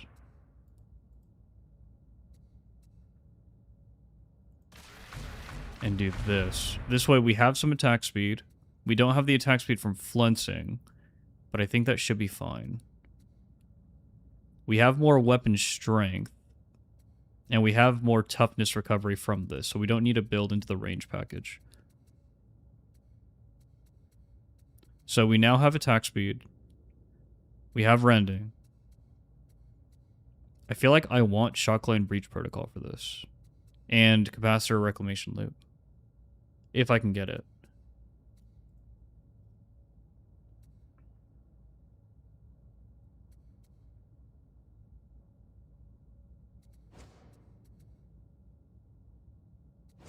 How much strength are we getting? So we're getting 25% strength from advanced power management. 12.5% strength whenever we gain a charge, which we'll be getting charges quite often. For arc build, is it top section of the tree? Yeah, it is. We're not doing an arc build, though. We're trying to do a Cord Claw Strike build with Transonic Blades as well. Trying to see if we can make it work. Okay. Let's try it. Let's try it. The only thing we can do is try. Hab Draco, man. Brings me back.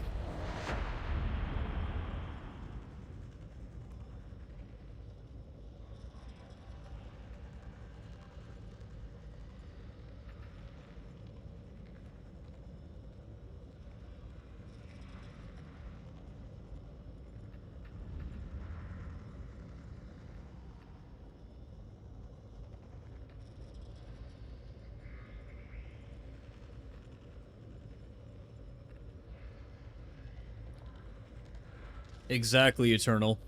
Exactly. That's just another reason why the Artificer Servo Skull is just super good. It's so good, in fact. So good.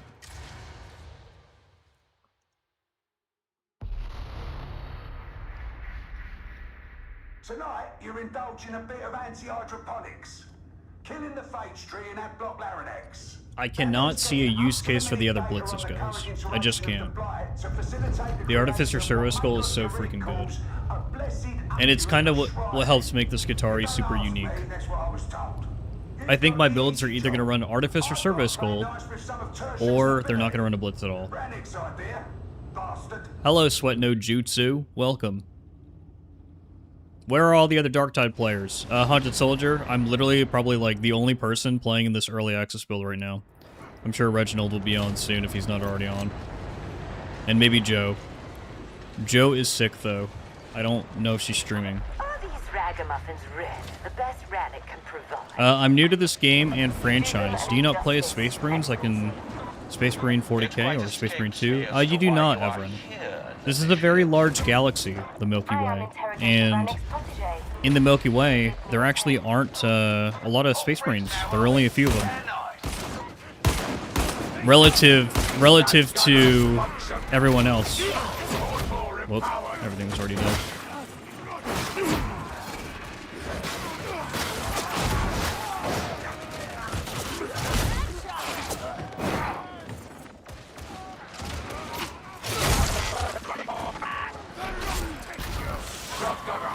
Oh shit, we just need to get down there.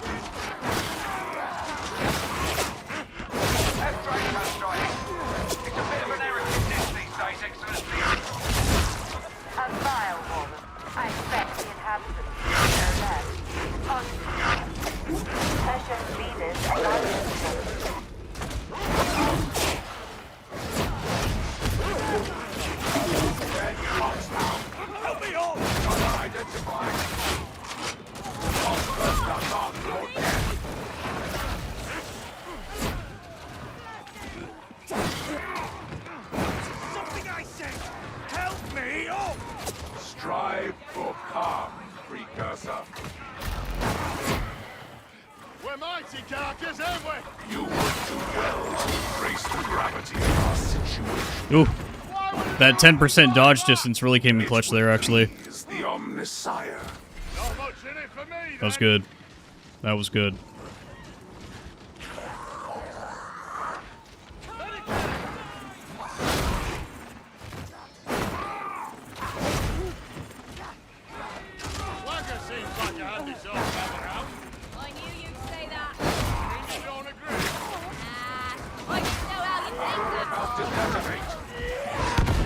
Oh.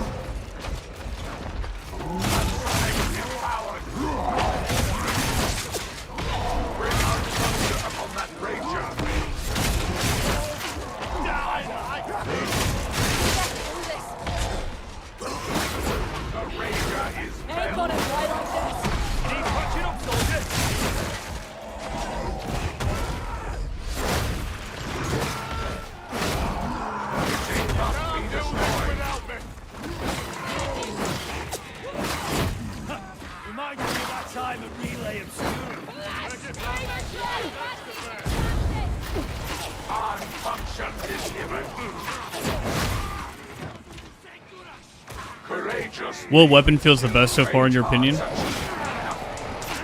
The Arc Maul. It gets you out of a lot of situations. Whoa, whoa! Oh no. I shouldn't have looked at chat, dude. Okay. What?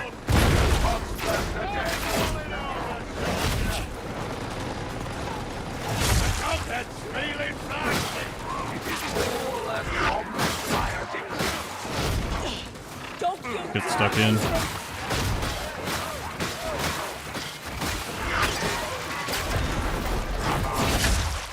Rise, unblessed one.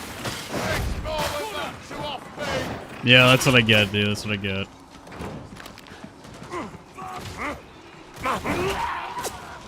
I hear that this squalor took root before the invasion. Surely it falls to us to restore hope.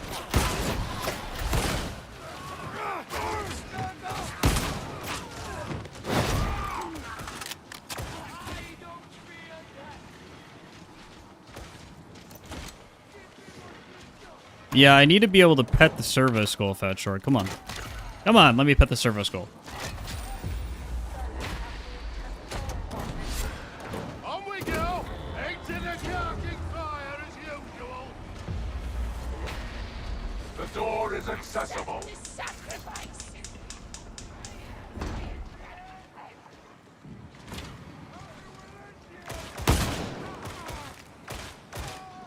Where's that flamer at? Guess we'll see him in the next room. You're approaching the quarantine zone. Stay alert.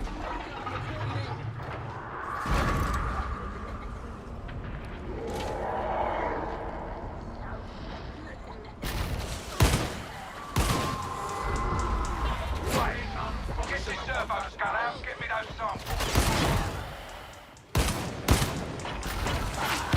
Foxburst and Lovely destroy. kill! Big duty! It is dead. Hound is dead. You can stop shooting the Rager!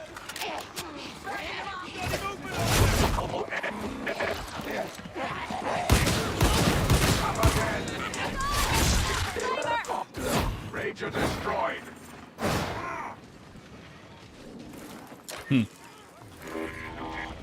Servo skull clear for uplink.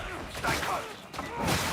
Prioritize healing. Only one charge. It's all we need, baby. It's all we need. Servo skull's off on a wander. Stay with her. Okay, let's go have some fun.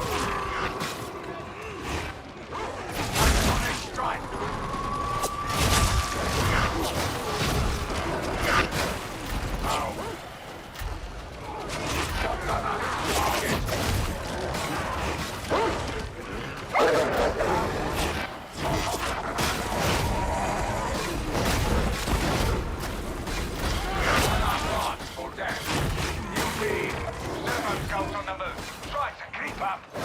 You cannot double push the shield, guys.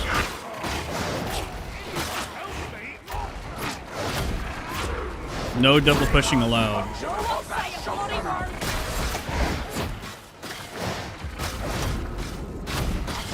You be destroyed. Can't do this without me. Strike.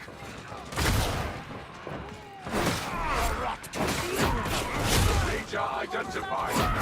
Where's the carking thing off to now? You better find her.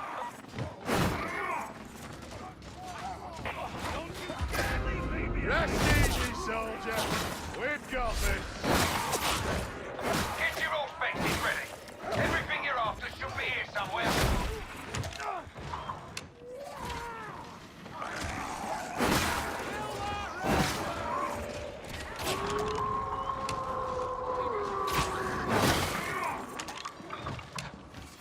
Found identified. Where is this dude?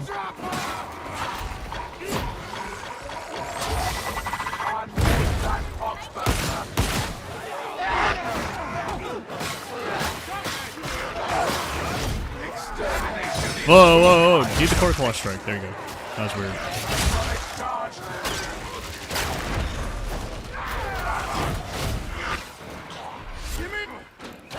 Recovery protocol R9 is necessary. Scanning protocols concluded.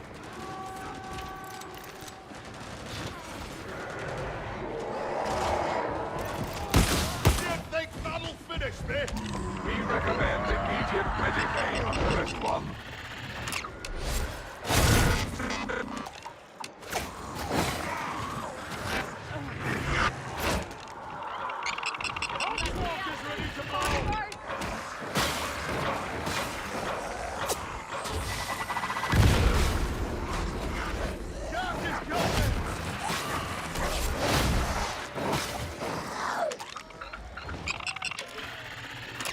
I wish I could use my service call to scan these. That'd be nice.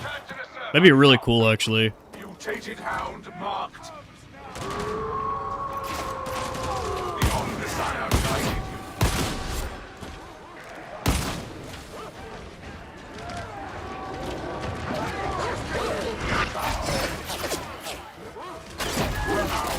Oh, no.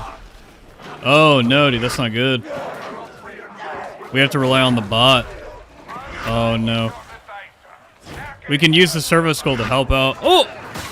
Good bot, dude. Good bot. Nice. Nice. Good bot.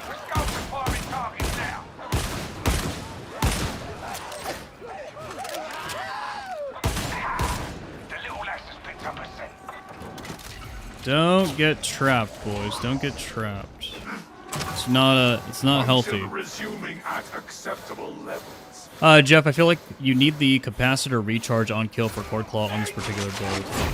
One thing I'm worried about, Fred, is Cord Claw damage and Havoc. That's what I'm worried about. But I can see it being greatly enhanced with that capacitance recharge passive. We'll try it next round because maybe you just use Cord Claw for Horde clear primarily. If base Cord Claw without anything hits the one-shot breakpoint for Crushers and Havoc 40. Then yeah, maybe you probably don't need damage increases for it. Because if you're not using it to nuke bosses and you're using it as like a Crusher Destroyer, kind of an on-demand crack grenade for that, you probably don't.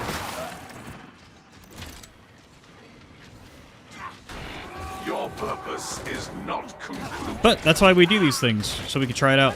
So we're definitely gonna try it out for sure.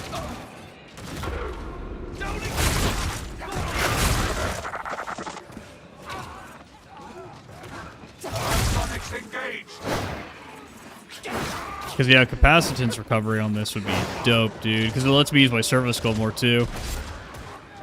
You know? Something new for the collection. Sonics active. All the comforts of home. You're not picky. I'd rather live out in the west. And the service skull is proving to be a very good tool. New spheric command or whatever is phenomenal. Wait, what am I scanning here? Oh, the bag, of course. Upload what you found to the servo shop. Don't think there's much more around here. Yeah, the 25% capacitance, dude. That's...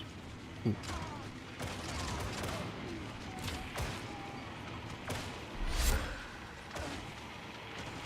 Wade, the blades seem... They seem good because having a weapon with access to a horde clear, like, combo, and... Oh, this thing right here. And a single target combo. That's a pretty good weapon.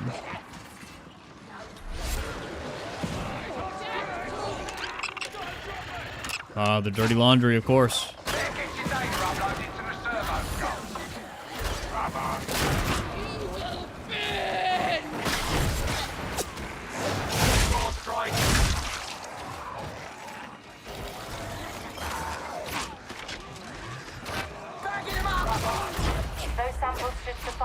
Sergeant Major. Fallen has this world. Also the mobility, the 10% dodge distance. That's the job, soldier. Let's get it done. Oh, that's a good question, Seven Eternal.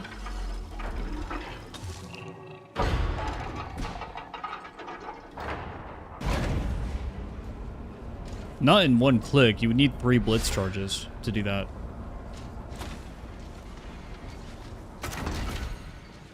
Moving on up.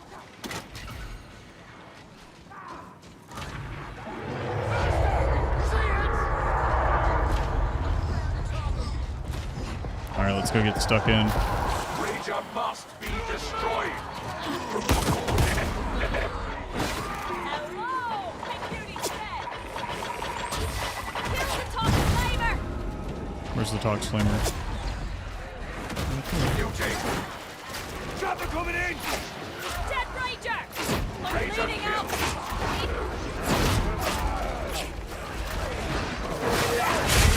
Call for that.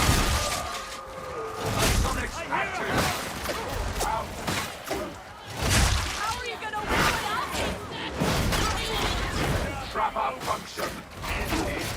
Hound destroyed. Worthless, ungrateful. Our numbers are reduced. Nice move, target. You are correct to be impressed. A sonic strike. Stay alert. No doubt in this yet. Coming in.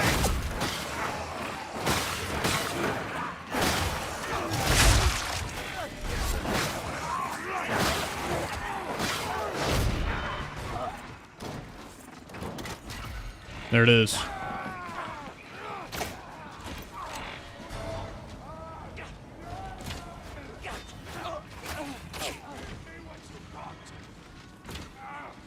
Good choke point. Good choke point. Packmaster!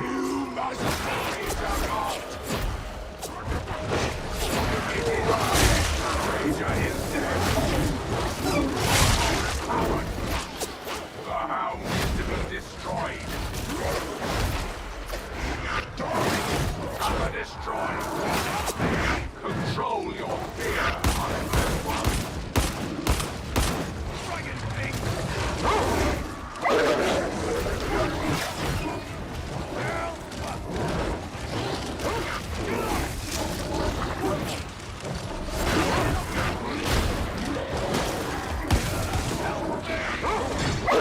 Oh no, dude, he broke my stam! Assist us. Oh, my service skull! Quiet. Bring its destruction to swift conclusion.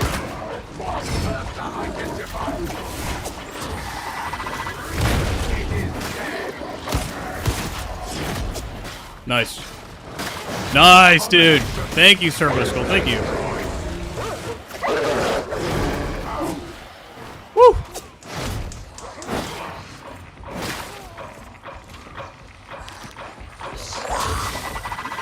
Oh, that was close, guys. Holy crap. We must seek unity. Head upwards.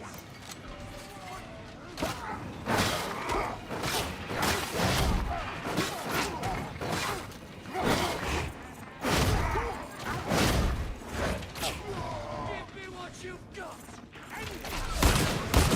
Target that ranger.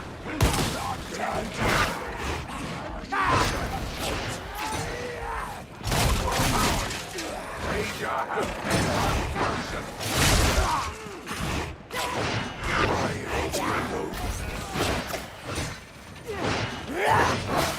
Ranger is dead. Engage.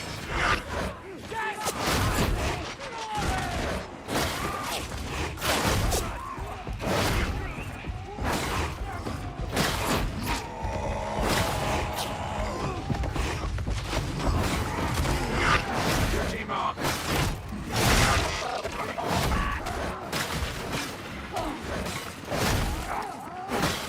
You guys see how much Vanguards will slow the game down? That guy just... What? Bring unfunction upon that pulse burster. Beauty. It is gone. That's how much Vanguard slowed the game down. You have to really, really expend resources to deal with the pack, dude.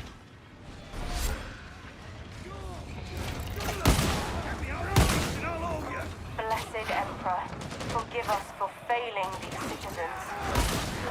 You said Rannick assigned you here. Why was that? I cannot answer for the interrogator's desires, Excellency. You will fight, unblessed one. Mutated hound marked. Yeah, I don't know what they should do with Vanguards. I think the they should let us break the shields faster. I think that's probably what I would do.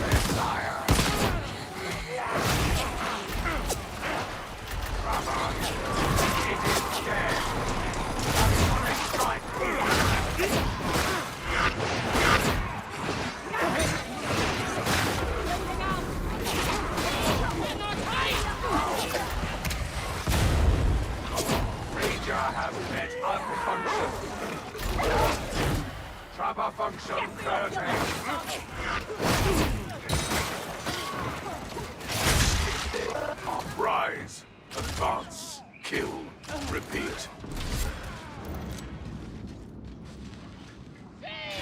We're making good progress.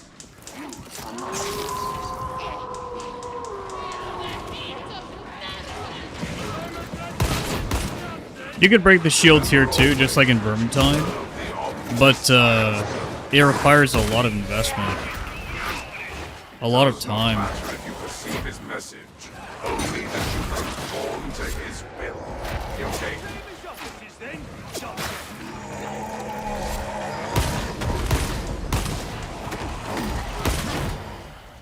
the beauty is dead. No more beauty.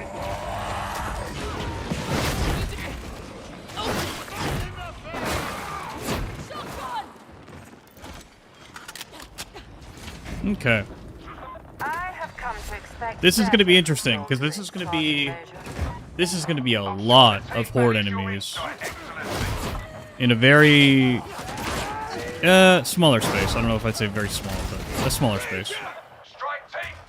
Your space is picking up hostiles inside. Let's do this proper, you hear? I stand ready to observe. Trust me. Sharpen up with you. I promised Solar I'd make something of this team. Oh, did you now? Maybe you should ask before committing to something like that. Besides, who put you in charge? Destiny! You're right enough. Usual citing of abstract concepts. Rage of destroy. Cease that trapper's function. You're a useless old drum, can't you, soldier? You're a useless old drum. Oh, I love that. Oh my goodness. Hello? Rangers coming in! Sonic's Ranger eliminated! You be no longer personal.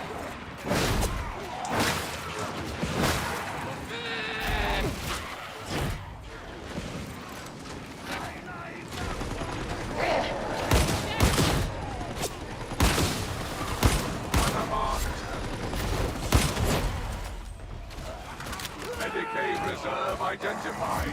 Unless one. Duty!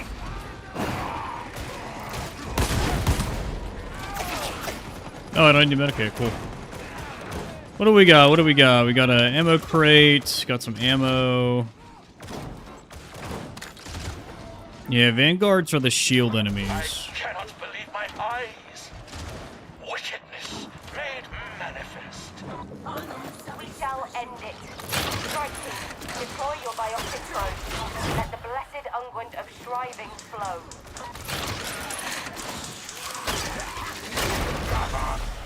God! You will fear! Soldier needs help! I'm down! The guard doesn't leave mates behind.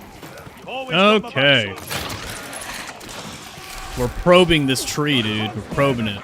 I'll station while the biotic probes through their feet.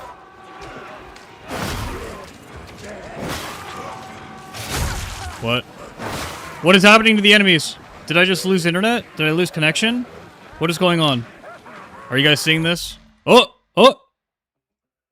Hold up. Hold up. Hold up. Air 2014, dude. Some things never change. Holy moly. Oh my goodness. Oh my goodness. Holy crap, bro. Yikes. Yeah, Fat Shark is like, alright, we're done, dude. We're done.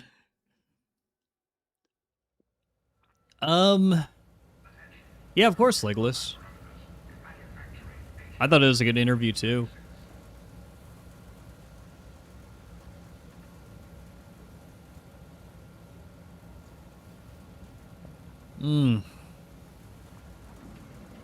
More things change, more stay the same. Exactly. Phantom, you asked, how would you rare Skitari's strength compared to Arbides? Do you think it's stronger survivability-wise? It depends, because the Arbitrator has the dog, and in Havoc, the dog provides invaluable crowd control against things like rampaging enemies. Because rampaging enemies, if the Skitarii will not be able to crowd control. And so if you're surrounded by a bunch of rampaging enemies, like Crushers or whatever, you cannot use, like, Voltaic Emitter or Electric Strike Conduit to get out of the situation. The Arbitrator can. The Arbitrator can just send their dog jumping around, and their dog jumping around will literally push the Crushers over. It'll push them over and knock them down, etc., etc. It's very powerful. Other survivability that the Arbitrator has, you could really just get stuck in to a big group of enemies, and if you're running, you know, Lone Wolf, if you're running Charge, you can reposition yourself, you could crowd control on demand, etc., etc. And your abilities are relatively low cooldown too, specifically if you're running Charge. So Arbitrator, I think, is still going to be tankier than the Skitarii by a lot. You even have a shielded weapon. The Mace Shield on the Arbitrator is actually low-key really good, especially if you are focusing on perfect blocks. Because there's a combo, Horde Clear combo, where it's just push attack, light, light, and you just get perfect blocks randomly when you're doing that combo, because you're constantly blocking. So, or you're dropping your block and then reblocking. It's good, dude. Arbitrator is still going to have a lot of survivability. Where it's different is the Skitarii, it seems like it's somewhere in between Zealot and Arb when it comes to survivability, because you don't have freaking cheat death like the Zealot does. And then you don't have all the toughness damage reduction and the toughness recovery that the Arb does.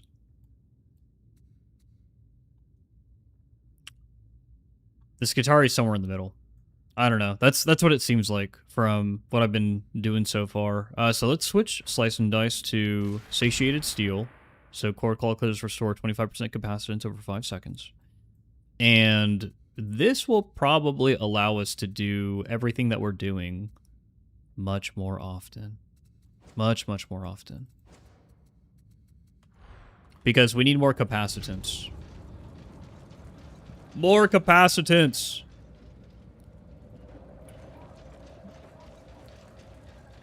Just curious, how's the Arc MG? I've not seen anything past the smallest clips. The Arc MG? The Arc Rifle?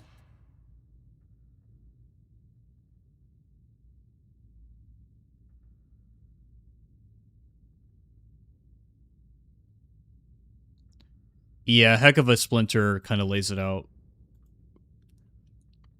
pretty well. Is Skitarii beginner friendly? Oh, yeah. Yeah, it is. So when you guys are leveling up your Skitarii, okay, everybody watching this, you know, go ahead and clip this, whatever, do whatever you gotta do. When you're leveling up your Skitarii, you have access to some weapons right away that are pretty good. You have the Galvanic Rifle, which is going to give you good special sniping, but then you also just have the Heavy Last Pistol really early on, which is good for everything. You start the game with the Arc Maul, one of the Skitarii's best weapons. And so you have good anti-flak, anti-carapace, anti-horde right here, and then the Heavy Last Pistol right here. This is good anti-boss. For your talents, when you guys are leveling up as baby Skitarii, just get auto repair doctrines right away, because this is going to give you automatic toughness replenishment. And then get galvanized coating, because this is going to give you access to stun immunity. It's really fucking good. Then, within 3 more levels, you get Voltaic Emitter. And by the time you're level 5 or 6, you've got Arc Maul with Voltaic Emitter. And everything starts to really open up. Now, you can take Voltaic Arcs and Voltaic Motivator if you wanted to at this point. But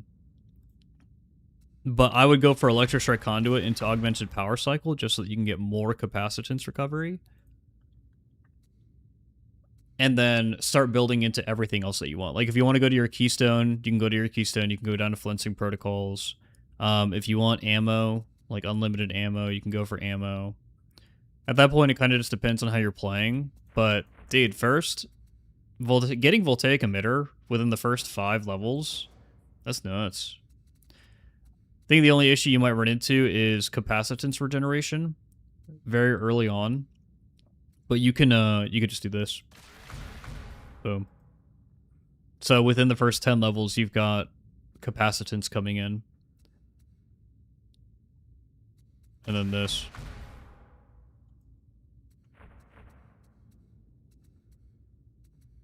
Yeah, I don't think this is going to be hard to level up at all.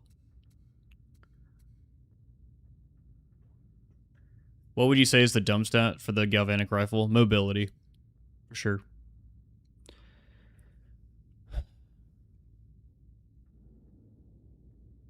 Can you show in the Psychanium the difference of the upper alt with and without the arc modifier? So without Voltaic Arcs? Without Voltaic Arcs, it just doesn't spawn arcs on its own. You have to actually spawn the arcs yourself. And that's why you pair it with Arc Maul. Because as soon as you hit something with a powered up Arc Maul, you spawn arcs. It's crazy. It's crazy. That's why you don't really... Like in this build, I don't run this. I don't run Voltaic Arcs. Because you don't need to... You don't need Voltaic Emitter to spawn arcs for you. You just need it to provide the electrocute effect on enemies. Is it confirmed that Electric Psyker can arc? You mean, Smite Psyker? I don't know. I don't know. Is Joe on? Has Joe plays games on? Can we test it? Is she around? Is she playing? Oh, she's playing! She's in the Morningstar right now. Her and Reginald. They're both playing. Let's get with one of them to test it. But yeah. For your first 5 levels there, just do that, guys.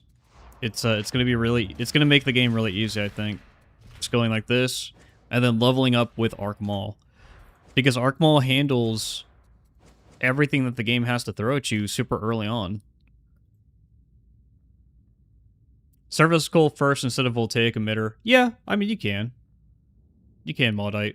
I just think that Voltaic Emitter is it's gonna serve you better.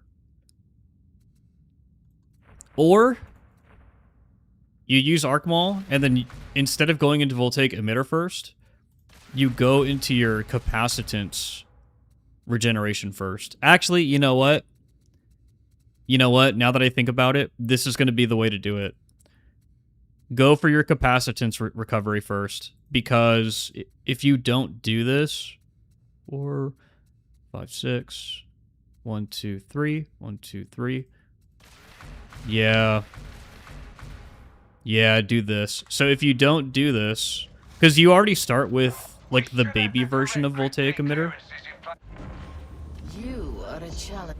You start with the baby version of... it's PTR, Karaji. Welcome, fellow WoW player. If you don't have this stuff, your Capacitance recovery is going to be so slow. So just to give you guys a little heads up on how you're going to be starting the game. Look at that, dude. Look at that. Look at how slow that is. Hitting enemies does nothing. It does nothing for you. At all. Augmented Power Cycler. We literally doubled the cooldown reduction that we have. It's literally double now.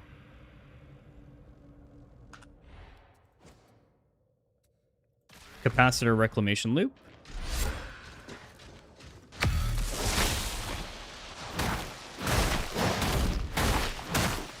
I'm not cleaving 3 targets at a time, am I? Oh.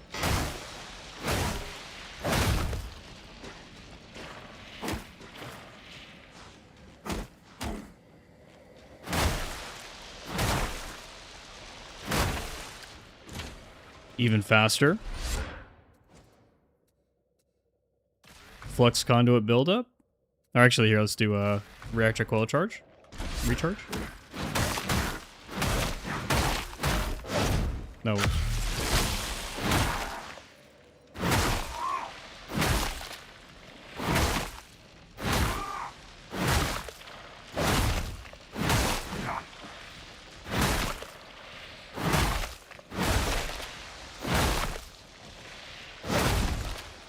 Way faster.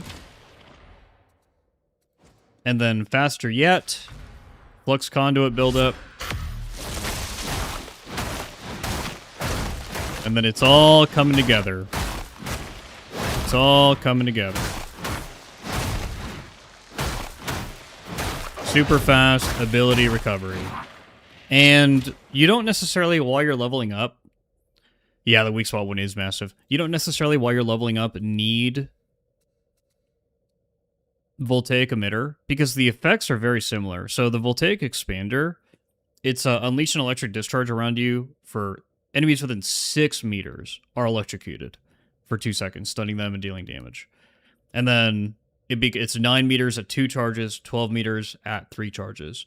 So it's definitely inferior compared to the Voltaic Emitter. But in lower difficulties, gunners are not that much of a not that much of an issue. So it's mostly there for stopping specials and like crusher overheads, maulers, stuff like that. And to set up your combo with the Arc Maul, so that you can start doing some crazy horde clear stuff. That's what I think people are going to want to do. Probably don't need Capacitor Reclamation Loop, because you're probably not going to find too many situations where you're cleaving. But building into Augmented Power Cycle and Reactor Recoil Recharge and Flux Conduit buildup right away, that's definitely going to be the way to do it. So it's going to be Arc Maul synergies at lower levels to level up. And then at this point, you're pretty close to Cord Claw. You can go over here if you want to. If you want to change your ability up. I wouldn't. I would just keep the base ability. You can go into Service Skull. The Artificer Service Skull event. That's only 2 points for your Blitz. 3 points if you want New Spirit Command. While leveling up, at this point, I'd probably try to go into a Keystone. I'd probably try to go down here and get Higher Purpose immediately. Because Higher Purpose, no matter what, is going to give you more capacitance. And more capacitance means more abilities. More abilities means more damage with the Arc Maul. And then we grab these, and then boom, you're ready for Maelstrom. You're ready for Maelstrom. Arc Maelstrom, you're good to go.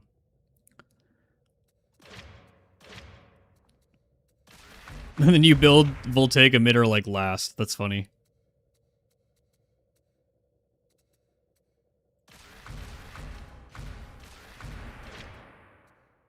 What do we not take here? Oh, we don't take this. That's right. Boom. Boom, done. How viable are the arc explosions?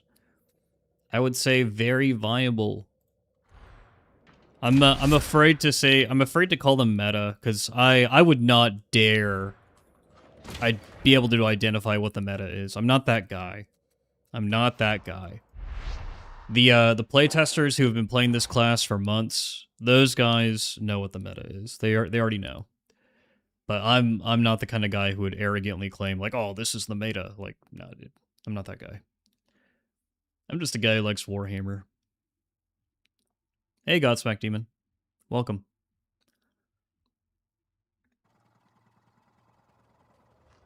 Oh, hey, Physics. How you doing, dude? How is Nospheric Command? Is it worth the 25 capacitance? Oh, yeah. Oh, yeah. It's really good, dude. It's really fucking good.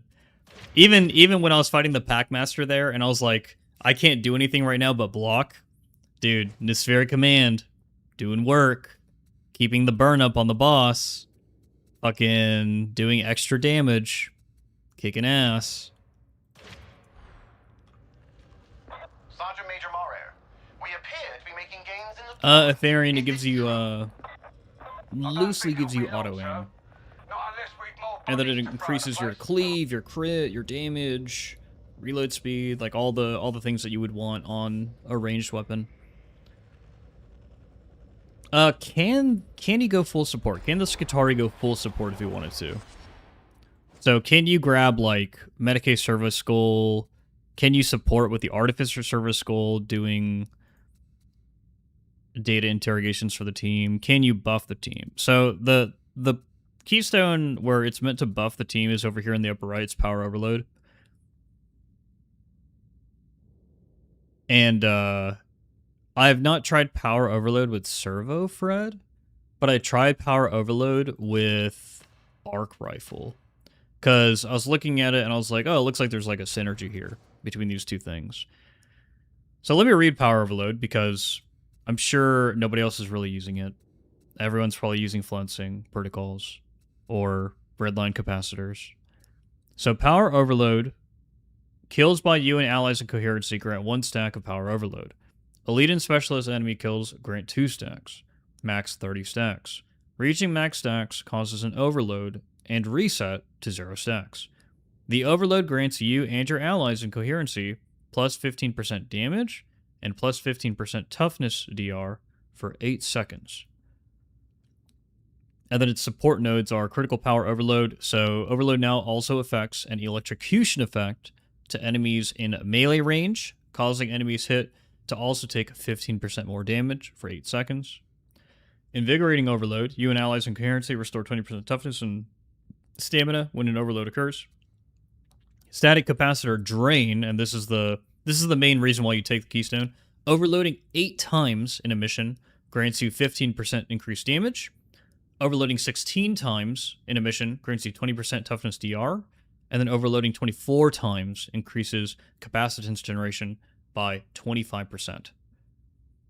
And so by the end of the mission, or if you're in a Havoc, you know, maybe in the first like 10 seconds of the mission because there's so many enemies, Static Capacitor Drain is kind of where things come in clutch because you get so much capacity generation. And then you get Power Drive, gain 5 stacks of Power Overload for each charge spent. And so if you're just popping Voltaic Emitters or you're popping Cord Claw Strikes, you're going to get charges really fast. Or you're going to get Power Overload really fast. But we're comparing this to something like Redline Capacitors. It is kind of like Rail Knight, Muppet Masquerade. Kind of like quests where you're improving permanently when you participate in them. Redline capacitors. So spending or gaining a charge grants 5% toughness DR, 5% capacitance generation for 12 seconds, stacking 4 times. So 20% toughness DR and 20% capacitance generation right away. Additionally, you have +1 max ability charges. And then resource optimization canticles, a modifier, gives you +1 additional max ability charges and redline capacitor max stacks.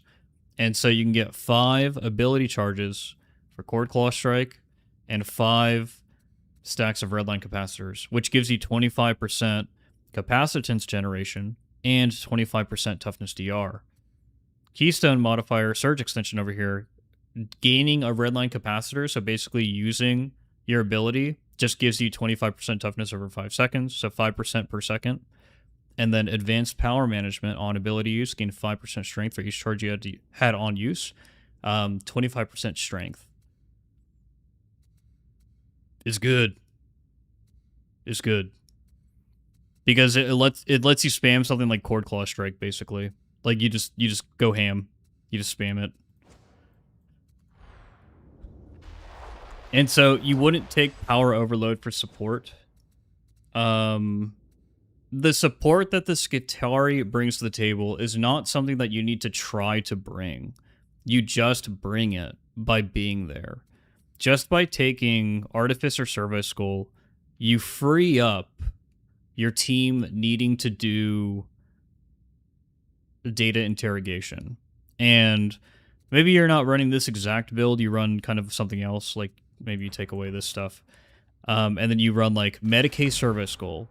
Do it. You know, bring this, but don't be the player who takes grenades away from a Hive Scum who is just screen wiping the freaking the mission over and over again with their RPG, because that is ultimately going to be more useful than Medicae Servo Skull.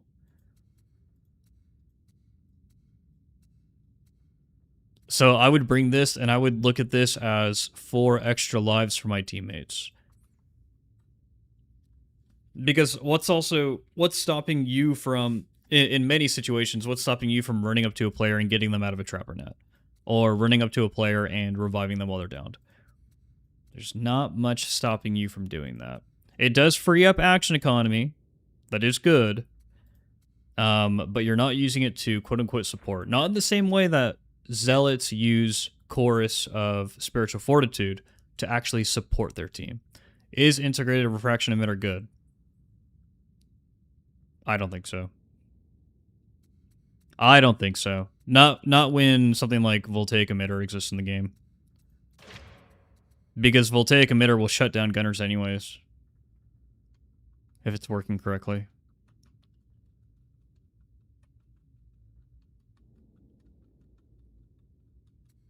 But,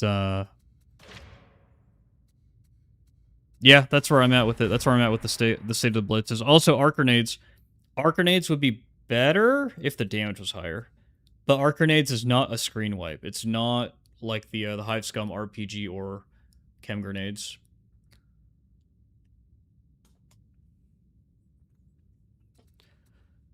Would you say there are any essential skills for every build to have? I don't know if I'm going to make a single build that doesn't have auto repair doctrines and galvanized coating. Because having guaranteed 3% toughness regen per second, which increases per current charge, so that you can actually get up to 5.5% with 5 charges because of redline capacitors. And then galvanized coating, which gives you stun immunity just as the second talent point. Like, bro, come on. Come on. Like, that's amazing for any build. Any build needs this. And then everything else is probably subjective.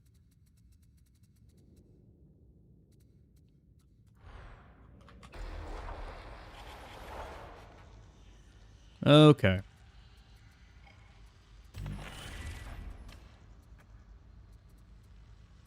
No, not Road to No Man's Land. So, guys, I know we disconnected earlier. I really wanted to show off the Servo Skull doing the interrogation. I think that would have been really cool. But I also think that we would have completed the mission. We killed a Packmaster.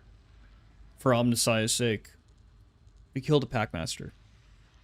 So, are we fair to say that I basically completed this and I can go on to Consignment Yard, which also has data interrogation? Is that fair? Can we move on? Count that as a W.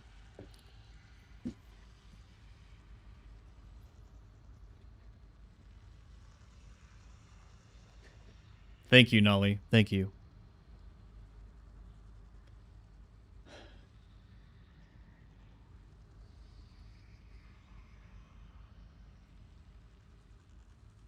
Awesome.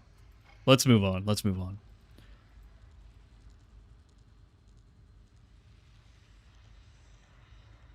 I don't know if there are any balance updates to the other classes. I haven't tested them. I've just been playing Skitarii, so... It's on you for not appeasing to your router's machine spirit. I don't know if error 2014 is on me or if that's on the game. I don't know. That's so funny though.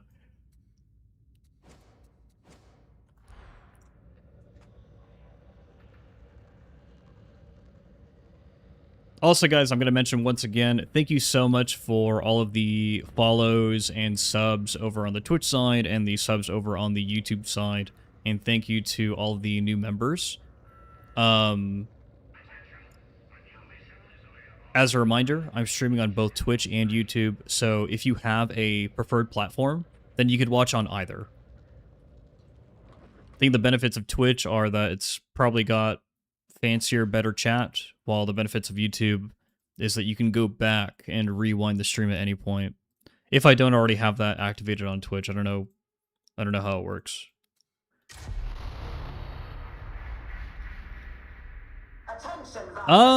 Raulor R4U0R Raul. No. No. I did not get patch notes or anything. You could rewind on Twitch, Nolly? Okay, perfect, yep. If you do not do so voluntarily, I'm sure that Stephanie will oblige. The sound seems kind of buggy. Can't hear the music.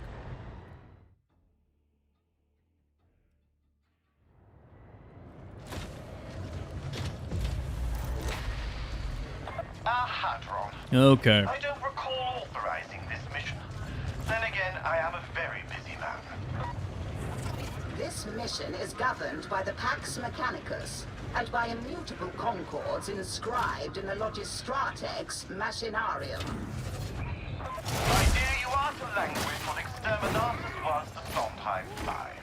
But please, continue. Thank you, Interrogator. The strike team will now proceed to the production nexus. Bro, Vanguards, please. You should not be able to eat a freaking cord claw strike. They should just fall over. Industrious place. Good. The walls are right.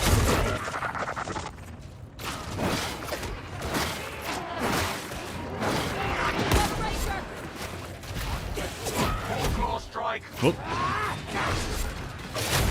Rager is dead.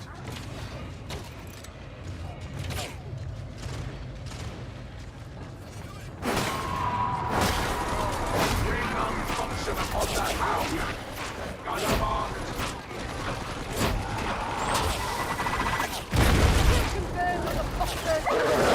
Identified. Slain. Carcass are dug in!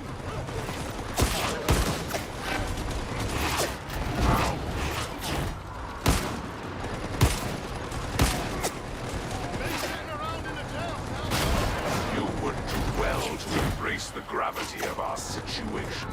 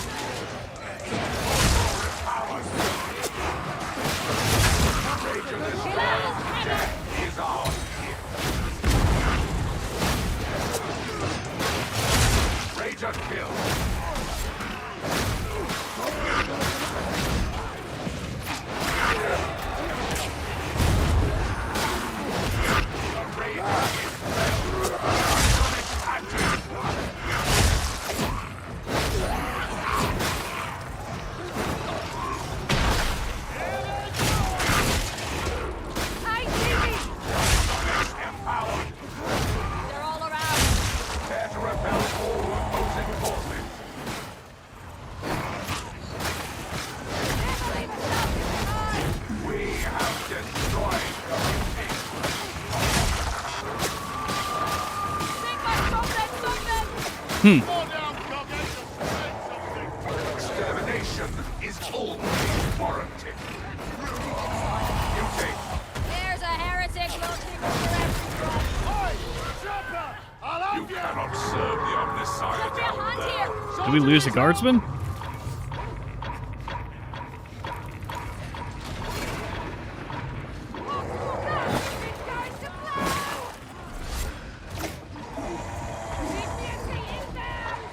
Let's push this boy real quick.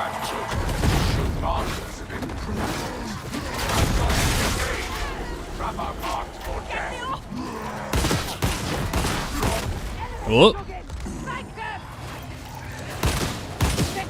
Don't stay down. Guards fixed together, yeah.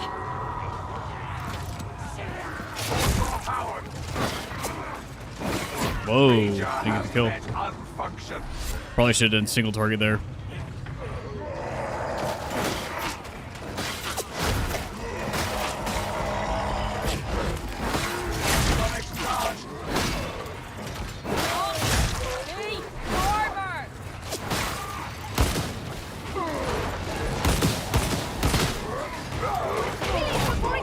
Bro, these shields, holy moly.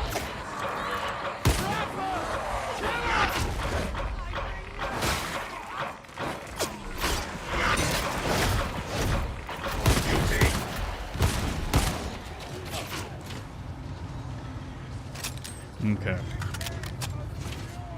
Let them all burn. Let them all burn, dude.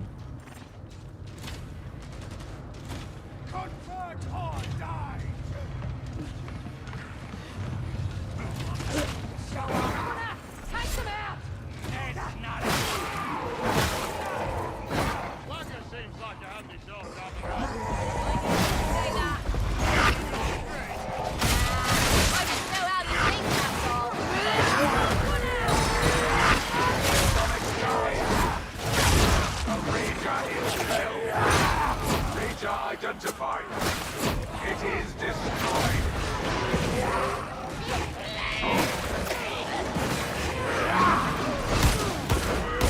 Traitor kill.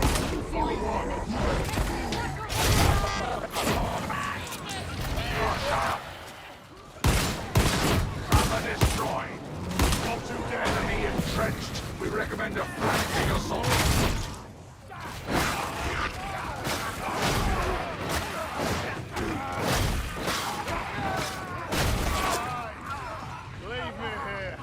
Silly, silly guardsmen.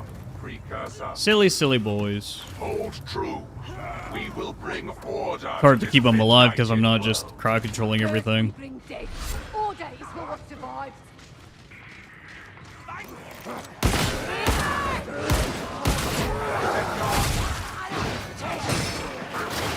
Sonics empowered.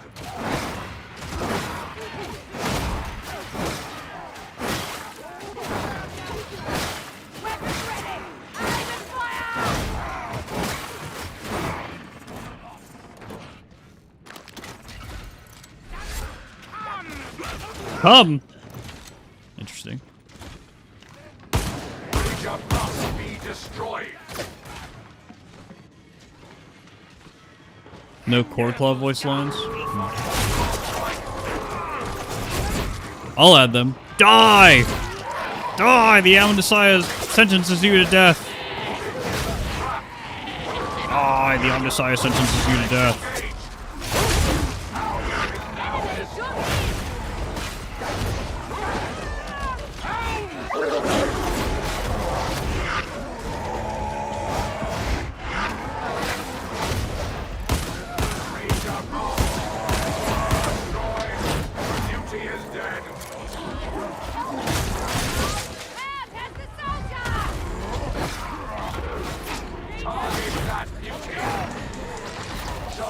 Identified.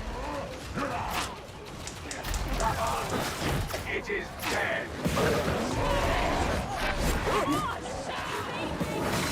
Hound destroyed. Active.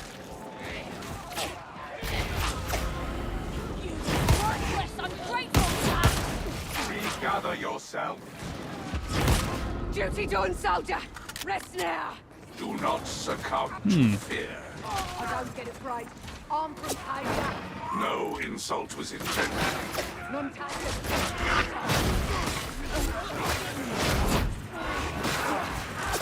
A precision shot. We approve.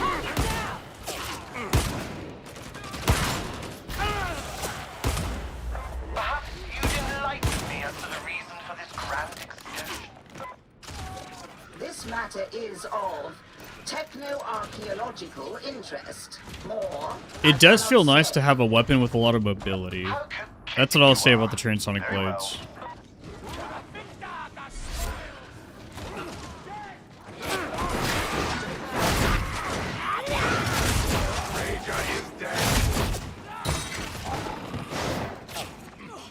You require assistance?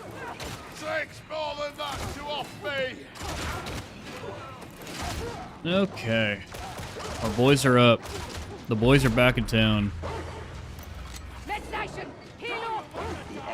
Take this, because the boss is just going to take it otherwise. Don't worry about clearing the meditation. Oh, you're not. Ranger has met unfunction. A star's better than a medal. This is the end. Come out and play, heretics. Your adherence to protocol lacks. When did you? It is imperative that you correct this. I can't do that. It's part of natural charm.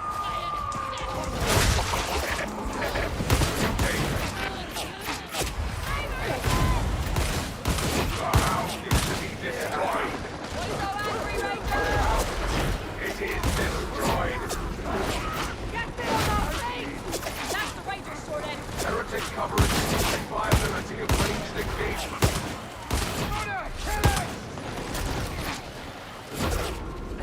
Take it off, soldier. Make it fast. I've debts to pay. There's the Skitarii Marshal headpiece.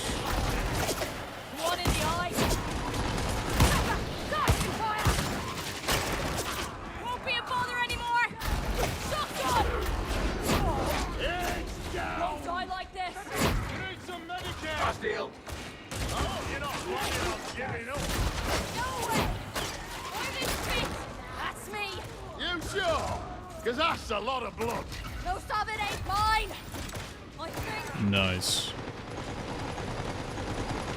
Destroy that gunner. How a build deals with gunners is always something that I'm fascinated with. Because it's so important for Havoc. And we could easily deal with it. Neither. That is different. I maintain vigilance. See, it's less target. Interesting idea. What idea who? Not yet. Love it. Did not say it was a who. Come out and fight. Howard. Shotgunner! Gunner! Get some capacitance back. Another one! I don't remember owing you anything. Look at that. Supposed to hit your head into the bargain. Ranger destroyed. No one shot, huh?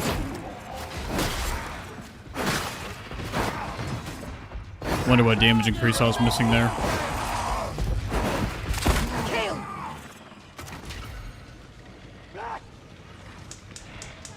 I find myself amazed this unremarkable world would hold anything of interest to you. Your attempt at interrogation is acknowledged, discarded, and ignored. For shame that you would say such a thing. Shotgun advance.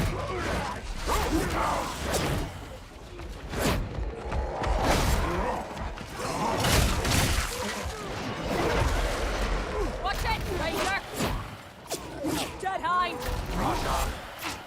Observer identified. Transonic strike. I think you need the 15% damage increase from the service goal You lead. in order to get the one-shot breakpoint with this build. That's interesting. Transonics active.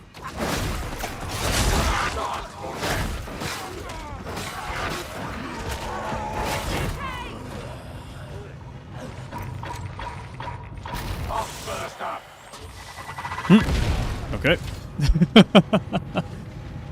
Think I hit torso? Got you, Wade. All this sending around makes me nervous. I'll pay attention to it. I only trust real soldiers. Cute. Varlets, you will require data interrogators to open that door. Hand incoming!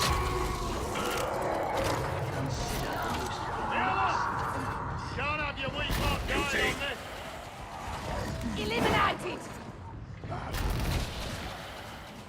Flamer track fancies their chances! I was like, dude, there's no way. The bots are just gonna fucking kill him. So, spicy egg whites, you can do anything with the claw. Because if you just tap it, I have it spec'd to where it does a cleave, and then if you hold it, then it's a heavy single target damage attack. So it depends on how you've spec'd it. It is destroyed.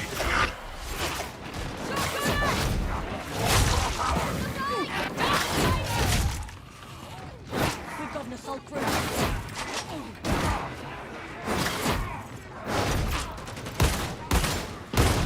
Identified.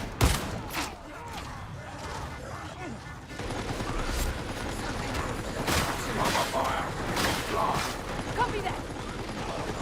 Let's go in! Trapper dead.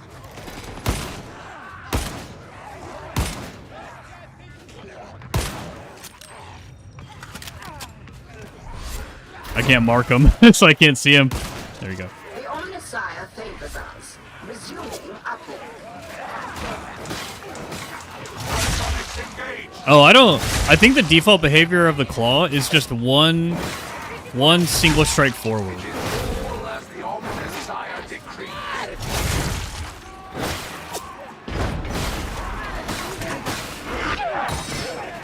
Sonic strike.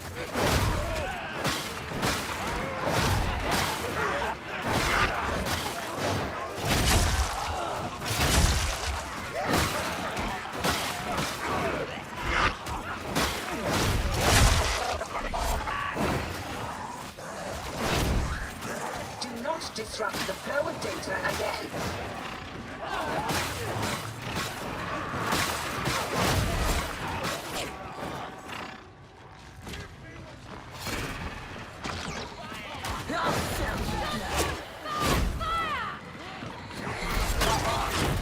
Interrogation approaching completion.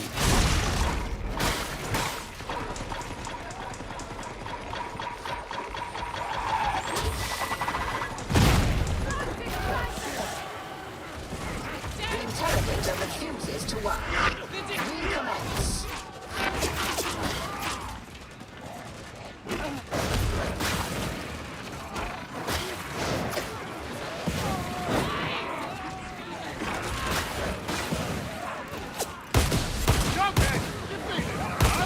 Enemies of the Omnissiah deserve no mercy. Trapper withdrawing from strike zone.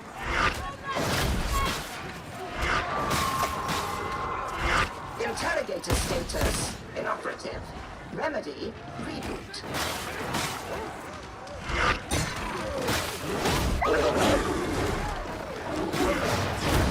Box now.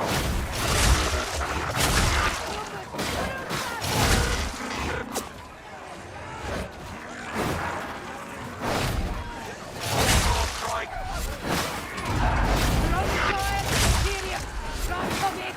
This pleases the Omnissiah.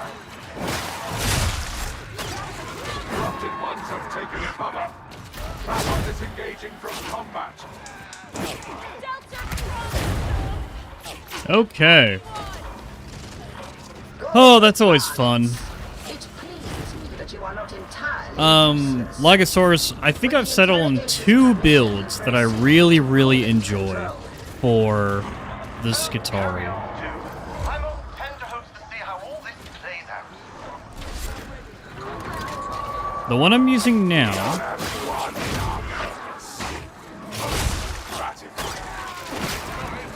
And the one that I use with Archimol and Archimeter. I love both of them.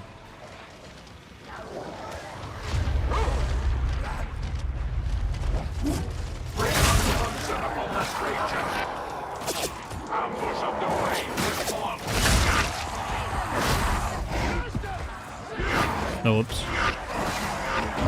Lost my mouse there for a sec.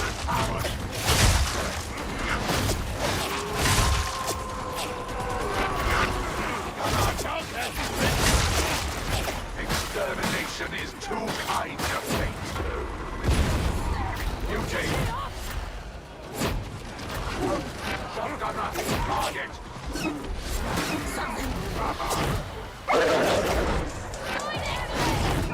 Function and flames the house.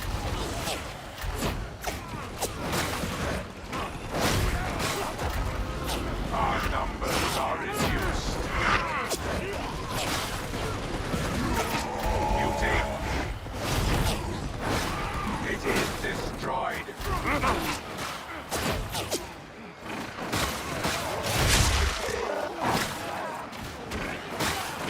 The corrupted ones are massive.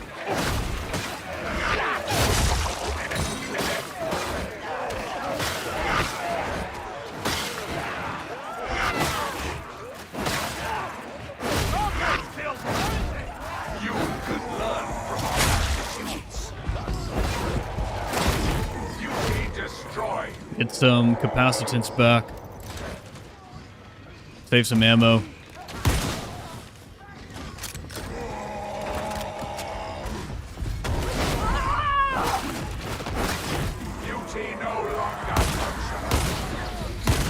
The consignment yard is close. Glad your confidence, Varlet. Always a pleasure to see you flex your leadership Megadeth track, Patrick. Chuck's flame is dead!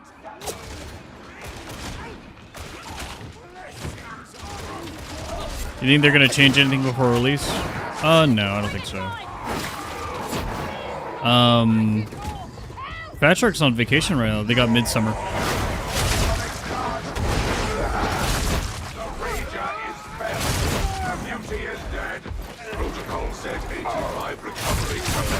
Yeah, they got Midsummer right now, so they're not here. Advance, give them fire. Oh!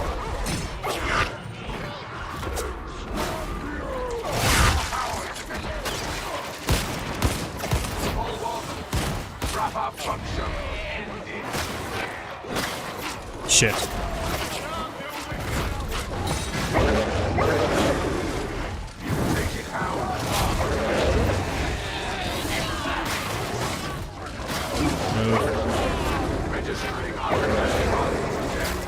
No! Oh no. Packmaster spawned at the worst time. This build has kind of got some stamina problems.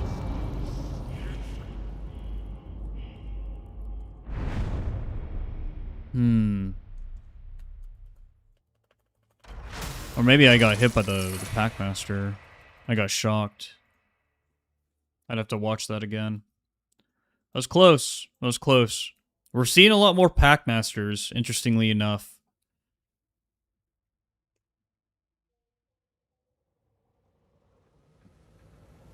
The new Skitarii weapons? Do any of them have parry? I don't think so.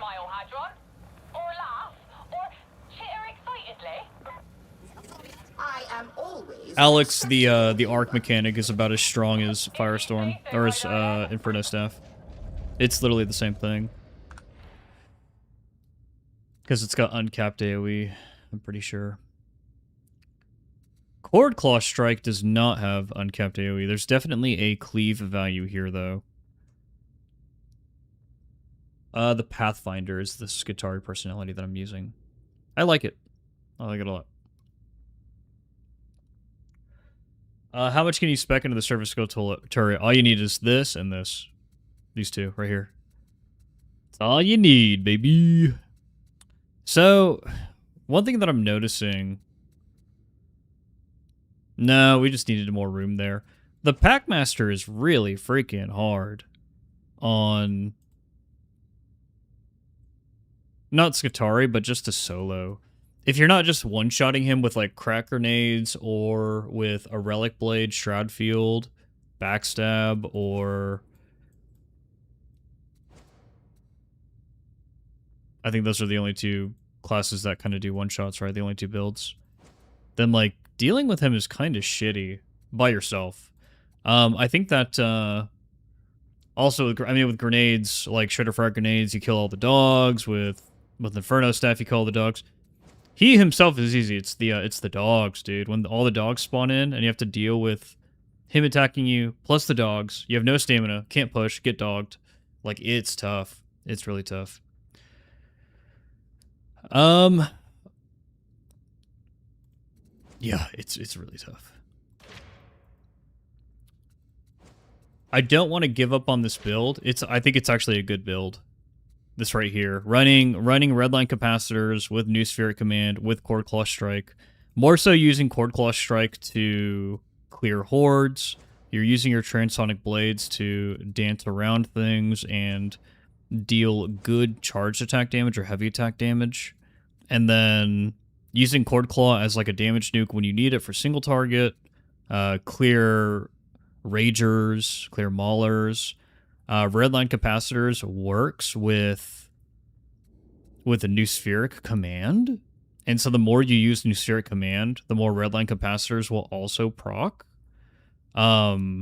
Which is freaking cool. But you do have to use Cord Claw once at least every 10 seconds to get 10%, or to get 25% increased strength.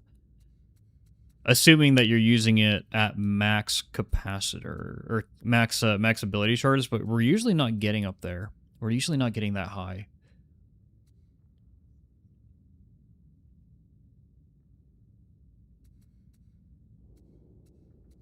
But yeah, this is fun. This is fun. Yes, Greta Seconds, we are on Skitarii the sequel.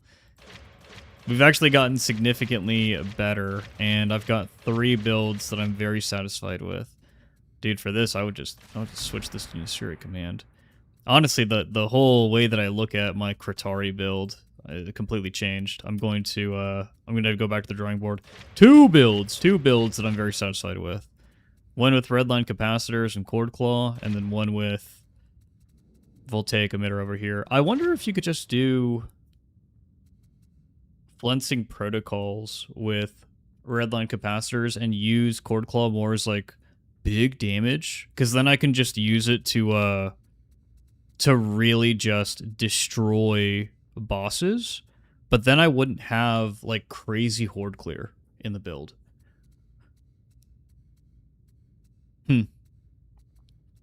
It is worth thinking about for sure.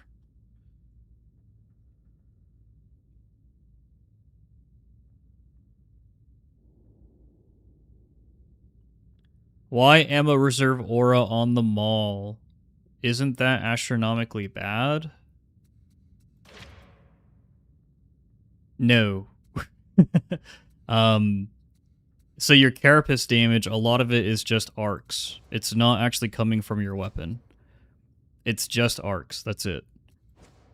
So it's the arcs that are hitting the carapace enemies and the fucking electricity. It's not the actual damage of the arc maul itself. It is good because it is a blunt weapon. It's got pen on it. It's got penetration, so it's gonna deal good damage. Like, you don't need 15% or 7.5% more rending.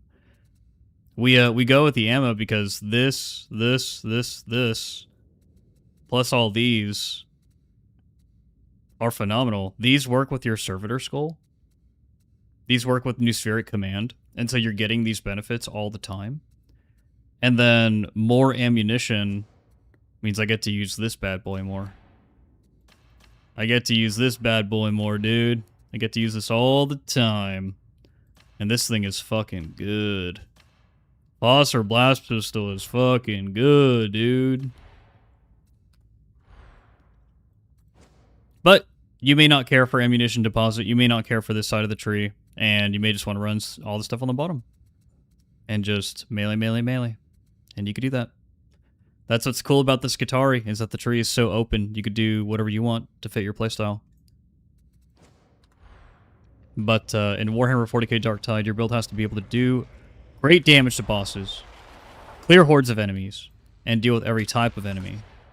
And so, having this versatile kit is definitely more up my alley.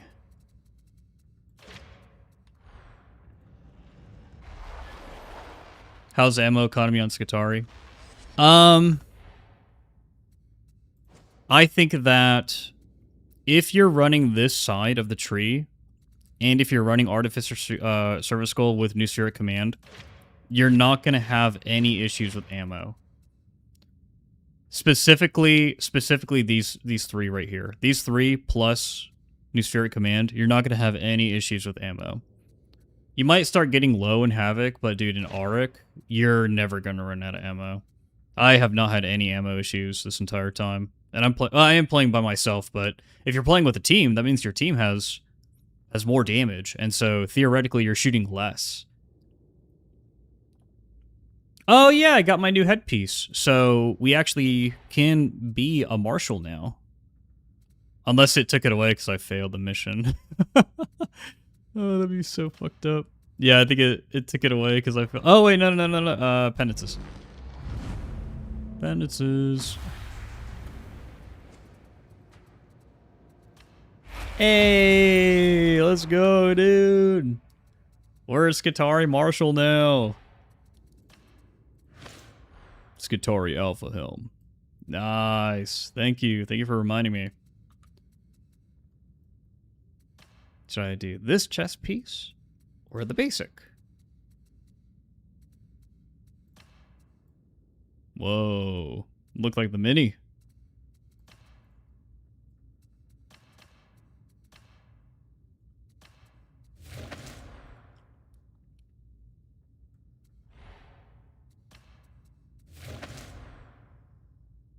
Kind of like the basic.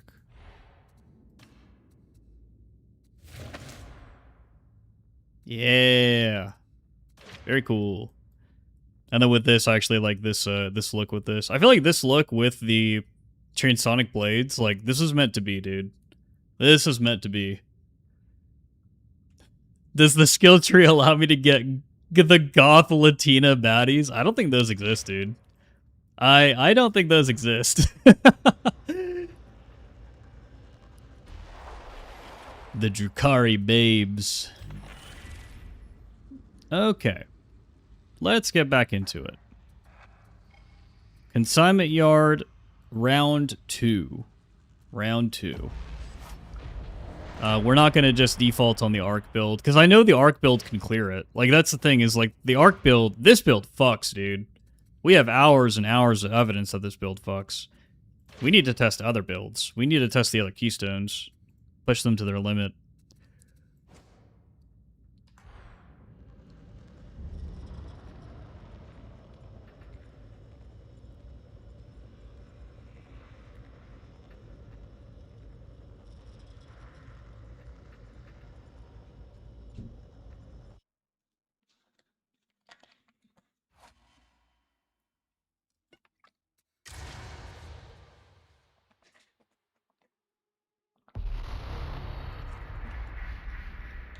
Attention, varlets. The heretics have waylaid a cargo train at Manufactorum HL 1736. This train holds a special... Yeah, Fires, the Kairas, this is the test server. And that I do not care to explain. Your task is to secure the train and forget that you ever undertook this mission. If you do not do so voluntarily, I'm sure that Stephanie will oblige.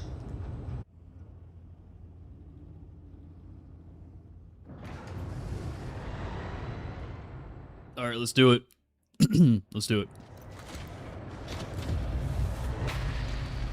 I seem to have forgotten authorizing this mission. Alas, Heavy hangs the head of Ivan Rannick. I love how the, what is it, the hunter personality for the Skitarii basically just is like, bro, just put Hadron in charge. Put Hadron in charge, please. No, didn't follow word of that. But don't let me get in your way. I'm merely an intrigued and impartial observer. Thank you, interrogator. The strike team will now proceed to the production nexus. You're worried about something? I don't want to hear it. That gunner's function.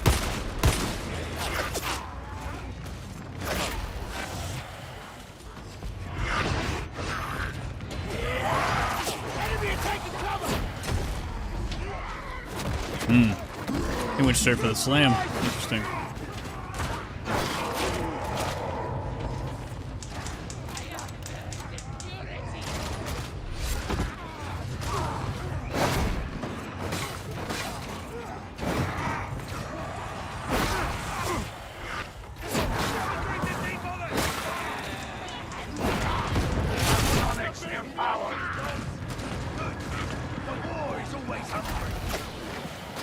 Ranger has met unfunction.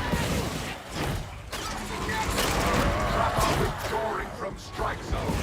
Electronics active. Not half bad. He's coming from you. You feeling all right? I want to kill. That's normal, right? Yeah. Electronics charged. I have no patience for the Vanguards, dude. No patience at all. Hearing more about that Wolfer. He's a big one. Die like the rest. I will waste ammo on these. I do not care. I'll do it. I'll fucking do it.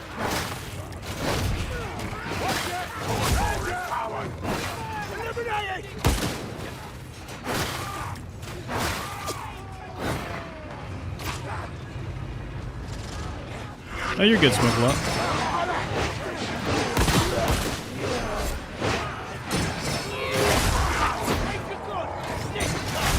Ranger destroyed. We have destroyed the beauty.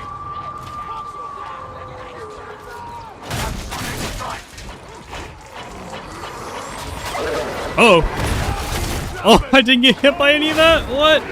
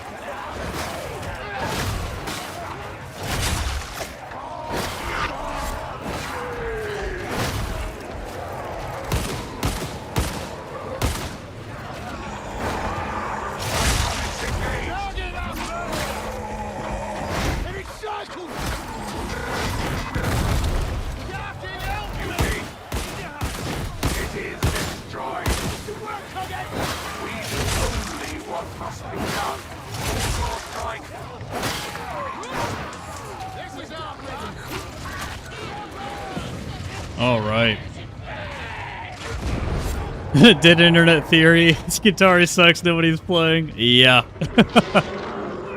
We got boss. Plague-Ogie.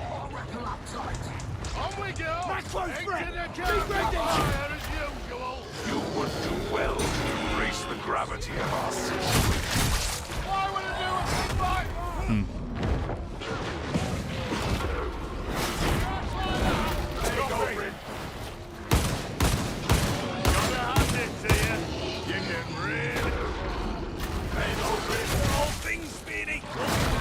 Ow. Go for the head. See if we can't go behind right open. For the on this side. Hopefully that's our boss and we don't get a Packmaster. We'll see. We'll see. So far, what weapons do you think combo best with the claw ability? combat blade. No, probably the transonic blades because you gotta kind of build into it a little bit.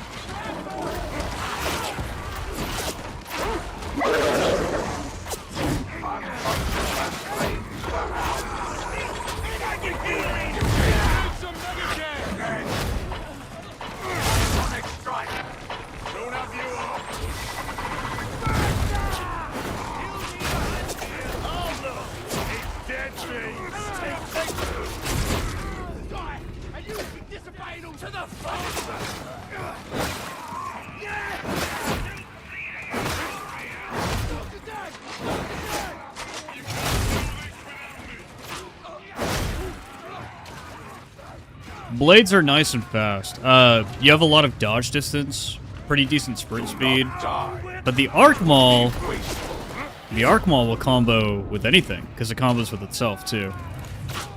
The Arc Maul is pretty cracked, pretty cracked. Like a corroded Yeah, Mr. Yep. We shall see that it is brought Yep. into the light. Oi! No one's polishing me! They're all right. Scar impedes function. It is naught but a burden. You stay well away from me. Got it?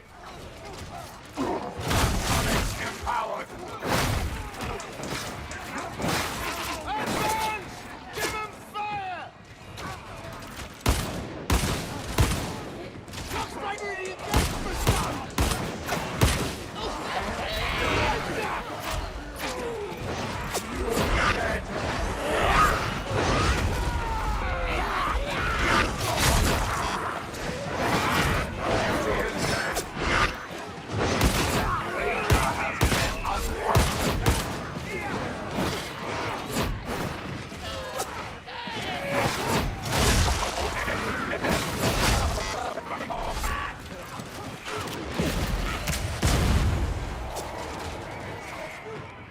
Master! See it!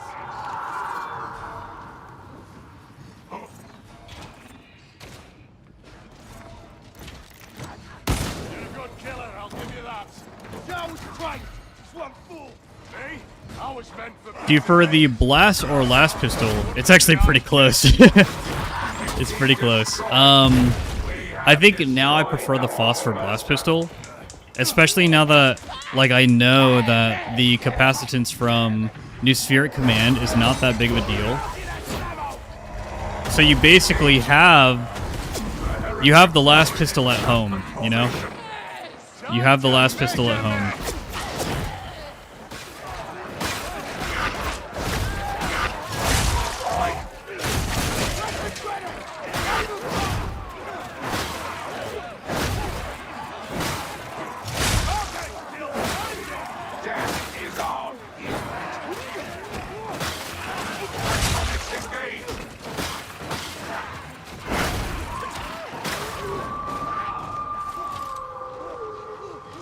Does a blast light up darkness? I don't know.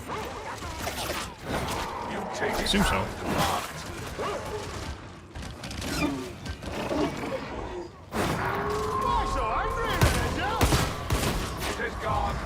Care to give me a clue as to what you're looking for, Hadron?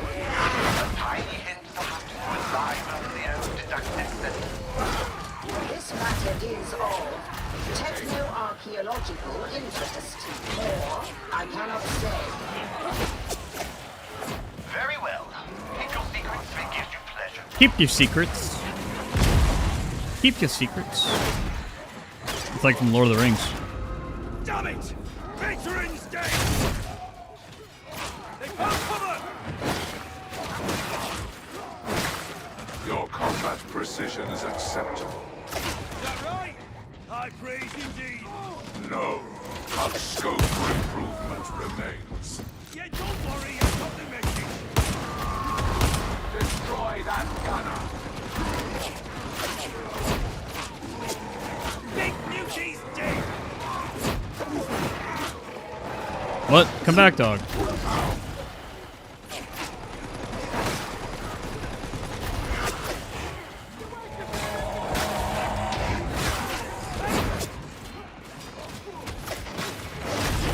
Beauty slain.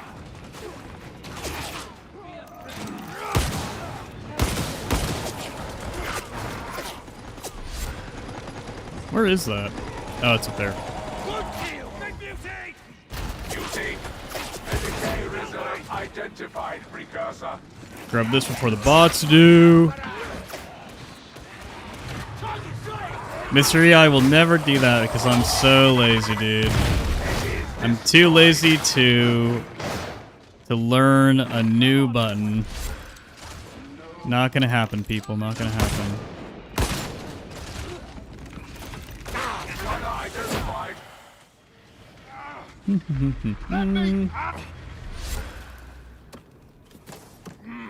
Emperor's throne. I've missed being in the field. Hollow, there are a lot of interactions. There are a lot of interactions with this class. There are going to be a lot of synergies that people find with the other classes too.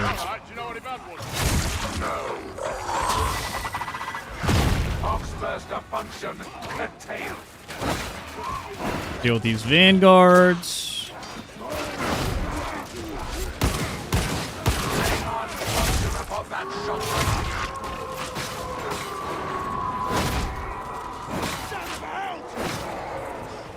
Hello?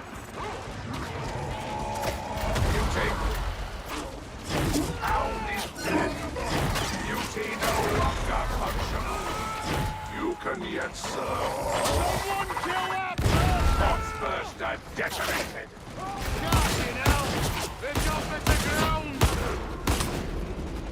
Don't walk bloody word, yeah!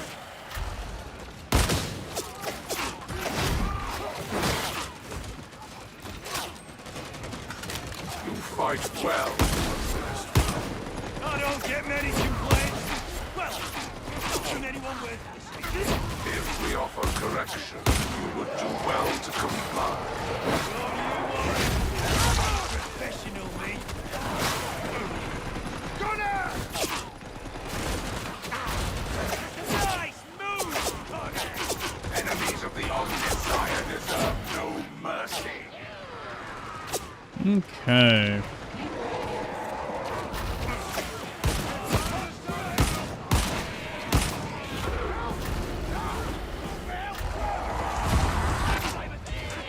Beauty identified. On-function is given. Do not permit them to divide us. Help!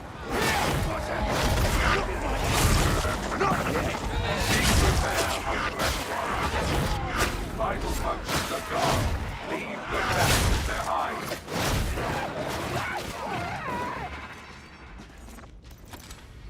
Nice. How would you rate the Skitarii with the other classes? In terms of what?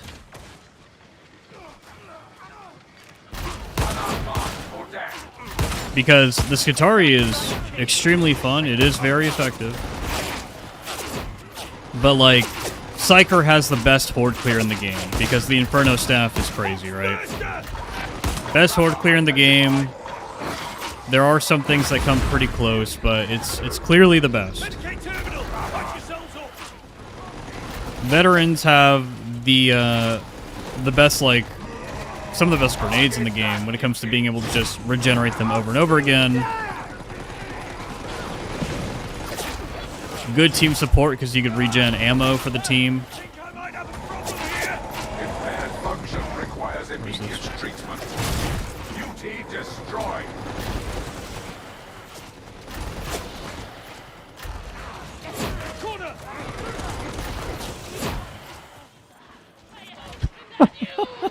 Oh, the Servo Skull is so great. Boss damage, the Zealots probably got everyone beat.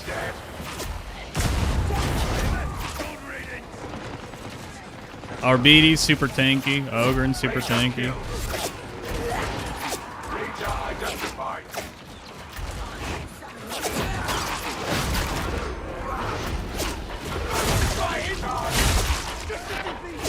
Where's the Burster?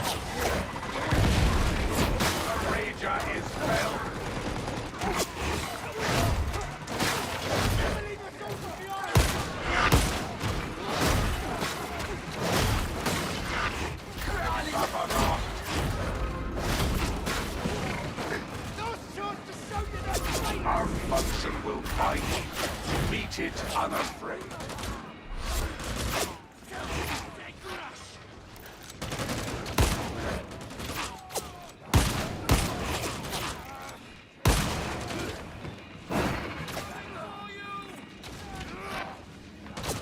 I will say the Skitarii is fluid, man. It might be the most fluid class because being able to like regenerate ammo, on demand kill special with just tagging them, not having to reload if you don't want to. Like, it's fluid, dude. It is super fluid. I find myself A pack master? Are you kidding me? would hold anything of interest to I have the distinct impression that you already know more than you should. Suspicion on every hand. Fortunately, I'm a smart. We're gonna have to take our time.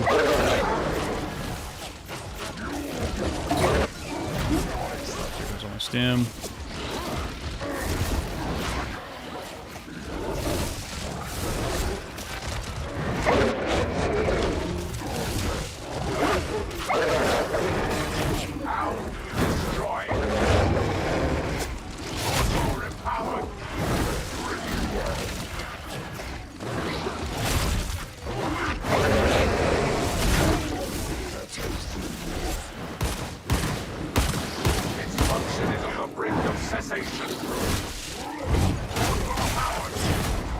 Let's fucking go, dude. Get fucked, bro.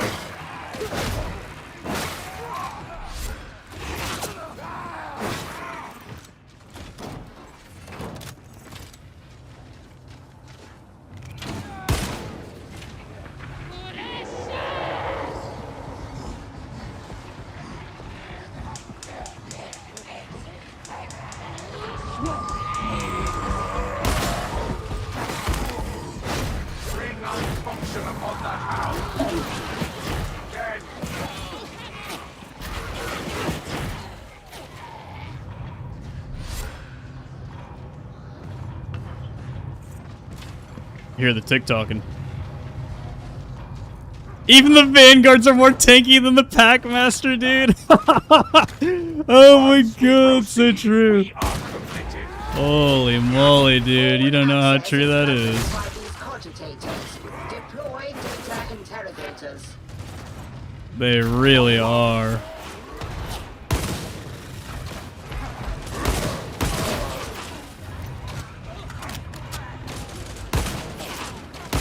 Hotspurs are marked for death.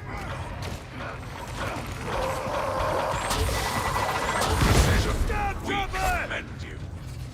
If you are breathing, you can fight. What's the broken ribs, yeah? Okay. 2 bosses down in this run, and we're gonna get another one. Dude, watch it be another freaking Packmaster at the very end here. Holy moly, that would be hilarious. The game just won't let me get away. It won't let me live him down. The developers are like, oh yeah, you want the Packmaster in the base game? Yeah, we got you. We got you. We'll put him in. We'll put him in. We'll put him in everywhere. You're gonna run into him so much that you're gonna wish we never put him in. Oh my goodness.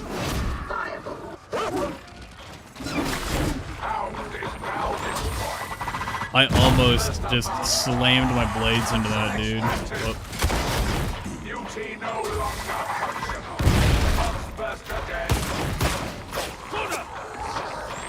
Get away, get away.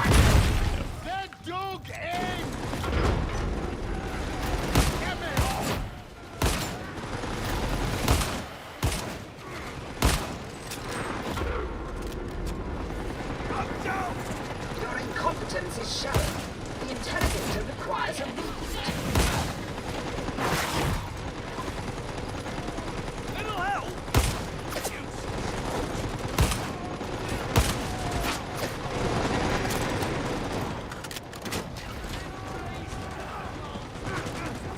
Do not disrupt the flow of data again.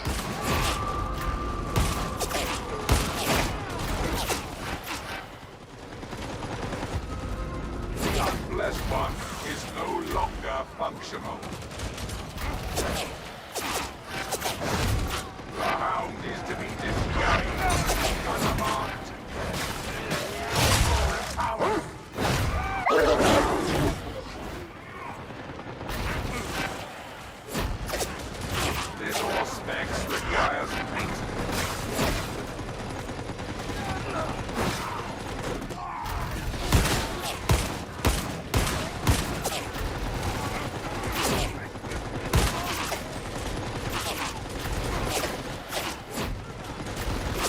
heavy cover. Begin assault. Sonic strike. Can I make the service skull go into the objective from up here? You can. You can. Oh my goodness, that is amazing.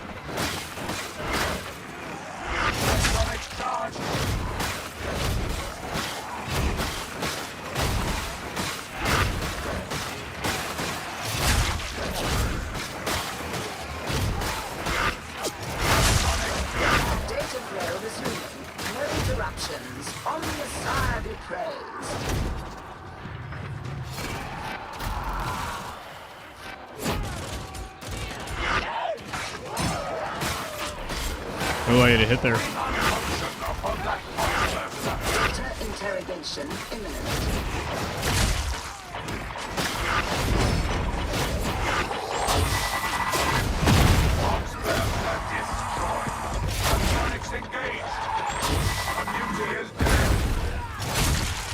The data interrogator requires your attention.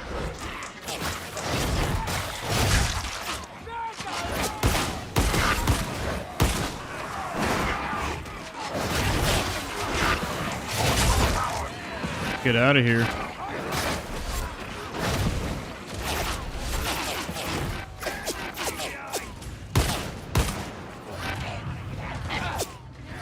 Protocol set 85 recovery commenced. Leave me alone, will you? Bring it, you degenerate! Reconnect. Retry. Resume. There's no damage to him! Surely it's not damage to that, okay? Extermination is too kind.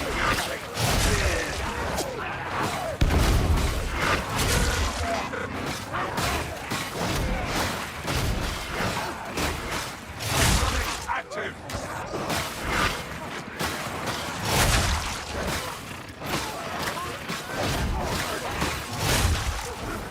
Process failure. Reapply. This time, pay more attention.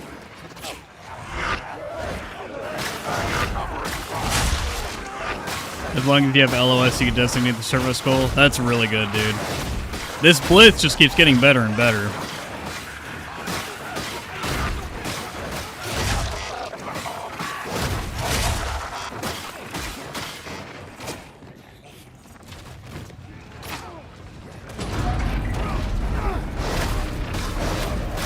We have identified a medical station. Let's get our boys up. Where them boys at? Yeah, machine language, Deadbeat Senpai. Machine language. It's fucking epic. Ow! Be gentle! Okay.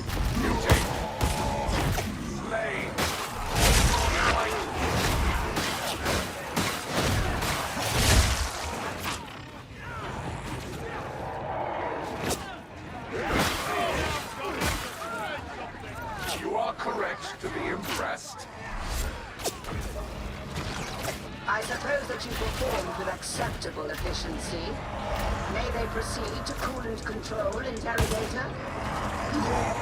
Carry on, too. I'm on tenterhooks to see how all this plays out. Yeah, I do like how the cord claw strike, it does seem like a blitz. It kind of functions similar, especially when you put it side by side with New Spheric Command here, which is kind of doing something similar. It's just on-demand servo skull damage. It's nice. It's really nice. It's fun, dude. It's just a good time.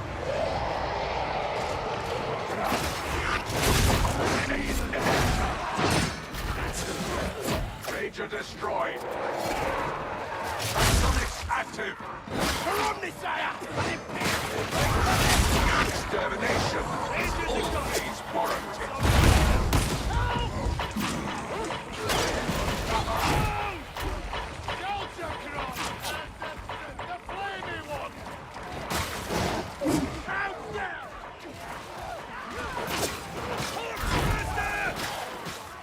Where's the pox burster? There it is.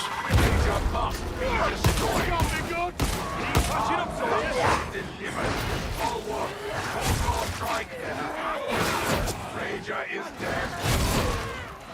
Don't you dare! Got the move, soldier! Hurry up! There we go. Heretics to kill. I've seen better than us going to zone 20. Not one out. Stay sharp. Right. Come right. Rabon is engaging from combat. Come back, Carl! Get down!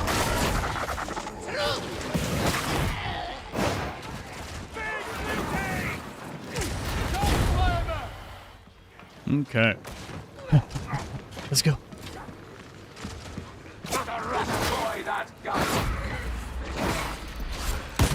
Target that Ranger. Save.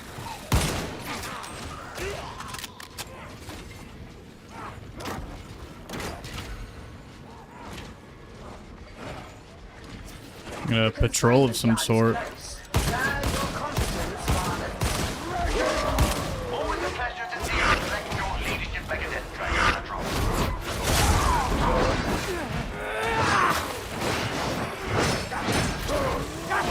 Ranger has met unfunction. Get me up! Come on!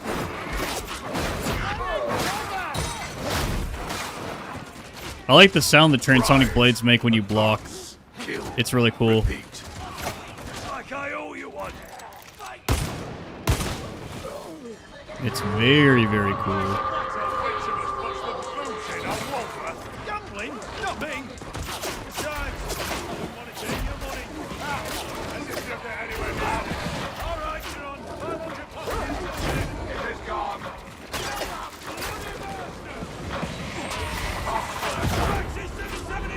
Whoops. Dude, there are going to be a lot of people who run the Start Command who will mark bursters on accident. CSAT gunners function. They're going to mark them on accident, dude. I can see it. I can see it already.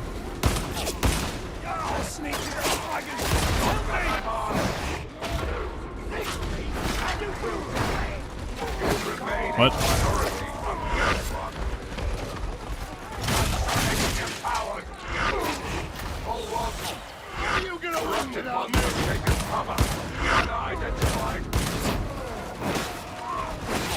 The Omnissiah requires your service. Sonic strike.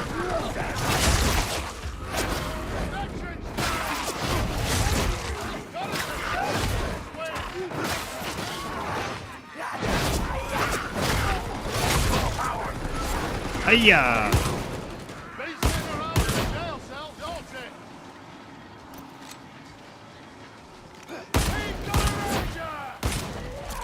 Shotgunner identified. Sonic charge. Precursor no longer functions.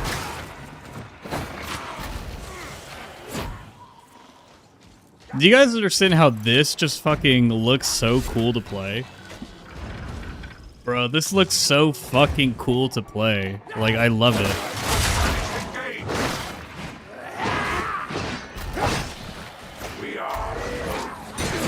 Oh, we have no capacitance.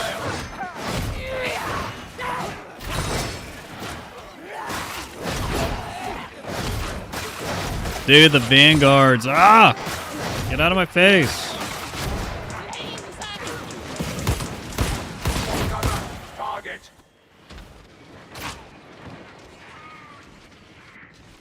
Yeah, this is why Fat Shark is still king, bro. Exactly. Holy moly. It looks and feels good to play. Unleash the necessary violence. Destroy that gunner.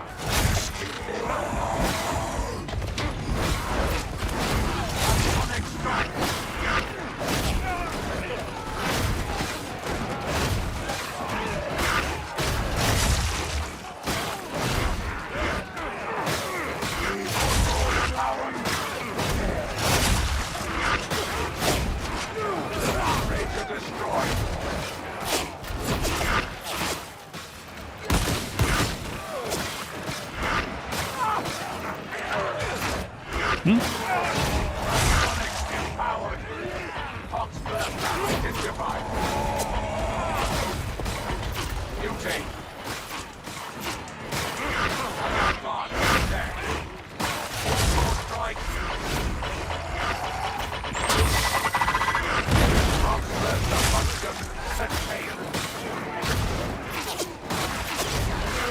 No! Ah! I ran out of dodges. Whoops. Ugh. I wanted to go for the res for the guardsman dude, but we fucked up.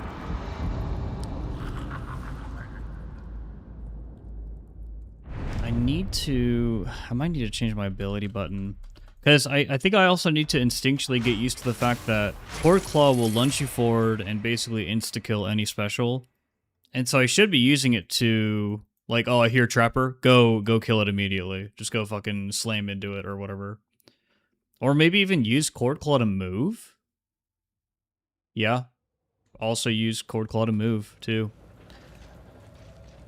Oh, no, dude.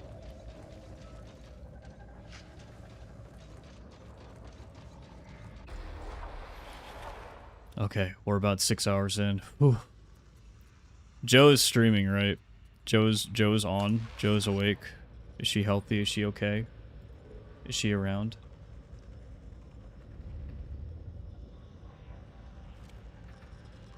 I think she is. I think she is.